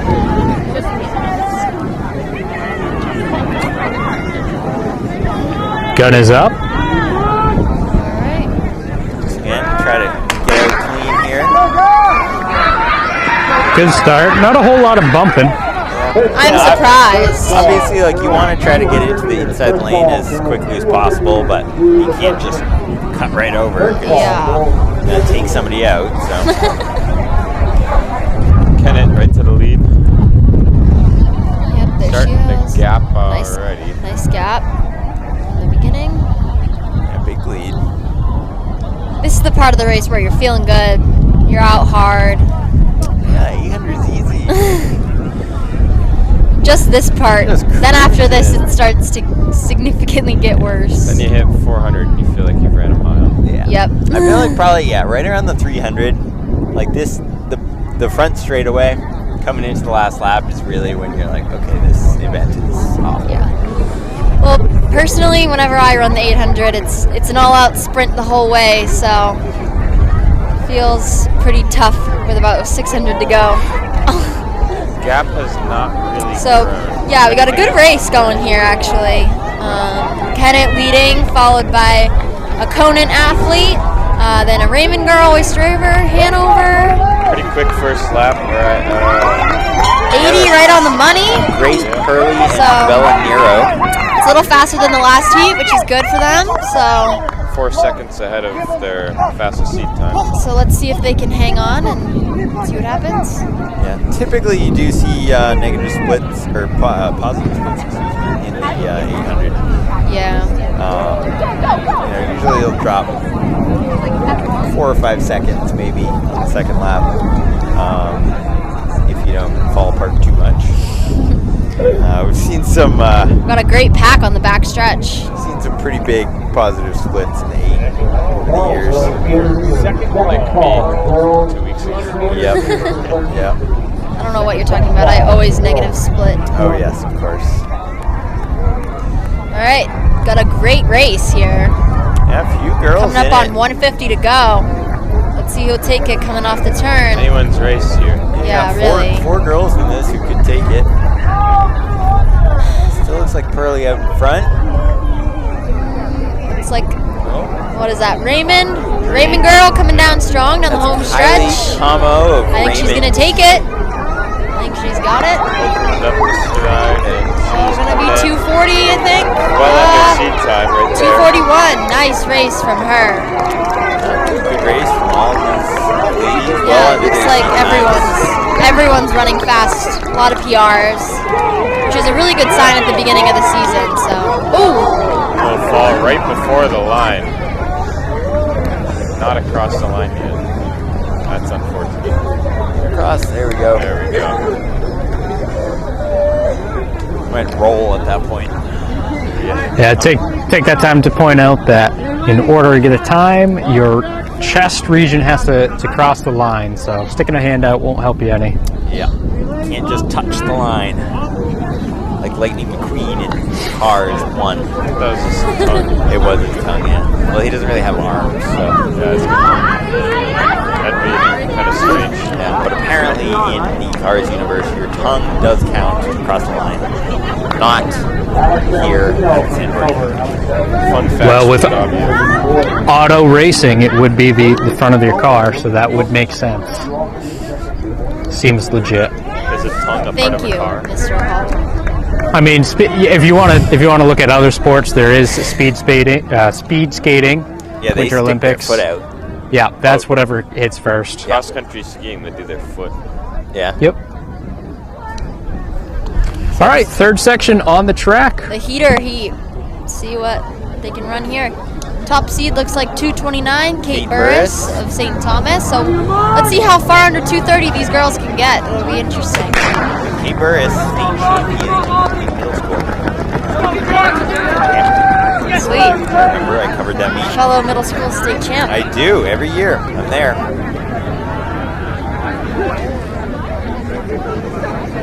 A little bit more rubbing than what we saw in the last two, but Yeah, I still feel everything like- pretty clean. Yeah. These girls Like they're there's going a out lot pretty of girls fast. on the line, and they didn't move them up, so it's kind of interesting. It's got to be physical in 800. Everyone's Someone's trying to moving get out up fast. pretty good on the outside there. In I such- think that's Kate in Burris. such a short race Yep. that's not in lanes. Under Like 40. you're gonna see a lot of bumping, obviously. Under 40 through the 200. So she's out pretty hard, I Kate think. Burris. I think.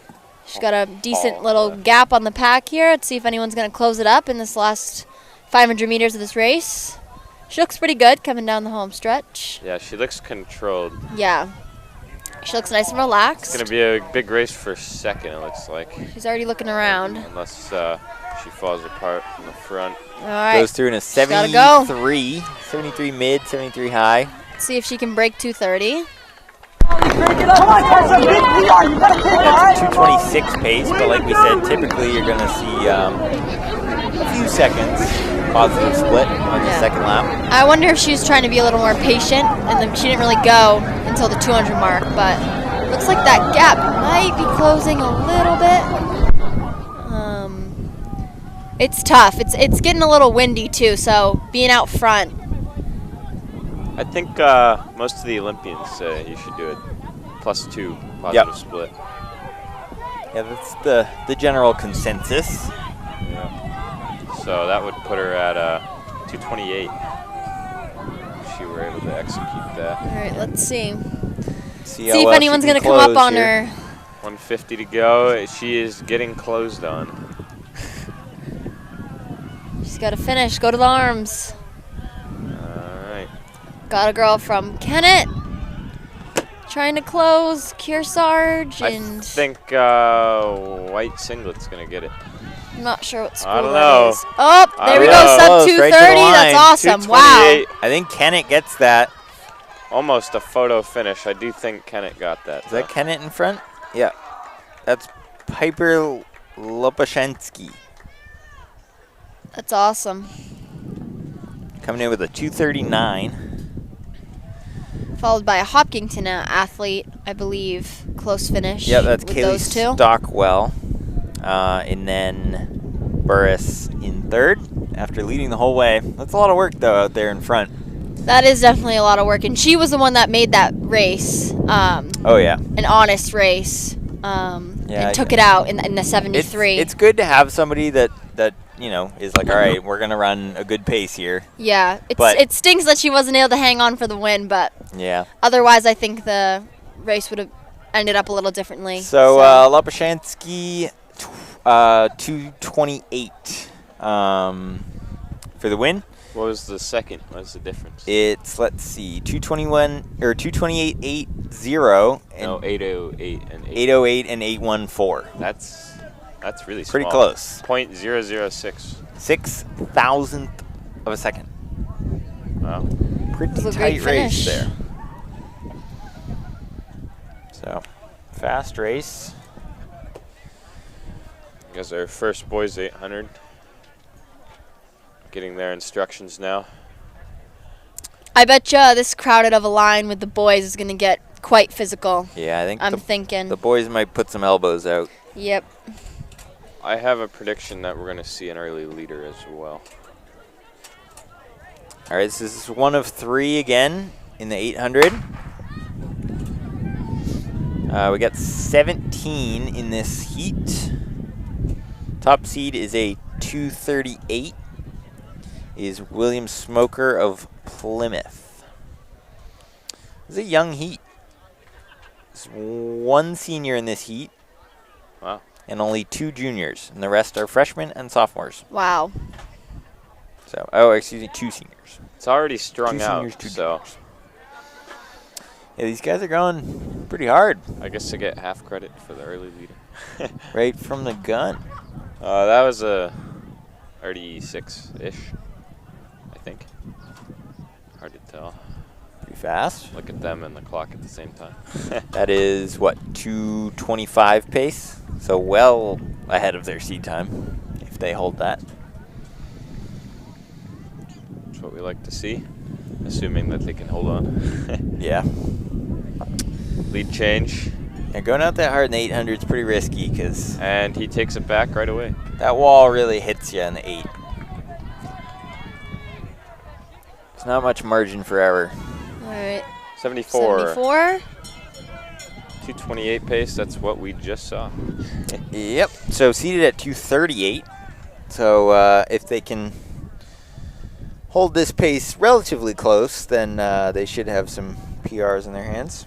I noticed the leader's looking down at the ground, and that's usually not a good sign.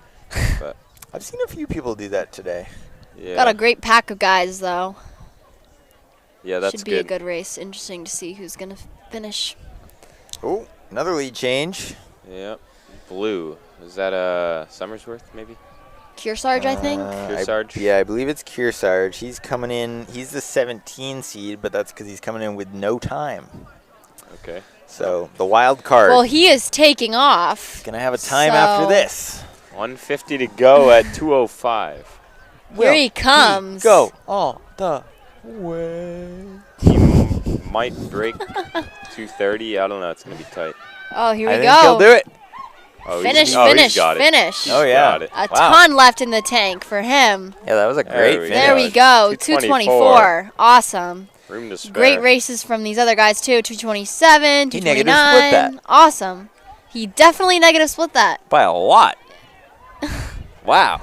So, They went through 74. Yeah, yep. 74. And he ran 224. So you're in a 70. So we were in a 70. Not so too Nice bad. work. -4 on that last lap. That's pretty good. Half of that negative split was in the last 200. Yeah, Yeah. On last 150. Even. Yeah. That guy was fine. Yeah, it's awesome. Good stuff. Probably 2 more heats. Yep. There we go. We got 18 in this second heat. Man. Pretty crowded. Nice big heat again. Even it looks like 14 in the fast heat. That's still Yeah. pretty crowded, I think. Pretty tight. That's going to get physical. Let's get physical. Oh. Nice. No? Nobody likes that one?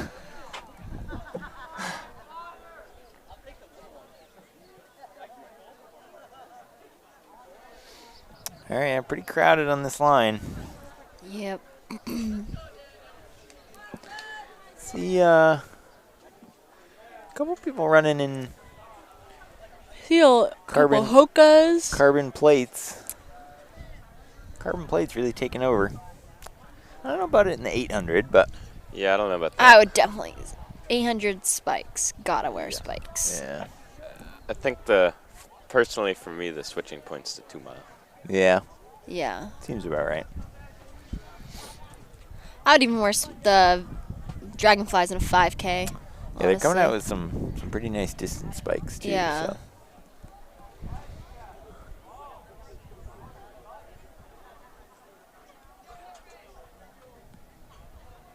Yeah, my thing is, like, where's the crossover of where I'm actually fast enough to take advantage of wearing spikes? You know? Yeah. Because, I mean, Looks like everyone's out clean, so that's good. people are running in carbon plates for the marathon at a faster pace than I run in, like, the mile, so. Yeah. I think anyone can wear them. I wore the carbon for the 5K yesterday, and they Yeah. that was perfect amount. Yeah, Good I've in the- gone back on the and corners? forth. Yeah. I personally like spikes better because the carbon fiber plate shoes are pretty high stack height and on the turns of the track. Yeah, that's they're a true. little wobbly. Yeah, on the turns, and my feet, I have pretty high arches and stuff, so I'm just a little more comfortable in the Dragonfly spikes, but Yeah. I always notice that in road races when I go around, like, a tight corner. yeah, in a and I'm wearing 10K or carbon anything, shoes. if I run a 10K on the track, definitely putting on the carbon plate shoes, but Yeah, I mean, you're not taking the corners really that fast. yeah, But, it, you know, yeah. these guys are running, they're going to go through in Wow. 64. They're out pretty so, hard, 64, Wow. nice. What's the leading seed? Let's Only 219, 219. okay. Wow, So he's out pretty hard. Let's see what his split will be. he's gearing up for a big PB here. If he can hold it Yeah, together. I mean, he looks good. Yeah, still got a good stride going. There's a race behind him too. They're eyeing Yeah, him. we'll see if he can hold it. He doesn't really look like he's wavering all that much. No, The you gap can- seems to be growing. You can so. usually tell in the 800 there's like a visible change when someone hits a wall. Yep. Where their stride just kind of falls apart. They like hunch over, the arms don't swing anymore, but this guy looks pretty smooth. Still cruising. This is Summersworth out in front, I believe. So that's Jacob Pinceice of Summersworth. Oh, he's gonna have a Leave big out in PR. front. 2 minutes on the clock. Holy Around cow! about a 2:15 maybe, 2:10. Wow, I'm going 212. that's solid. Yeah, 2:12. Yes. 2:12. Right on the money. Coming That's in with a with massive PR for him. 226 seed. So Yeah, good for him. That's Great awesome. race. Looks like a decent amount of PRs. Again, everyone's PRing today. it's a fast meet. Yeah, nice races for 64, especially 68. this early in the season. It's good to see. It's a good sign.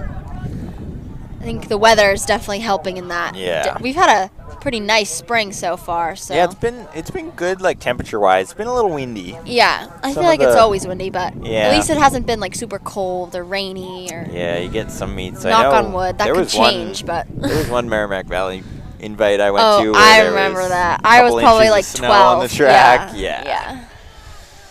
I always Merrimack Valley Invite always had such crazy So weather. 2:11.8 for the win there. Wow, good for him. Yeah, wins by 6 seconds.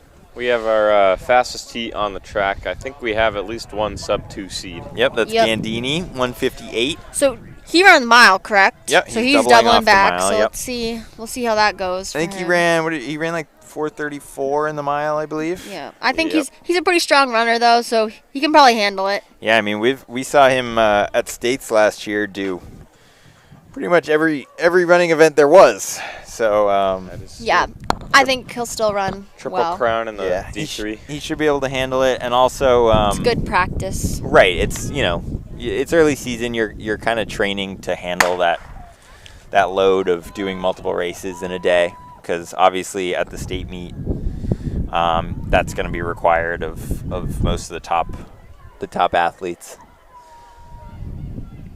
You're going to see them doing 2, 3, 4 events. So looks like Pack of 4. is that a Wyndham runner in the front? Michael Killian, Okay, yeah. and then Gandini, and then Yeah, Killian had a good I'm not cross sure. season. Is that a Monadnock It runner? might be I think? Hill. I think he ran the Yeah, mile. Mitchell Hill. Yeah, okay. So it looks like them in the front, followed up by Gavin Demas at the end. Let's see what they go through, and they came around that turn at about 46. So I think we're gonna run Wow. around 60 for This the looks like a nice pack. 400. Those first two are battling. 59. There we go. See if we can get a sub 2 out of them. Yeah, They're gonna have to really rip it though. A 59 for the first 4 isn't ideal if you're trying to break 2. Typically, you want to go out, 57, 58 Yeah, I to would be agree. safe. But we've seen some. They look good though, we've so seen some you never negative know. Splits today. When they're battling like that, you never know what can happen. It's gonna be a weird day in the 800. Everyone's gonna negative split. After we were just talking about how people don't negative nobody split in the negatives. 800, and then every race. Wow. So 'cause we coming said up on 150 to go. Yeah. So still Killian in the lead. So he came in with a 201 seed. See if he can finish it. I don't know. It's like Hill coming up right behind him. Wow, we got a race. 151 on the clock. Hill with a big. Oh, they surge gotta get in, taking it. get in, get in, get in. Ah, Gonna be just Just over. missed it. just over. Too flat. Nice race 201-ish. from them though. That was great. Candini with a 204. Demas 205. Not bad. Oh, another fall. Another fall. Lots of falls today. Yikes. Yeah, 800 going right to the line. Ran out of 250 gas. for him. Yeah. Start leaning too far forward. You're tired.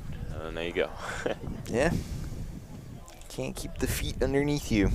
I think our next event is the 200. Correct. We'll focus over there. So, good race from Killian. And Hill. Hill. But I was gonna say Hill ran the mile, right? Or the 2 mile? He was in something, wasn't I he? think there's Hill a was in decent the amount mile. of He was in the doubling mile? people. I think he came in second. Let's see. Boys 1600. I know Hanover won the mile. That's the. A little bit of an upset there. I think Hill was second. Hill was 3rd in the mile with a 431. That's a pretty decent double from That's a him. great That's double. a great double. 431 to Two flat. 2 flat. Not 201. bad, not bad. Yeah, good for him. It's pretty good. I mean, PR, I think, in the 200 according to his seed time. Yeah, so he actually ran 2 flat .89 Ah, for the win. that's brutal. Yeah, real It's close. good. It's good for him though. Good motivation. Yeah, I think he'll get. Honestly, if you're running 2 flat off a double, Yeah. you got it. Get him in a fresh 8. Yeah. So first heat of 200 just went off. Got 3 runners. Yeah, we have Dawson, Donahue, and O'Donnell in this 200. Lots of D's. Yep. Looks like we got a clear leader. Way out. Very For a Irish. 200, that is a massive lead. Pretty good.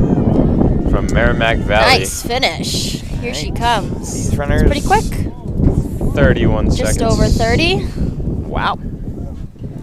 That puts her right about section 8 Good for her. for the seat times at least. So Yeah. pretty good. But coming in with no time, that's what happens. I feel like if you got to run any race alone, might as well be a Sprint. 200 or something. Yeah. Just go all out. You don't really have to think. So section 2 is a full heat. As expected. We have Bradbury, Moore, Leray, Ratzloff, Kauser, Likas, Zanoni, and Wagner.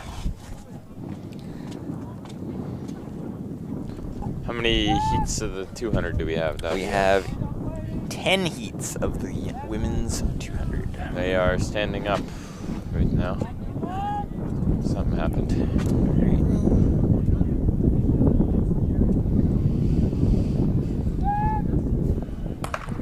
Good day for the 200. You get the wind Yeah, right way the whole I think time. they have it the whole.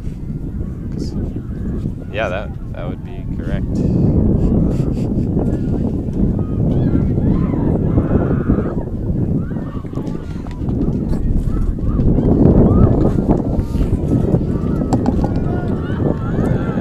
It's like a strong finish here from Prospect Mountain runners. 2 of them. Can they go 1-2 in the heat? Ratzlaff 32. and Hauser going 1-2 for Prospect Mountain. Awesome. Yeah. All right, I gotta go do my social media duties at NH Track and Field. Everybody follow the Instagram. Check out the live updates. I've been slacking on that because I've been up here, so I gotta go. But see ya. Thanks for tuning in, guys. I like how you're leaving just in time for more distance events. Is that a coincidence?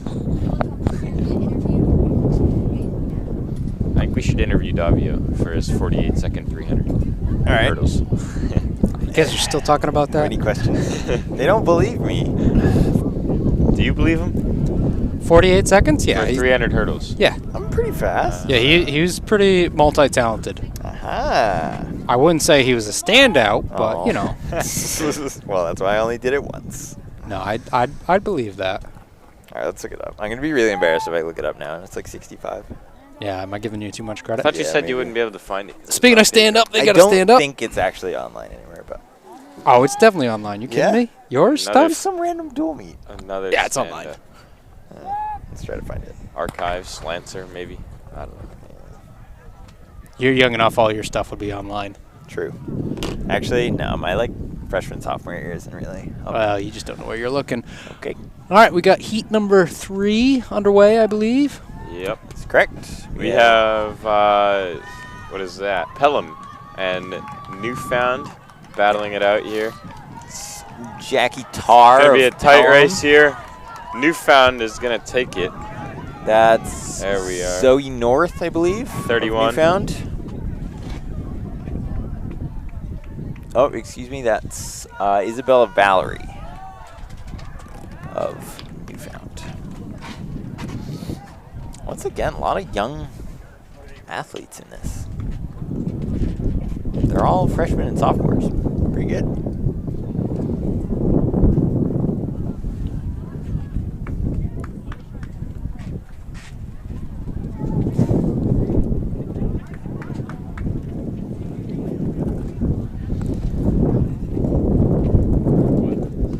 So again, that was number 3, heat number 3. Next on the track, we have heat number 4. Thanks. I'll pay you back. Which Davio will introduce. I will. We have Ulmer of Trinity, Picard of Epping, Amarin of Dairyfield, Ostergaard of Conant, Jenna of Newfound, Durant of Oyster River, Torber of Newmarket, and Tetro of Pelham. Pretty good. I knew you were going to do that, huh? Wind's picking up and is nice and reminiscent of how Meet of Champions ended. Yeah, That it is was actually. delightful. It's not nice and reminiscent, it's just reminiscent. Yeah, it was Good start. pretty rough. If you recall, last year meet finished just in time for a nice microburst to come through and destroy at least a couple of tents. There's the Wizard of Oz. Newfound and Pelham again. Oh, In the same, I think in the same lanes as last time as well. printing programs over at Nice. Newfound. Oh, no. Newmarket. Out of nowhere. There we go. 31. All right, Newmarket. That is Torber of Newmarket with the win.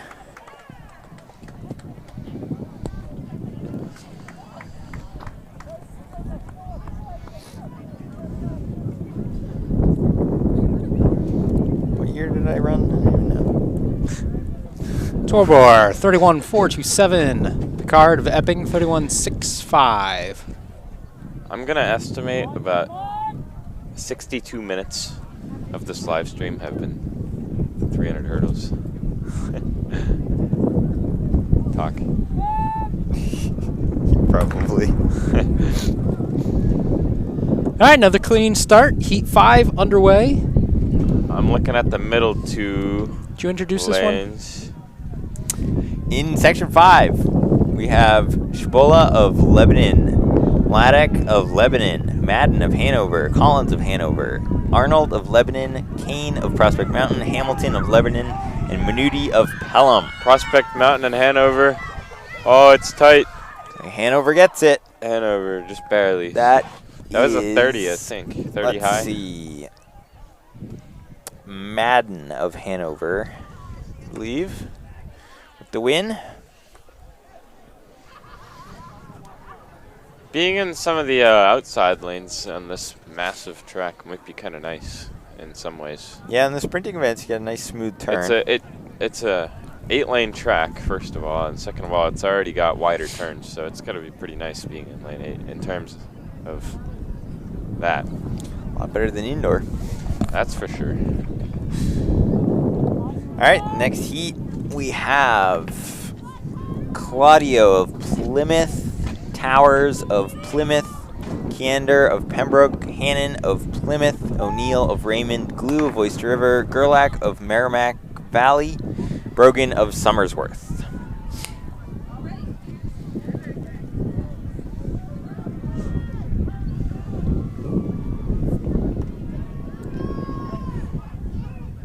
I see in the middle. Can't read the jersey. Plymouth. Plymouth gets to win in 30 seconds flat. Huron, Hannon.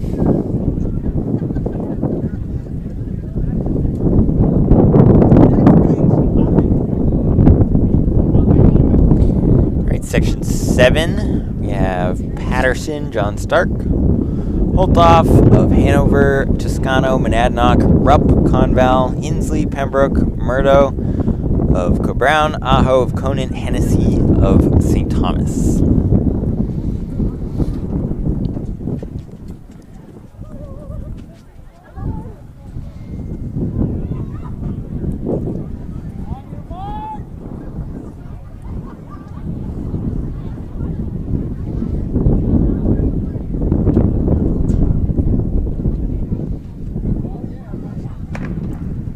There they go.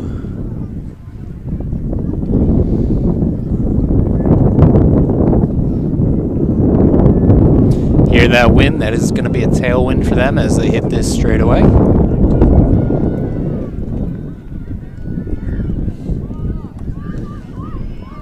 John Stark in lane 1 and Monadnock in lane 3. Looks like Monadnock got it. Might have dipped under 30 there. So that's Emma Toscano of Monadnock. 29.94. Just done.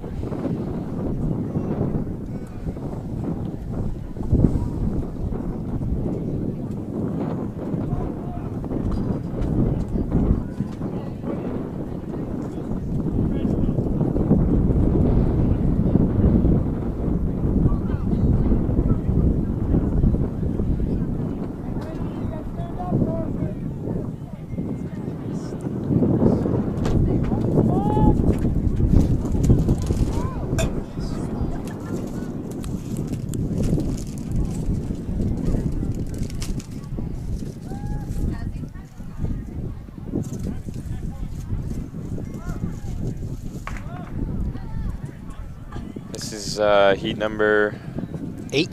8. 8 of 10. Correct.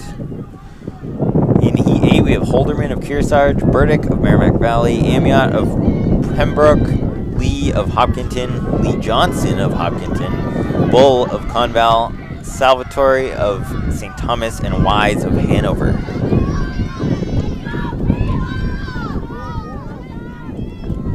.29 seconds. Not too bad. That was Amiot of Pembroke, 29.03.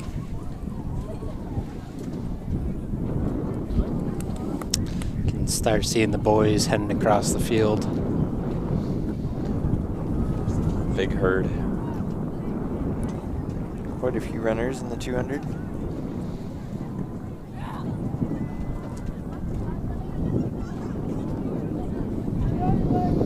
All right, section 9. Annis of Goffstown, Burris of St. Thomas, Bustle of Newmarket, O'Connor of St. Thomas, Presti of Hopkinton, Dean of Oyster River, Davis of Conval, and Cummings of Prospect Mountain. It's not a double, the 800-200 double. 800-200, that's interesting.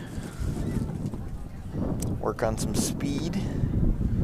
Sounds like someone who could be doing some 300 hurdles. I don't think so.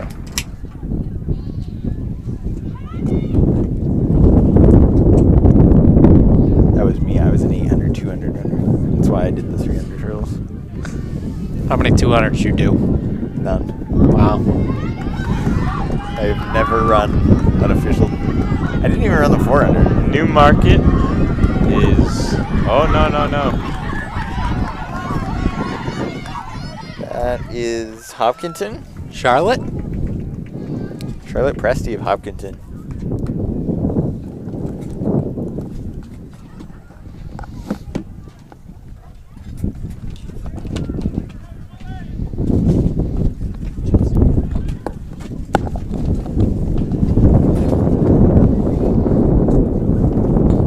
And we know the wind's picked up because it looks like our far camera has been rotated a little bit. Fortunately, Lars has volunteered to go fix that while eating a little bit of lunch. Hope he doesn't run too fast. All right, looks like we have the 10th and final heat of the girls on the track now. We've got Daisy of Hanover, Paul, Newfound, Catherine, Plymouth, Anishka, Co-Brown, Brianna, John Stark, Hannah, Wyndham, Kaylee, Co-Brown, and Claire of Lebanon.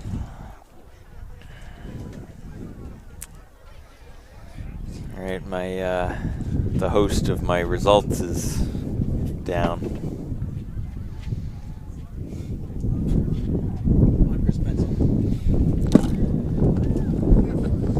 So no 300 hurdles official results.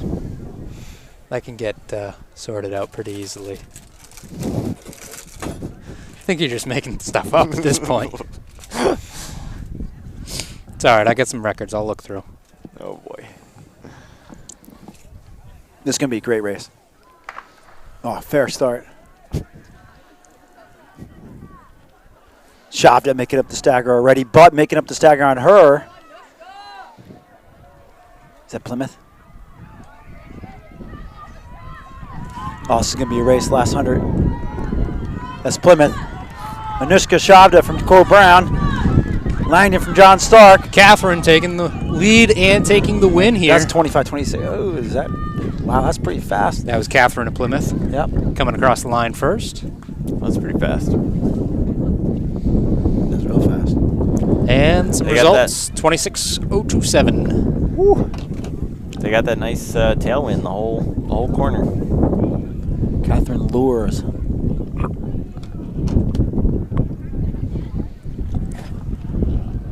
She also won the high hurdles, I believe. Catherine, if you're listening or someone listening, head over to our tent for an interview about your 2 wins today. Any friends or family watching from home? I feel like she's probably not listening right now. Friends and family could text her, though.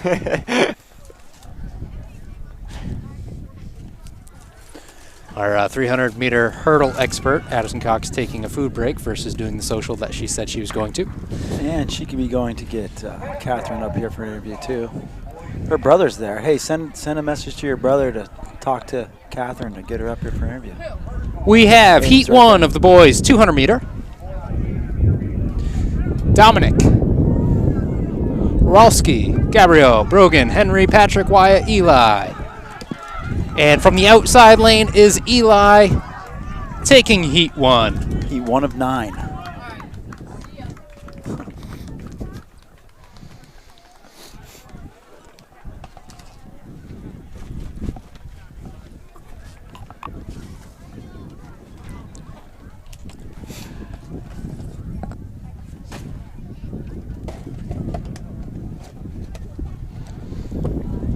Looks Looks like Lars made his way over to the camera. We're back on track now. Should have told him to point it down a little bit too. I'll send him back. He needs to get a run in today. Davio, never done a 200 before. Doesn't remember where the start is. All right, all my races always started over here. This Who's in whole heat number 2? opposite Heat corner. number 2, we've got Gavin of Plymouth, John, Derryfield, Dylan, St. Thomas, Austin, Plymouth, Taylor, Pembroke, Adam, Merrimack Valley, Liam, Newfound, and Ethan in lane 8 from Pembroke.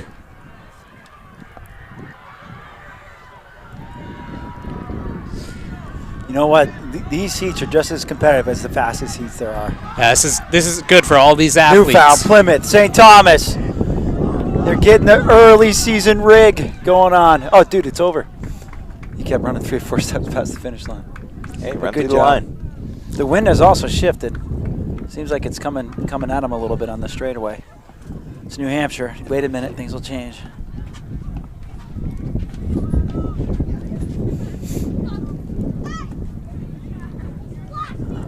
Shout out to our friends out in Wilmington, North Carolina. They're super fans of New Hampshire 603.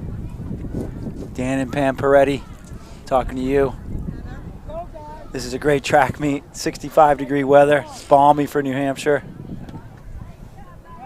Ready to roll. Heat number 3. 3. All right, Coach Hall, tell us who we got in this one. We got Teddy of Hanover, Joel of Pelham, Julius, Sanborn Regional, home team, Luke of Hanover, Bryce of Co-Brown, John Trinity, Beckett from Kennett, and Noah from Raymond. So looking forward here, we have several heats of the 200. This is going to be a clean start. 6 freshmen in this heat. We got some white tights that are jumping out at the screen at you. That's Hanover. Trini with the early lead coming off the turn. Can he hold it now? This is a pretty important part of the race. Trini's got to stay loose. Hanover trying. It's going to be Hanover. That is 26 and change. Luke Welder of Hanover,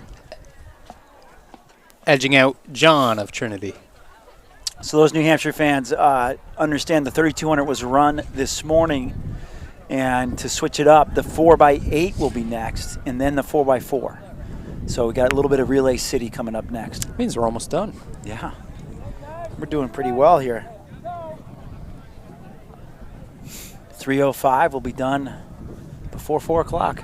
Who could have predicted that? Hey, well, when we move the meet to Sanborn, that means no snow. So gave Bob Mullen a little bit of grief on that. Every other year it seemed to be snow at Merrimack Valley when they were hosting this meet for the last 20 plus years. Heat number 4 on the track. Who we got? We've got Teddy in lane 1 again, which threw me off. Teddy, Trinity, Brennan, Prospect Mountain, Kyle, Sanborn, Jacob, Epping, Neven, St. Thomas, Casey, Oyster River, Elliott, Conval, and CJ from Raymond. You can tell these are getting faster, especially coming off the turn. Can we see if the strength gets a little bit better? The last 50 meters have been a struggle for the last few heats. Conval, he is going strong through the tape. Elliott. All right. That'll be 25 and change. I think we're going to start seeing some 24s and change and 23s and change coming up. That's pretty impressive considering the fastest seat time in that was 27 seconds. So it's good to see. Good to see a lot of people getting a little bit better as we keep going on. And as we keep going on, we're going to take a look. Blowing away the seed times today. Yeah. In every event. Coaches have been conservative in their seat times? Either that or It it's usually just too doesn't early. happen. Especially if we're down in like Massachusetts. All right, Heat 5 on the track. Nicholas Bishop Brady, Luke Epping, Nick Bishop Brady, Jack Kennett, Jason Newmarket, Tegan Newfound, Griffin Conval, and Aiden from Hanover. Top seat time in this, 26.4. I predicted 25s. Kennett off the turn. Sounds like Luke. He looks strong, boys. That wind getting a little bit. 25, it'll be 25. Predicted it, got it. Jack Martin, Kennett. Good job, Jack. You do have to hand it to Sanborn. First time ever hosting an invitational this size. I mean, they did get experience last year with Meet of Champions, but first time ever hosting a meet this size, and it's like clockwork. Definitely a credit also to Speed Sport Timing with their performance here today too. Yeah, I think overall meet management and timing has done a great job keeping us on track today. Like you had mentioned, Meet of Champions last year, I think that gave Sanborn a lot of confidence to go forward with a lot of different things. And same thing with Bob Mullen. I mean, we talked to him earlier, and he was talking about how, he wanted to make sure it was going to be a well-run. And I think his experience here for Meet of Champions really assured him that that meet could live on and thrive well here at Sanborn. It takes a whole high school, a whole community, and their athletic director is the announcer right now and doing a bang-up job, making sure people are where they're supposed to be, and the athletes are being super cooperative today too. So shout out to everyone, especially Sanborn, for putting this meet on. We get numbers yet on how many athletes today? It's a lot. It's a lot. That's great numbers. Heat 6, Rowan Boyce from Cole Brown. It's been a long day. Nathan John Stark, Luke Oyster River, Aiden Newmarket, Henry Sanborn, Hunter Sanborn, Matt Hopkinton, and Corey from Conval. Top seed time in this race, 25.89. Oh, standing up. That is out of lane 4. Again, typically fastest seed times we're going to see from lane 4. That hasn't necessarily been true of what we've seen for results in the 200, though. A lot of outside lanes, and especially when we got those earlier heats, can definitely kind of have mix-ups, standing up again. I think they're having those gun issues again. Yeah, most likely. I'm not hearing or seeing them talk to anyone, so I imagine it's you just gone tell again. them to stand up. It's okay. In the blocks again.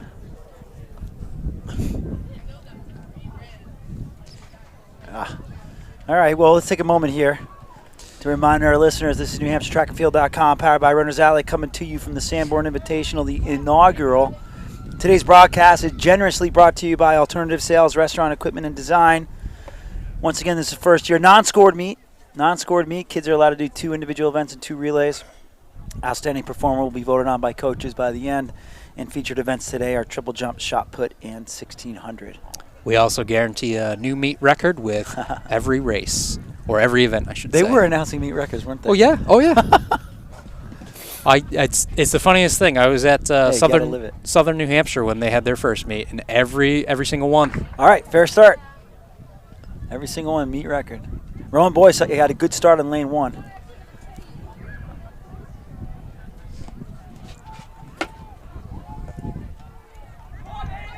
Coming off the turn, it's Newmarket. That's not Cole Brown. It's Newmarket. That's Aiden Barber, freshman. Freshman's going to hold off Rowan Boyce, and then Oyster River will be third. Is that 24 high? So Aiden, Rowan, and Luke. Now we're down to the nitty-gritty. Is this heat number 8 or heat number 7? At 24 high. Feel like I heard that.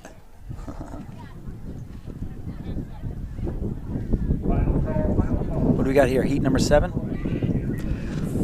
Next on track is heat number 7 of 9. Tyler from Kennett, John from Conant, Nicholas from Pelham, Talon from Oyster River, Ariel from Bishop Brady, Jonathan, Goffstown, Perrin, Prospect Mountain, and Talon from Lebanon.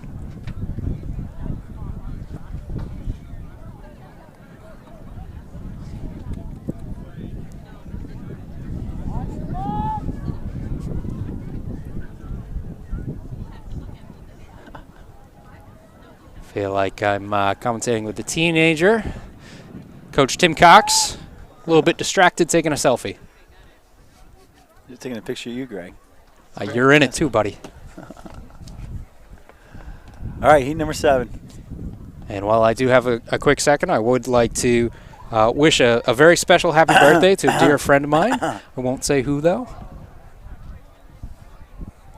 There we go, fair start. Only got 4 on this one. Ugh. Also won't say who, how old. Long day today. Sometimes we see some empty lanes at the end of a day like today. We're not going to reseed. The 200 is only, 25 seconds long at this point. So, Goffstown, John way up. Looks good. Looking good. He's going to be 23. 23 and change. Let's pay attention here. Let's pay attention here. With only 2 heats left, let's see what the official time is of that one. That might break into the the podium here. Could be meet record. See if that will go down.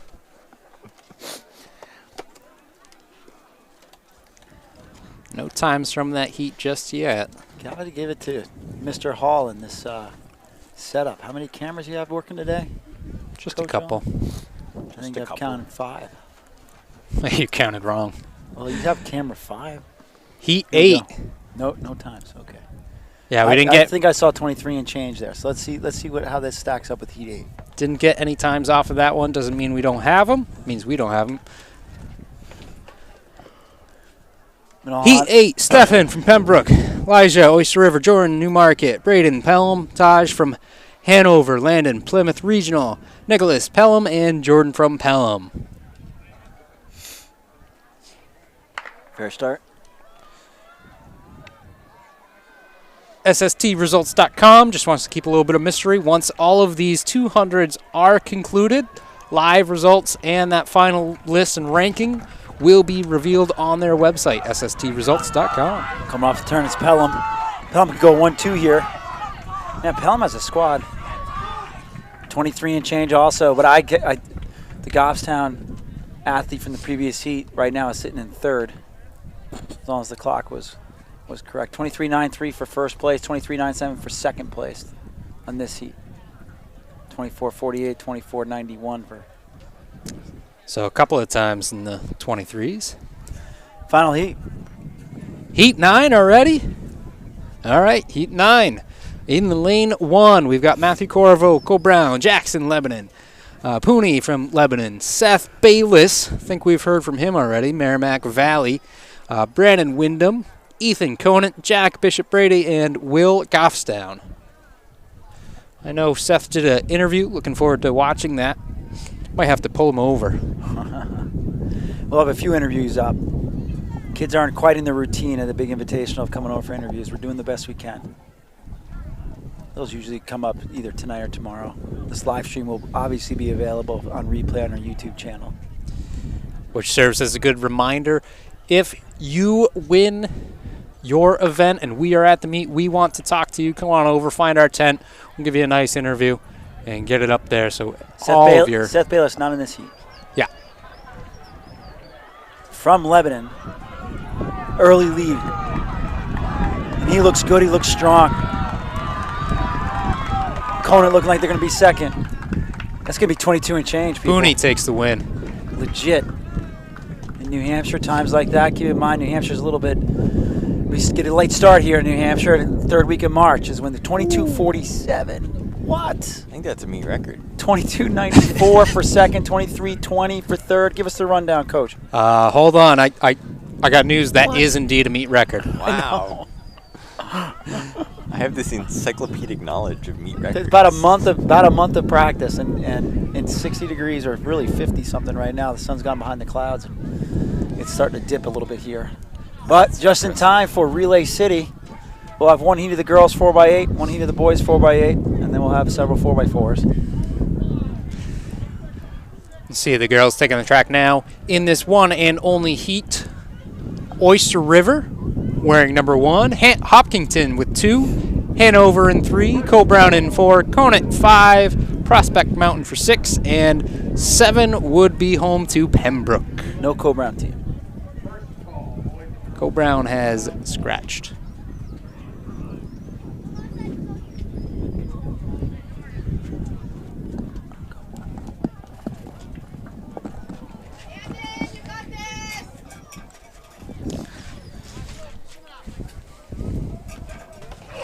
Great shuffle continues. Coach Cox on his way out, most likely going to go ahead and not coach the girls team, but look to help the boys team. So, back in the mix. We've got our 5K runner from last night, Lars Hogney. Hello. Hello. First time sitting down and talking through the headset. He's been on camera duty most of the day. Trying my best.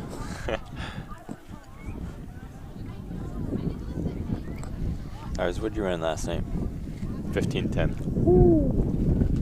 Tavio, what'd you run today? Speedy. Not 15:10. Well, that's a given. Although, to be fair, it was a 10K, so. I ran 35:44. That's pretty good. If it makes you feel better, that's closer to my 5K time than my 10K time. Okay. Mr. Hall has a faster 10K PR than I do. Yeah, that's true though. So Fair. What's your 10K PR? I have no idea. But he's run one. It's I have. it's in the 50s. It's Yeah. not good. Yeah, this is my first actually like real 10K. Yeah, I've done one, and I realized 10K is much longer than the 100, and I little much bit, yeah. prefer the 100s. Although at this point, I actually like the 55s the best. I'd like it shorter, but it's not an option. 20-meter dash. I'm good for about 30, and then I start to feel it. 30? 30 meters. Like 3 steps. Girls take the line.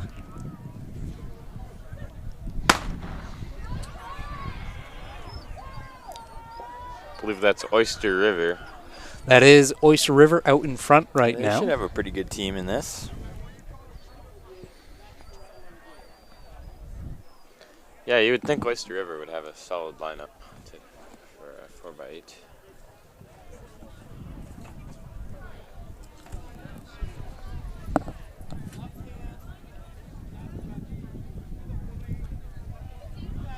Again, 4x8, 4x800 meters. There's 4 girls, each running 800 meters. They have to pass the baton. After those 800 meters, all those handoffs are happening right at our start-finish line for this event.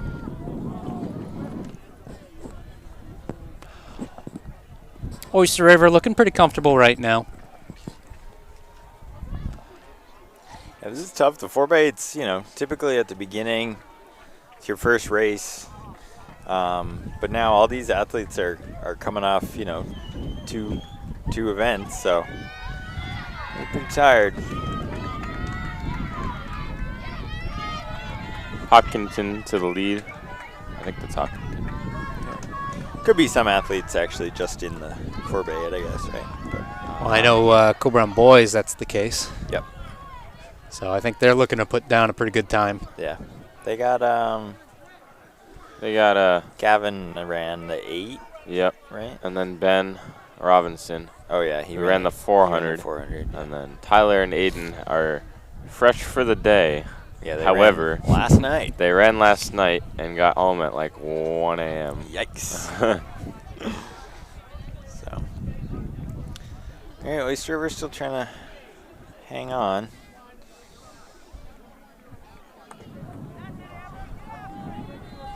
Two to 3 seconds difference between first and second right now. Yeah, this spread out pretty good. The first leg.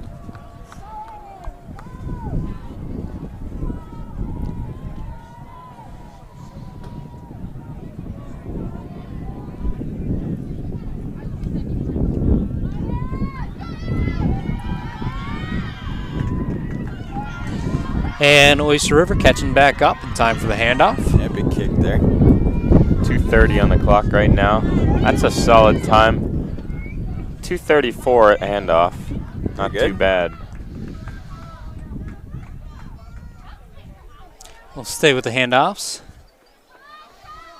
At least for this round. Once they get more and more separated, it gets a little bit harder to do, but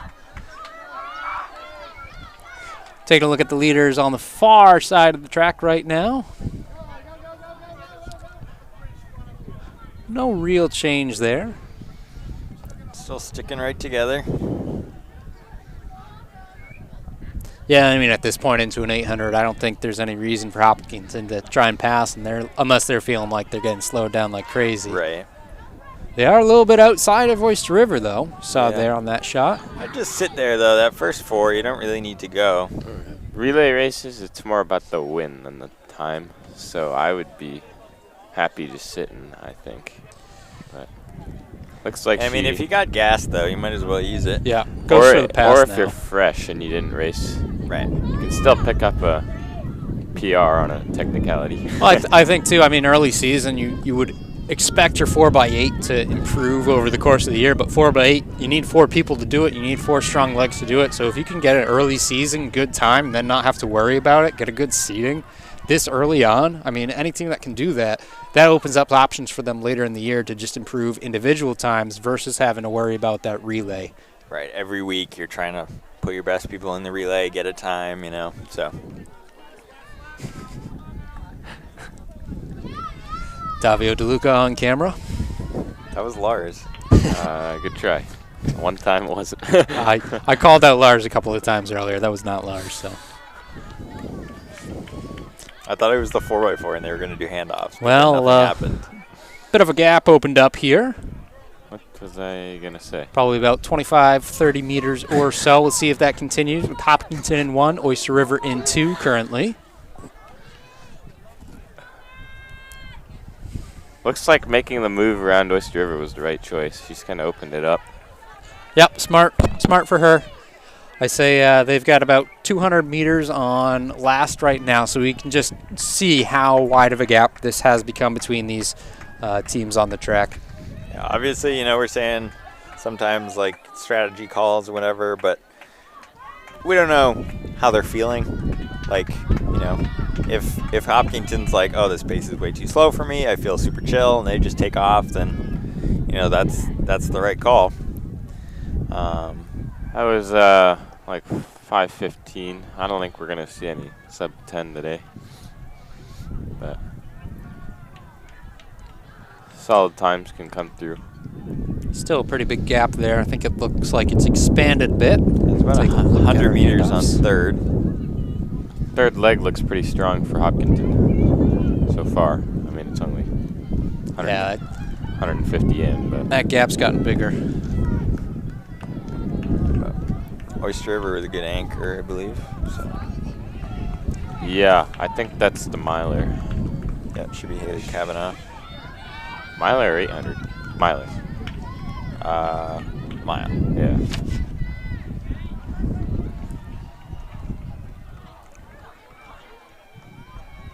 Now there is another heat, isn't there? No, this is it. One Really? and only. Yep. Oh, I thought there was one more. Yep. We see our first place right there, catching a little bit of lap traffic. That can only help at this point, I would have to imagine. Especially handing off, they'll get a fresh person to chase. Yep.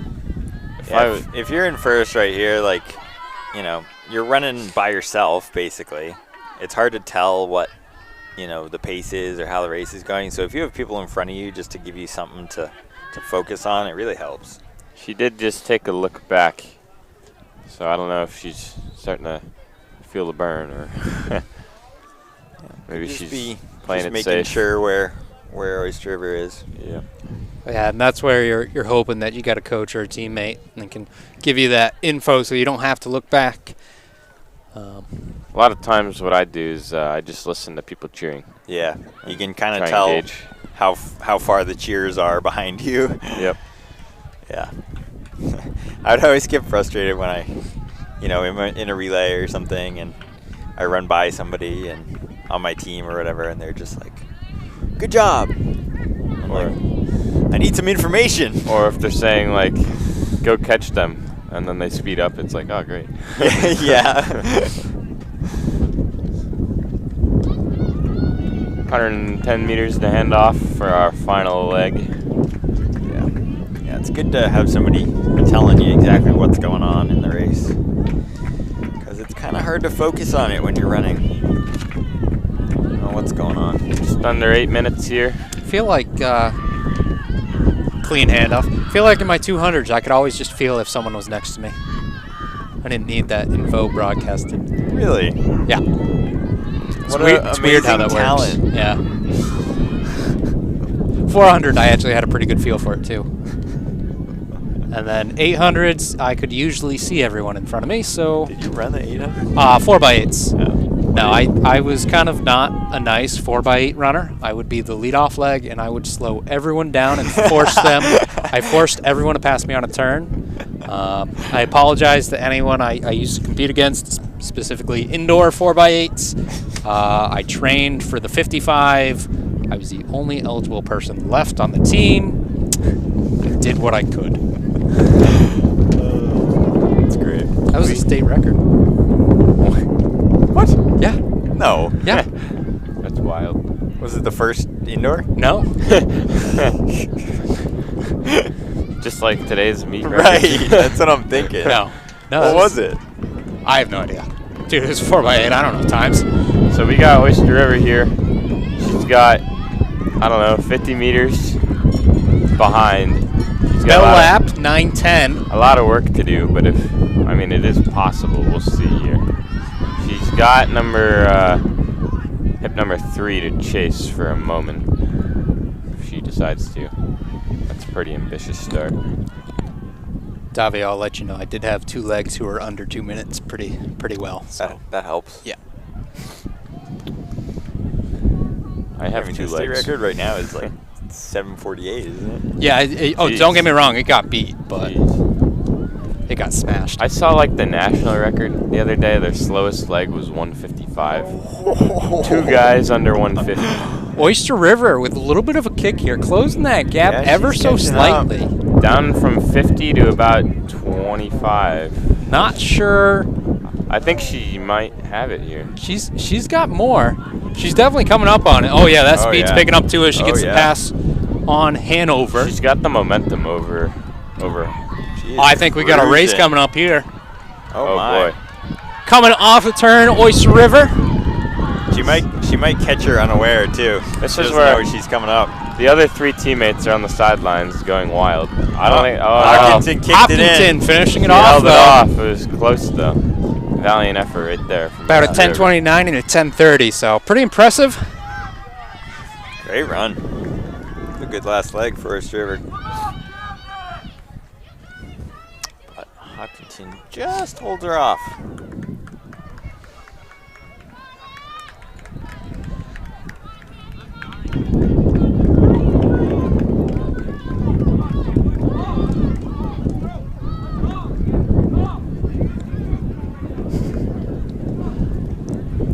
Time for our boys 4x800. Still got a couple of teams out here, but while we do have this time right now,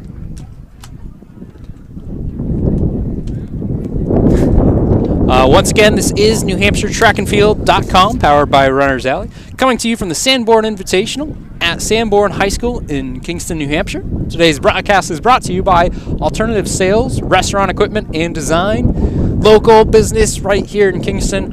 Go ahead, check them out online. They've got a lot there, nice catalog. You can go ahead, browse through new stuff, used stuff, anything from your cutting knives to upholstery, all that fun stuff. A lot of options as we see Prospect Mountain finish up, I think. Followed by Hopkinton. Or Hanover, excuse me. Hopkinton won it. We saw them a while ago. Wind's picking up. I don't know what to tell you. My paper's blowing all around. It's getting real windy all of a sudden. Oh, this is starting to bring back not good memories. Solid kick right here for our Pembroke. Pembroke here. Pembroke cap. And they finish it out. Results from that official meet record from Hopkinton, 10:29.44. Wow, that was a meet record. Yeah, you gotta celebrate it, man. Yeah, I would. Taking a look at our boys 4x8, we have one heat of 10. These boys taking the track now that we can take a look at. Teams wearing number 1, Cole Brown, 2, Hanover, 3, Lebanon, 4, Goffstown, 5, Conant, 6, Pembroke, 7, Hopkinton, 8, St. Thomas, 9, Bishop Brady, and 10, Plymouth Regional. There's quite a few teams for a relay like this. Cole Brown entering a seed time of an 8:13, Hanover 8:30, Lebanon 8:42. Again, these are seed times. Doesn't necessarily mean they've run it this season. Could be a coach's best guess. Has Cole Brown run one yet this year? Nope. I think this is the first. I'll have to give This that. is the first Had one, 4x8. Or no, they had one at Pelham, actually. Oh, you're right. You're right. Might have to give Coach a hard time. 8:13.29. How confident are they? Watch them run exactly that. Yeah. That would be pretty impressive. Well, if they do, All right, what's the over/under on 8:13? They really don't have anyone fresh, if you think about it. I mean, they sort of do, but they sort of don't. Not fresh for the day, but Yeah. I mean, I wouldn't call racing getting home at 1 in the morning Yeah, fresh. Not too fresh. Yeah. I would. Although. All right. They Although slept it in. is the last. Yeah. Yeah. The last Yeah, they did event of the sleep day, in a They little. can sleep in. I mean, I'm not out there, so I can't be heckling them. True. Yeah. Lars, I'm not saying I would do well, but I always went to bed early in high school. Oh yes, of course. Looks like Co Brown went right to the front. Ben Robinson.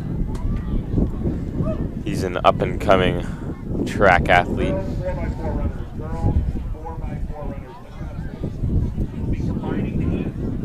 6-9 to 8 for the girls, 4x4. Just heard over the announcements. Girls 4x4 heats will get combined. Moving us right along. Is that Gorham or Lebanon? In front. Yeah. Well, Gorham, I don't think has a team. Should be. That's not what I meant. I meant Goffstown. We've My got bad. in that color. It could be Hanover, Lebanon, Goffstown. I don't think it's. C. That's Hanover. Hanover It is in the Hanover. lead, followed by Co Brown. And then Lebanon, and then Goffstown. Not Gorham. And they're going out.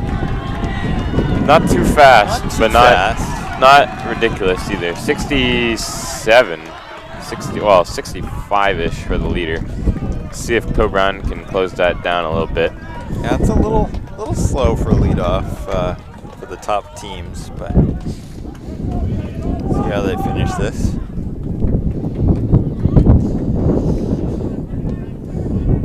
It's a pretty big chase pack after the first two teams. It's got like 5 teams in there that are all pretty close. I do like the coordinated spikes of Co Brown they got going there. It's pretty nice. Oh yeah. Is that intentional? Yeah, Yep. it's actually It part is of the, actually. the uniform regulations this year. Yep. Have to have Green the and same- orange spikes, that's the same requirement. spikes. Yep. And they have to be Nike. We're We, we're not sponsored. We're actually Adidas school, so I didn't True. say that. Yeah. Good kick here from Hanover. Yeah, great race from him. It's a solid 212, 213, I would say. Hand off 217 for Co Brown. I think they're a bit off track for their 813. Yeah. I feel like Hanover distance team is always one of those teams that you can never count out. Doesn't Yeah. matter where they're ranked. They can always put something together and pull something out. I believe that the lead athlete for Hanover right now is tripling. I think he ran the mile and the 2 mile. Pretty sure. In second place right now, Co Brown. That does appear to be Aiden Cox. It is trying to run down Hanover. Aiden run a 5K last night. Nope. In the mile. Mile? Yeah. Huh, so he's that much fresher. Yeah. Well, that's why I didn't do it. That's how that works, right? I don't know about that. And this guy's giving me kind of some Dave Waddle vibes. I see it. Yeah. The white hat Yeah. with the long brim. And the stride, honestly. I think that he's going to positive split, though. And I mean, Dave Waddle, Yeah, I mean, Dave Waddle also ran like 144 or something. I don't know. I think he's got it. Aiden looks pretty good right now. I think earlier this season, Aiden ran a 202 in the Open 8. Yep. In the wind, just like today. So I think it might have actually been windier that day. Yeah, I think Aiden's to got tell. a little bit more speed under him, though, Yep. since then. And he makes it right at the turn. It's good. Get there before the curve. You don't want to be on the outside coming around that corner. Looks like he'll be handing off to Tyler Kasich. And Hanover will be handing over to our mile champion, I think. It's hard to tell. Oh, Hanover's coming back down the straight. Oh, yeah, you're right. Coming right back on him. How about that? So Hanover actually hands off ahead. So did you say this looks like I don't think it's not the same guy. it's not Valentino? No. Okay. Now that it's hard to see when they're in the line. That was a Similar haircut. it's about a 203, 204, I think, for Hanover's top runner, and Wow. a 201 high about for Aiden. Those are solid times right there. Yeah, definitely. I mean, that would be, what, like second and third almost in the 800? Winner was today, yeah. Winner was 2 flat 0.8. Yeah, So. yeah, true. Pretty good. Looks like Hanover, a little bit of a lead increase here, but They got a good team.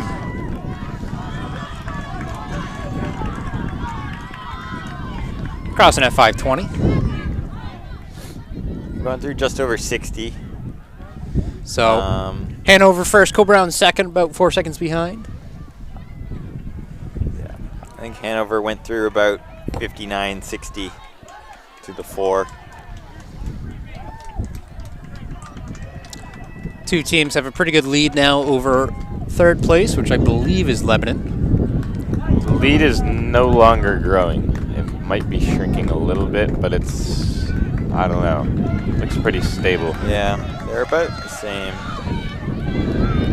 Looks like Co-Brown might be catching a he's little catching. bit. He's Yeah. catching now. Yeah, he is. The 2 mile guy, he's coming in with the endurance. It's a great looking kick for Kasich. Yeah. Pretty good. He's getting fast. He had a solid mile yesterday night. That was pretty good. Very impressive 800. Yeah, that was nice. So we go into our Final final leg. leg. Oh, Hanover barely got it off. He was done. Oh, he's down. Yikes. That's what the 800 does to you. Yeah. So that was a 208 split from Kasich. Solid. To hand off in the lead. So I'm pretty sure that 813 is out the window. I think we knew that after the first leg. Yeah. Well, they could have run 150s for their. Yeah. Yeah, unless Gavin can run a. What do they need now? A 140 something? You know what? I got faith.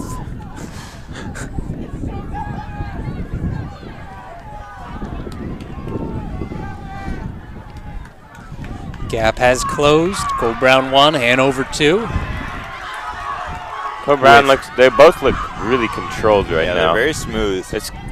Hanover's closing for sure, though. I believe that's 1 lap to go, right? It is. All right, I didn't hear a bell, so I started second guessing myself. But That is 1 lap to go. Oh, yeah. Who's on bell duty? I would say they're neck and neck currently. Hanover with a little bit of an edge as they do pass Co-Brown. It's not looking. Oh. No, it's not looking so great. Yeah, Co-Brown's not hanging on there. Co-Brown is he's a 400. Oh, he was a 400 guy, so he might be able to throw in a kick. But it looks like Hanover looks real smooth. Hanover's powering away They're with this cruising. right now. Yeah, his stride doesn't look like it's changing at all. No. Gavin had a pretty solid leg, but Hanover just. Yeah, that's a great leg from them. Hanover coming down the stretch. 8:25 on the clock now. And crossing the line right around that 8:32 mark. Co-Brown second, 8:38. Got a 209 for Gavin. He ran open 8 and a 205, so.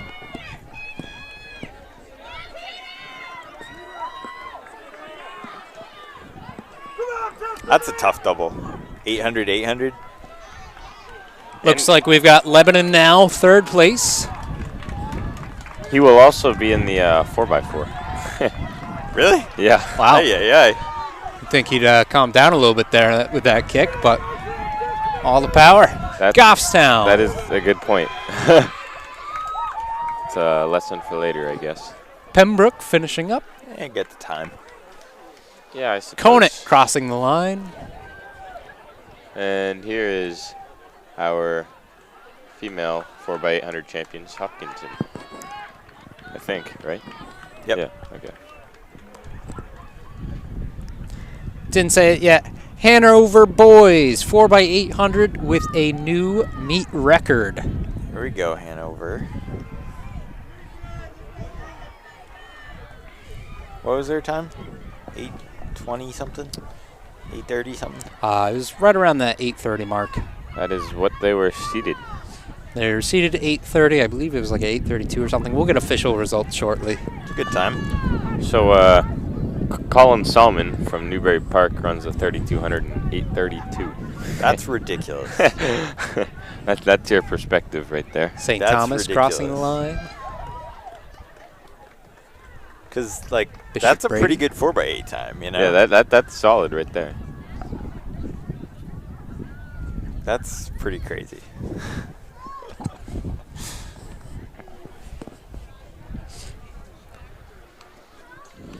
My guess is that Gavin's going to be the anchor for the 4x4. Maximize the rest.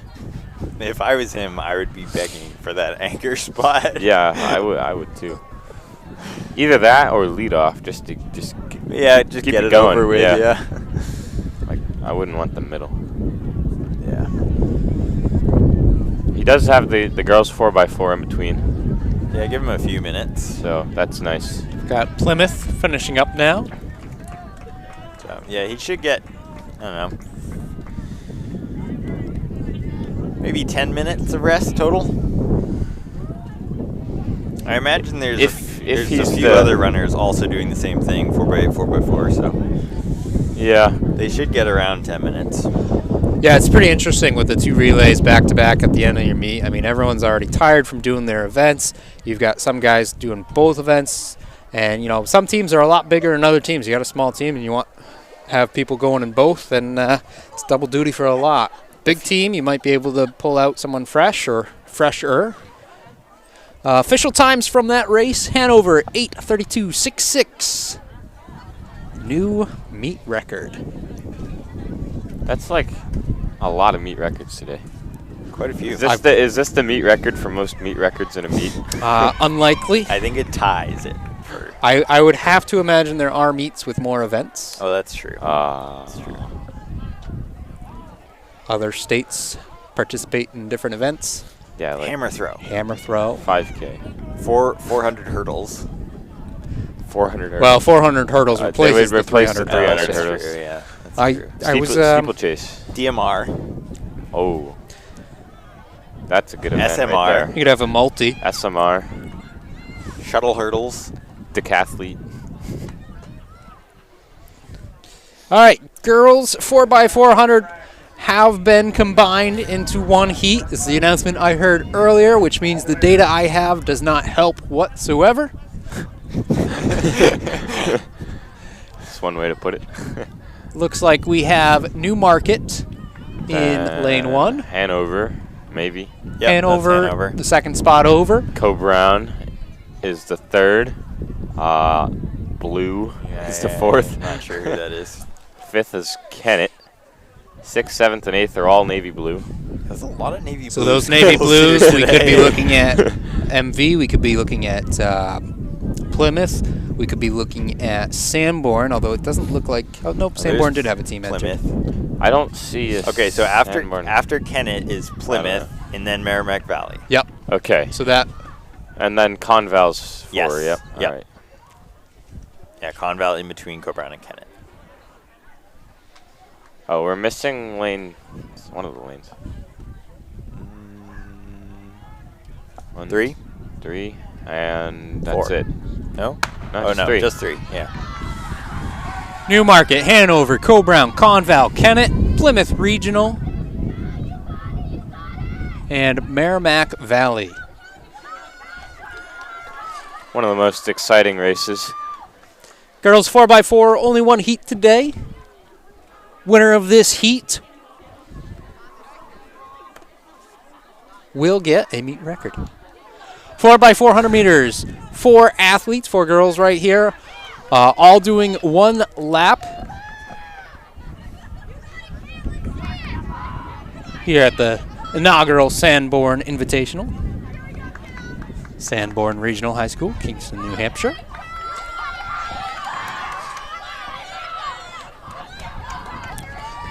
First leg running lanes. So we see that stagger gets all squared away now as they hit that straight. As you can see, well, you will be able to see, there's quite a bit of crowd activity here, cheering. Plymouth What a 67 taking that top spot. in the first leg. That's a solid first leg. That's up there. I can't quite remember what the winning time was for the Open 4, but that was pretty quick. I think it was about like low 60s. Low 60s, yeah. Winner of the girls 400 today, Liliana from Monadnock. 60.99. You got it. Pretty good. Sanborn, Lily Tedford, 63.96. 66.67 will get you top 8 though. So Yeah. So yeah, I mean, if you're Not running, too bad. if you're running in the 60s in a 4x4 leg, then doing pretty good.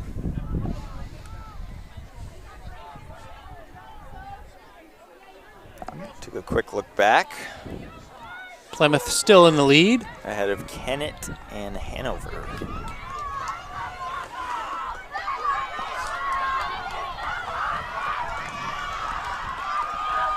Gonna be about a 70, maybe a 71. 219, At the halfway mark. 221, 222, 226. Co Brown rounding it out, 229. Looks like Kennett about to take the lead back there. Yeah, reeling Plymouth in that first turn. And there goes the pass. I see a few guys from the 4x8 doing strides. I wonder if they're doubling up. Is this girl from Kennett in the 400? She's cruising. Yes, she is. Yeah, this is going to be, you have a split on the, 222 I think they went through, right? Yeah, because So- 219 was Plymouth. It's gonna be pretty quick. Wow. They're only 50 seconds in now. That is fast. I should run low 60. I think. There's 60 right there. Kennett. 61, 62. Heading off to the anchor leg in the lead. We do hear that bell going. Plymouth currently in second with the pass off right now. Hanover third. MV fourth. Newmarket fifth. Plymouth's moving a lot faster than Kennett right now. Well, Might just be the stride. every time I say something like that, I look back and I'm like, you know what, maybe not. I'll show the gap here. Okay, so we're at like 40 meters. Yeah, I think she's catching her a little bit. But the one, Hanover, is catching up to her. So Yeah. So really, Hanover is the fastest one in this leg. About 5 Newmarket's seconds. doing pretty well back there. They just overtook Merrimack Valley. Never mind. See? Told you. Kennett off the turn onto the final straightaway. 70 meters to go. Yeah, that third leg really won it for them. What a great third leg. There's a great battle right now for second as Kennett goes and takes the meet record. 436 right there. Hanover with the pass over Plymouth, So that was a 62. followed by Merrimack Valley Wow. and Newmarket. I think she negative split. It looked like she was, the Yeah. first 100, she looked like she wasn't going So too quick. those last two legs for Kennett were what? 63, 64, and 62. That's pretty impressive. That's solid. Yeah, good 4x4 team. Cole Brown finishing it up. How did it end up being 430 something? Or missing something? Wait, what was the final time? 434-ish. Something like that. Oh, that means she ran a 70. Never mind. Oh. 68. There we go. Boys, 4x4 taking the track now. We have 2 heats of boys. Yeah, I'm good at math. So the third leg, really fast. Yes. 63, 64, No, it was 62, I think. 62. Someone's going to have to check the tape. Moving on. Section 1 of 2 in the boys 4x4, last event of the day on the track. In lane 1, we have Trinity. Lane 2, Hanover. 3 is St. Thomas. 4 is Pelham. 5, Merrimack Valley. 6 is Lebanon. And 7 is Kennett. 8 is empty, as we can see in front of us now. I love the 4x4 because you get such a random mix of events. Yeah, you got guys that do the 100, and then you got guys that are doing the 2 mile. Right. Just like throw anybody in there. I know at our first meet, our 4x4 team consisted of 3 2-milers and a 400 guy. Yep. Well, 400/800. My 400 PR is after the 2 mile. I finished the 2 mile. I wasn't supposed to run the 4x4, but I finished the 2 mile, and they were like, "You got to run the 4x4." Right, yeah. And yeah, I hopped right in. That just sounds like someone didn't give it their all in the 2 mile. Yeah, Davio. Rude. Where was the kick? Where was the kick? Those muscles should have been exhausted. Hey, I still ran okay. Davio was slacking. Yeah, it was. It wasn't that fast. It was a 9:52. Oh my god. And then a 53. Oh wow. Ah. That's actually that is good. Taking a look at the action on the track as they come around that 200 mark. Pretty close between. Can't really Plymouth, maybe? tell. I think Hanover's got it. Hanover is one of those top teams up there. I think my mic's Yeah, they're in the inside lane there. There we go. Actually, is that Plymouth or? Oh no, it's Merrimack Valley. That's Hanover on the inside, Merrimack Valley in the blue. Hanover tightening up just a little bit, trying to finish. Merrimack Valley gets the pass, gets the handoff first, and we're through the first exchange with those two. Merrimack Valley with the cut in, and ends up on top by about 5 meters. Gap increasing.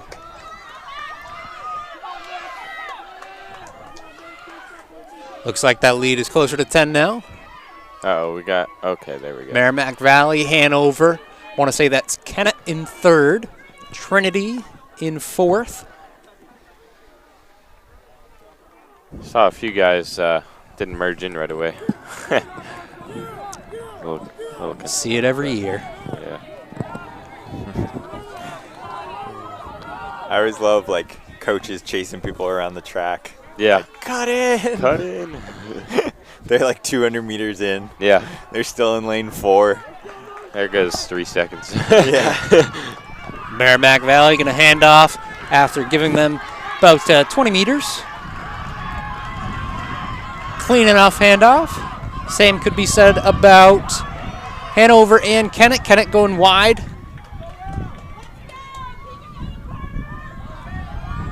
Kennett with the pass, moving into the 2nd spot, and it looks like they want more. Yeah, they're reeling in MV too. Merrimack Valley, Kennett, Hanover right now, although that change has occurred. Hanover's going right after MV too. Kennett's looking strong. See if they can hold on to that pace. Hanover's looking strong too. He's got a smooth stride. I don't think I've seen him today. He might be fresh. Actually, I highly doubt that, but have to believe Kennett didn't come all this way here just to run slow, so they're putting in what they can right now. Yeah, plus you might as well run fast while it's warm and sunny. looks like probably not that nice up in Kennett right now, right? I guess so.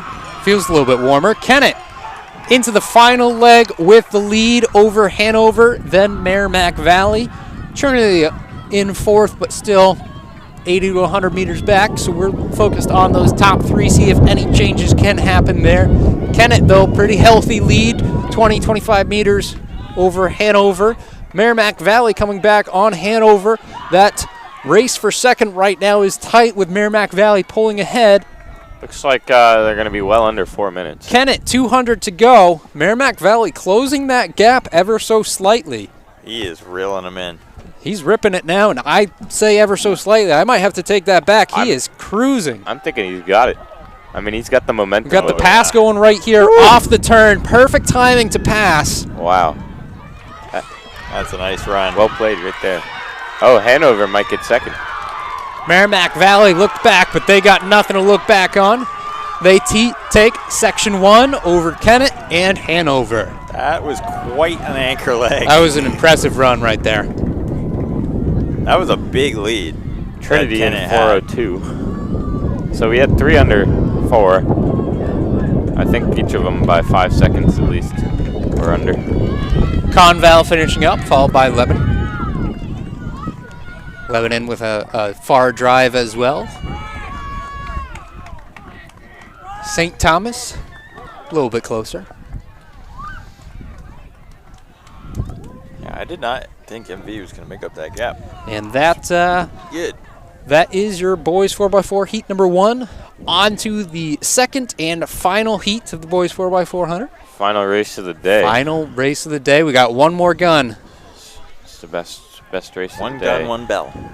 Sometimes. 351, 354, 355. Those 3 teams pretty impressive, kind of battling all throughout.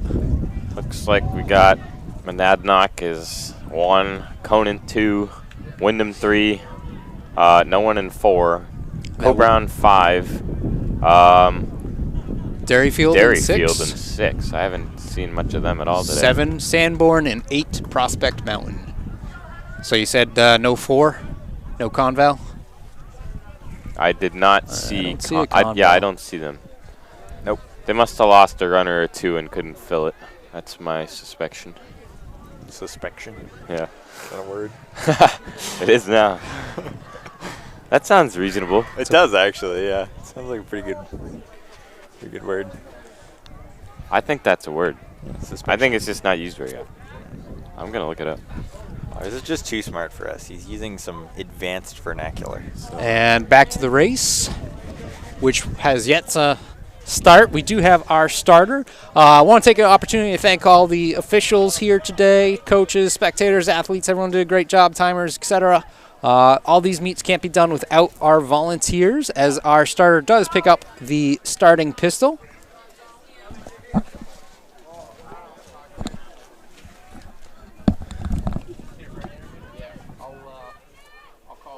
Looks like Aiden and Tyler from Co-Brown are doing the 4x4 as well, which I was not aware of actually. It's a Saying it's a workout day. tough last 2 days, I guess. Oh, I haven't ran yet today. Yikes. And there was a meet on Thursday. Yeah, but they weren't in there. Gavin was. Gavin was, but he didn't run yesterday. Sure. There we go. Yeah, he has it easy. Yeah.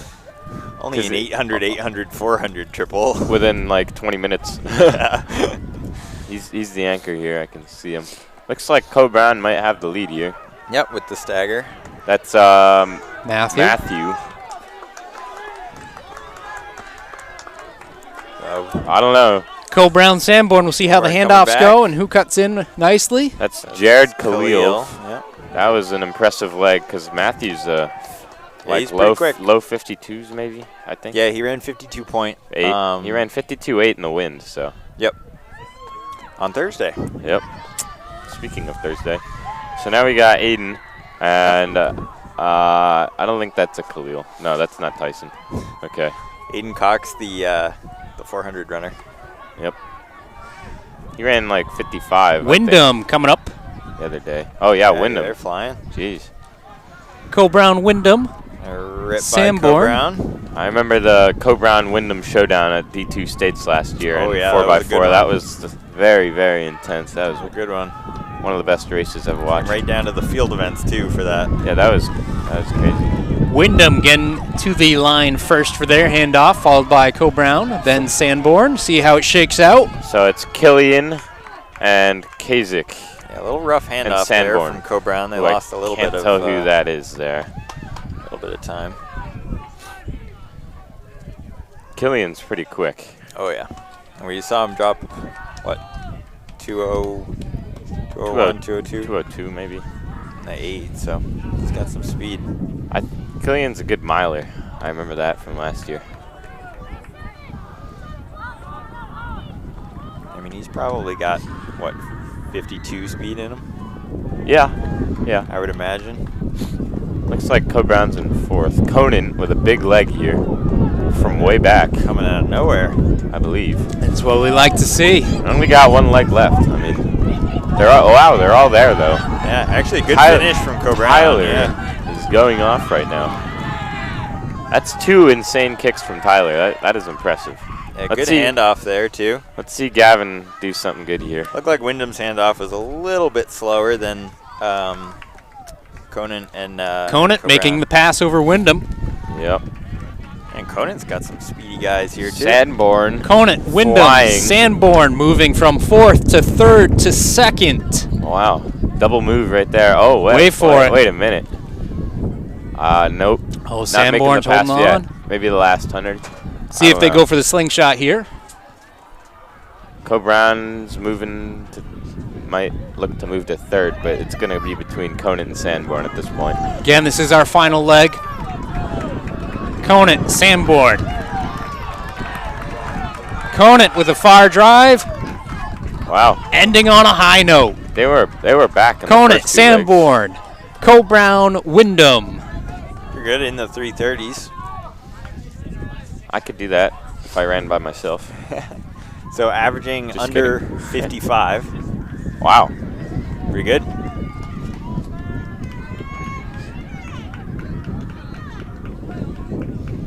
I see Tyler running around in the infield. He's probably pretty hyped. That was a good race. I don't know what his split was though, so I mean, it's hard to tell. Seemed like Co-Brown splits were pretty even. They didn't really have anyone that was stand out. Not really. But then It was all distance runners, right? Except for Matthew. right. Oh yeah. He ran low. Although Gavin runs the 400 though. Yeah. But everyone. it looked like Conan. Their 3rd leg was big. Right. They kind of loaded up the 3-4. Derryfield finishing it out.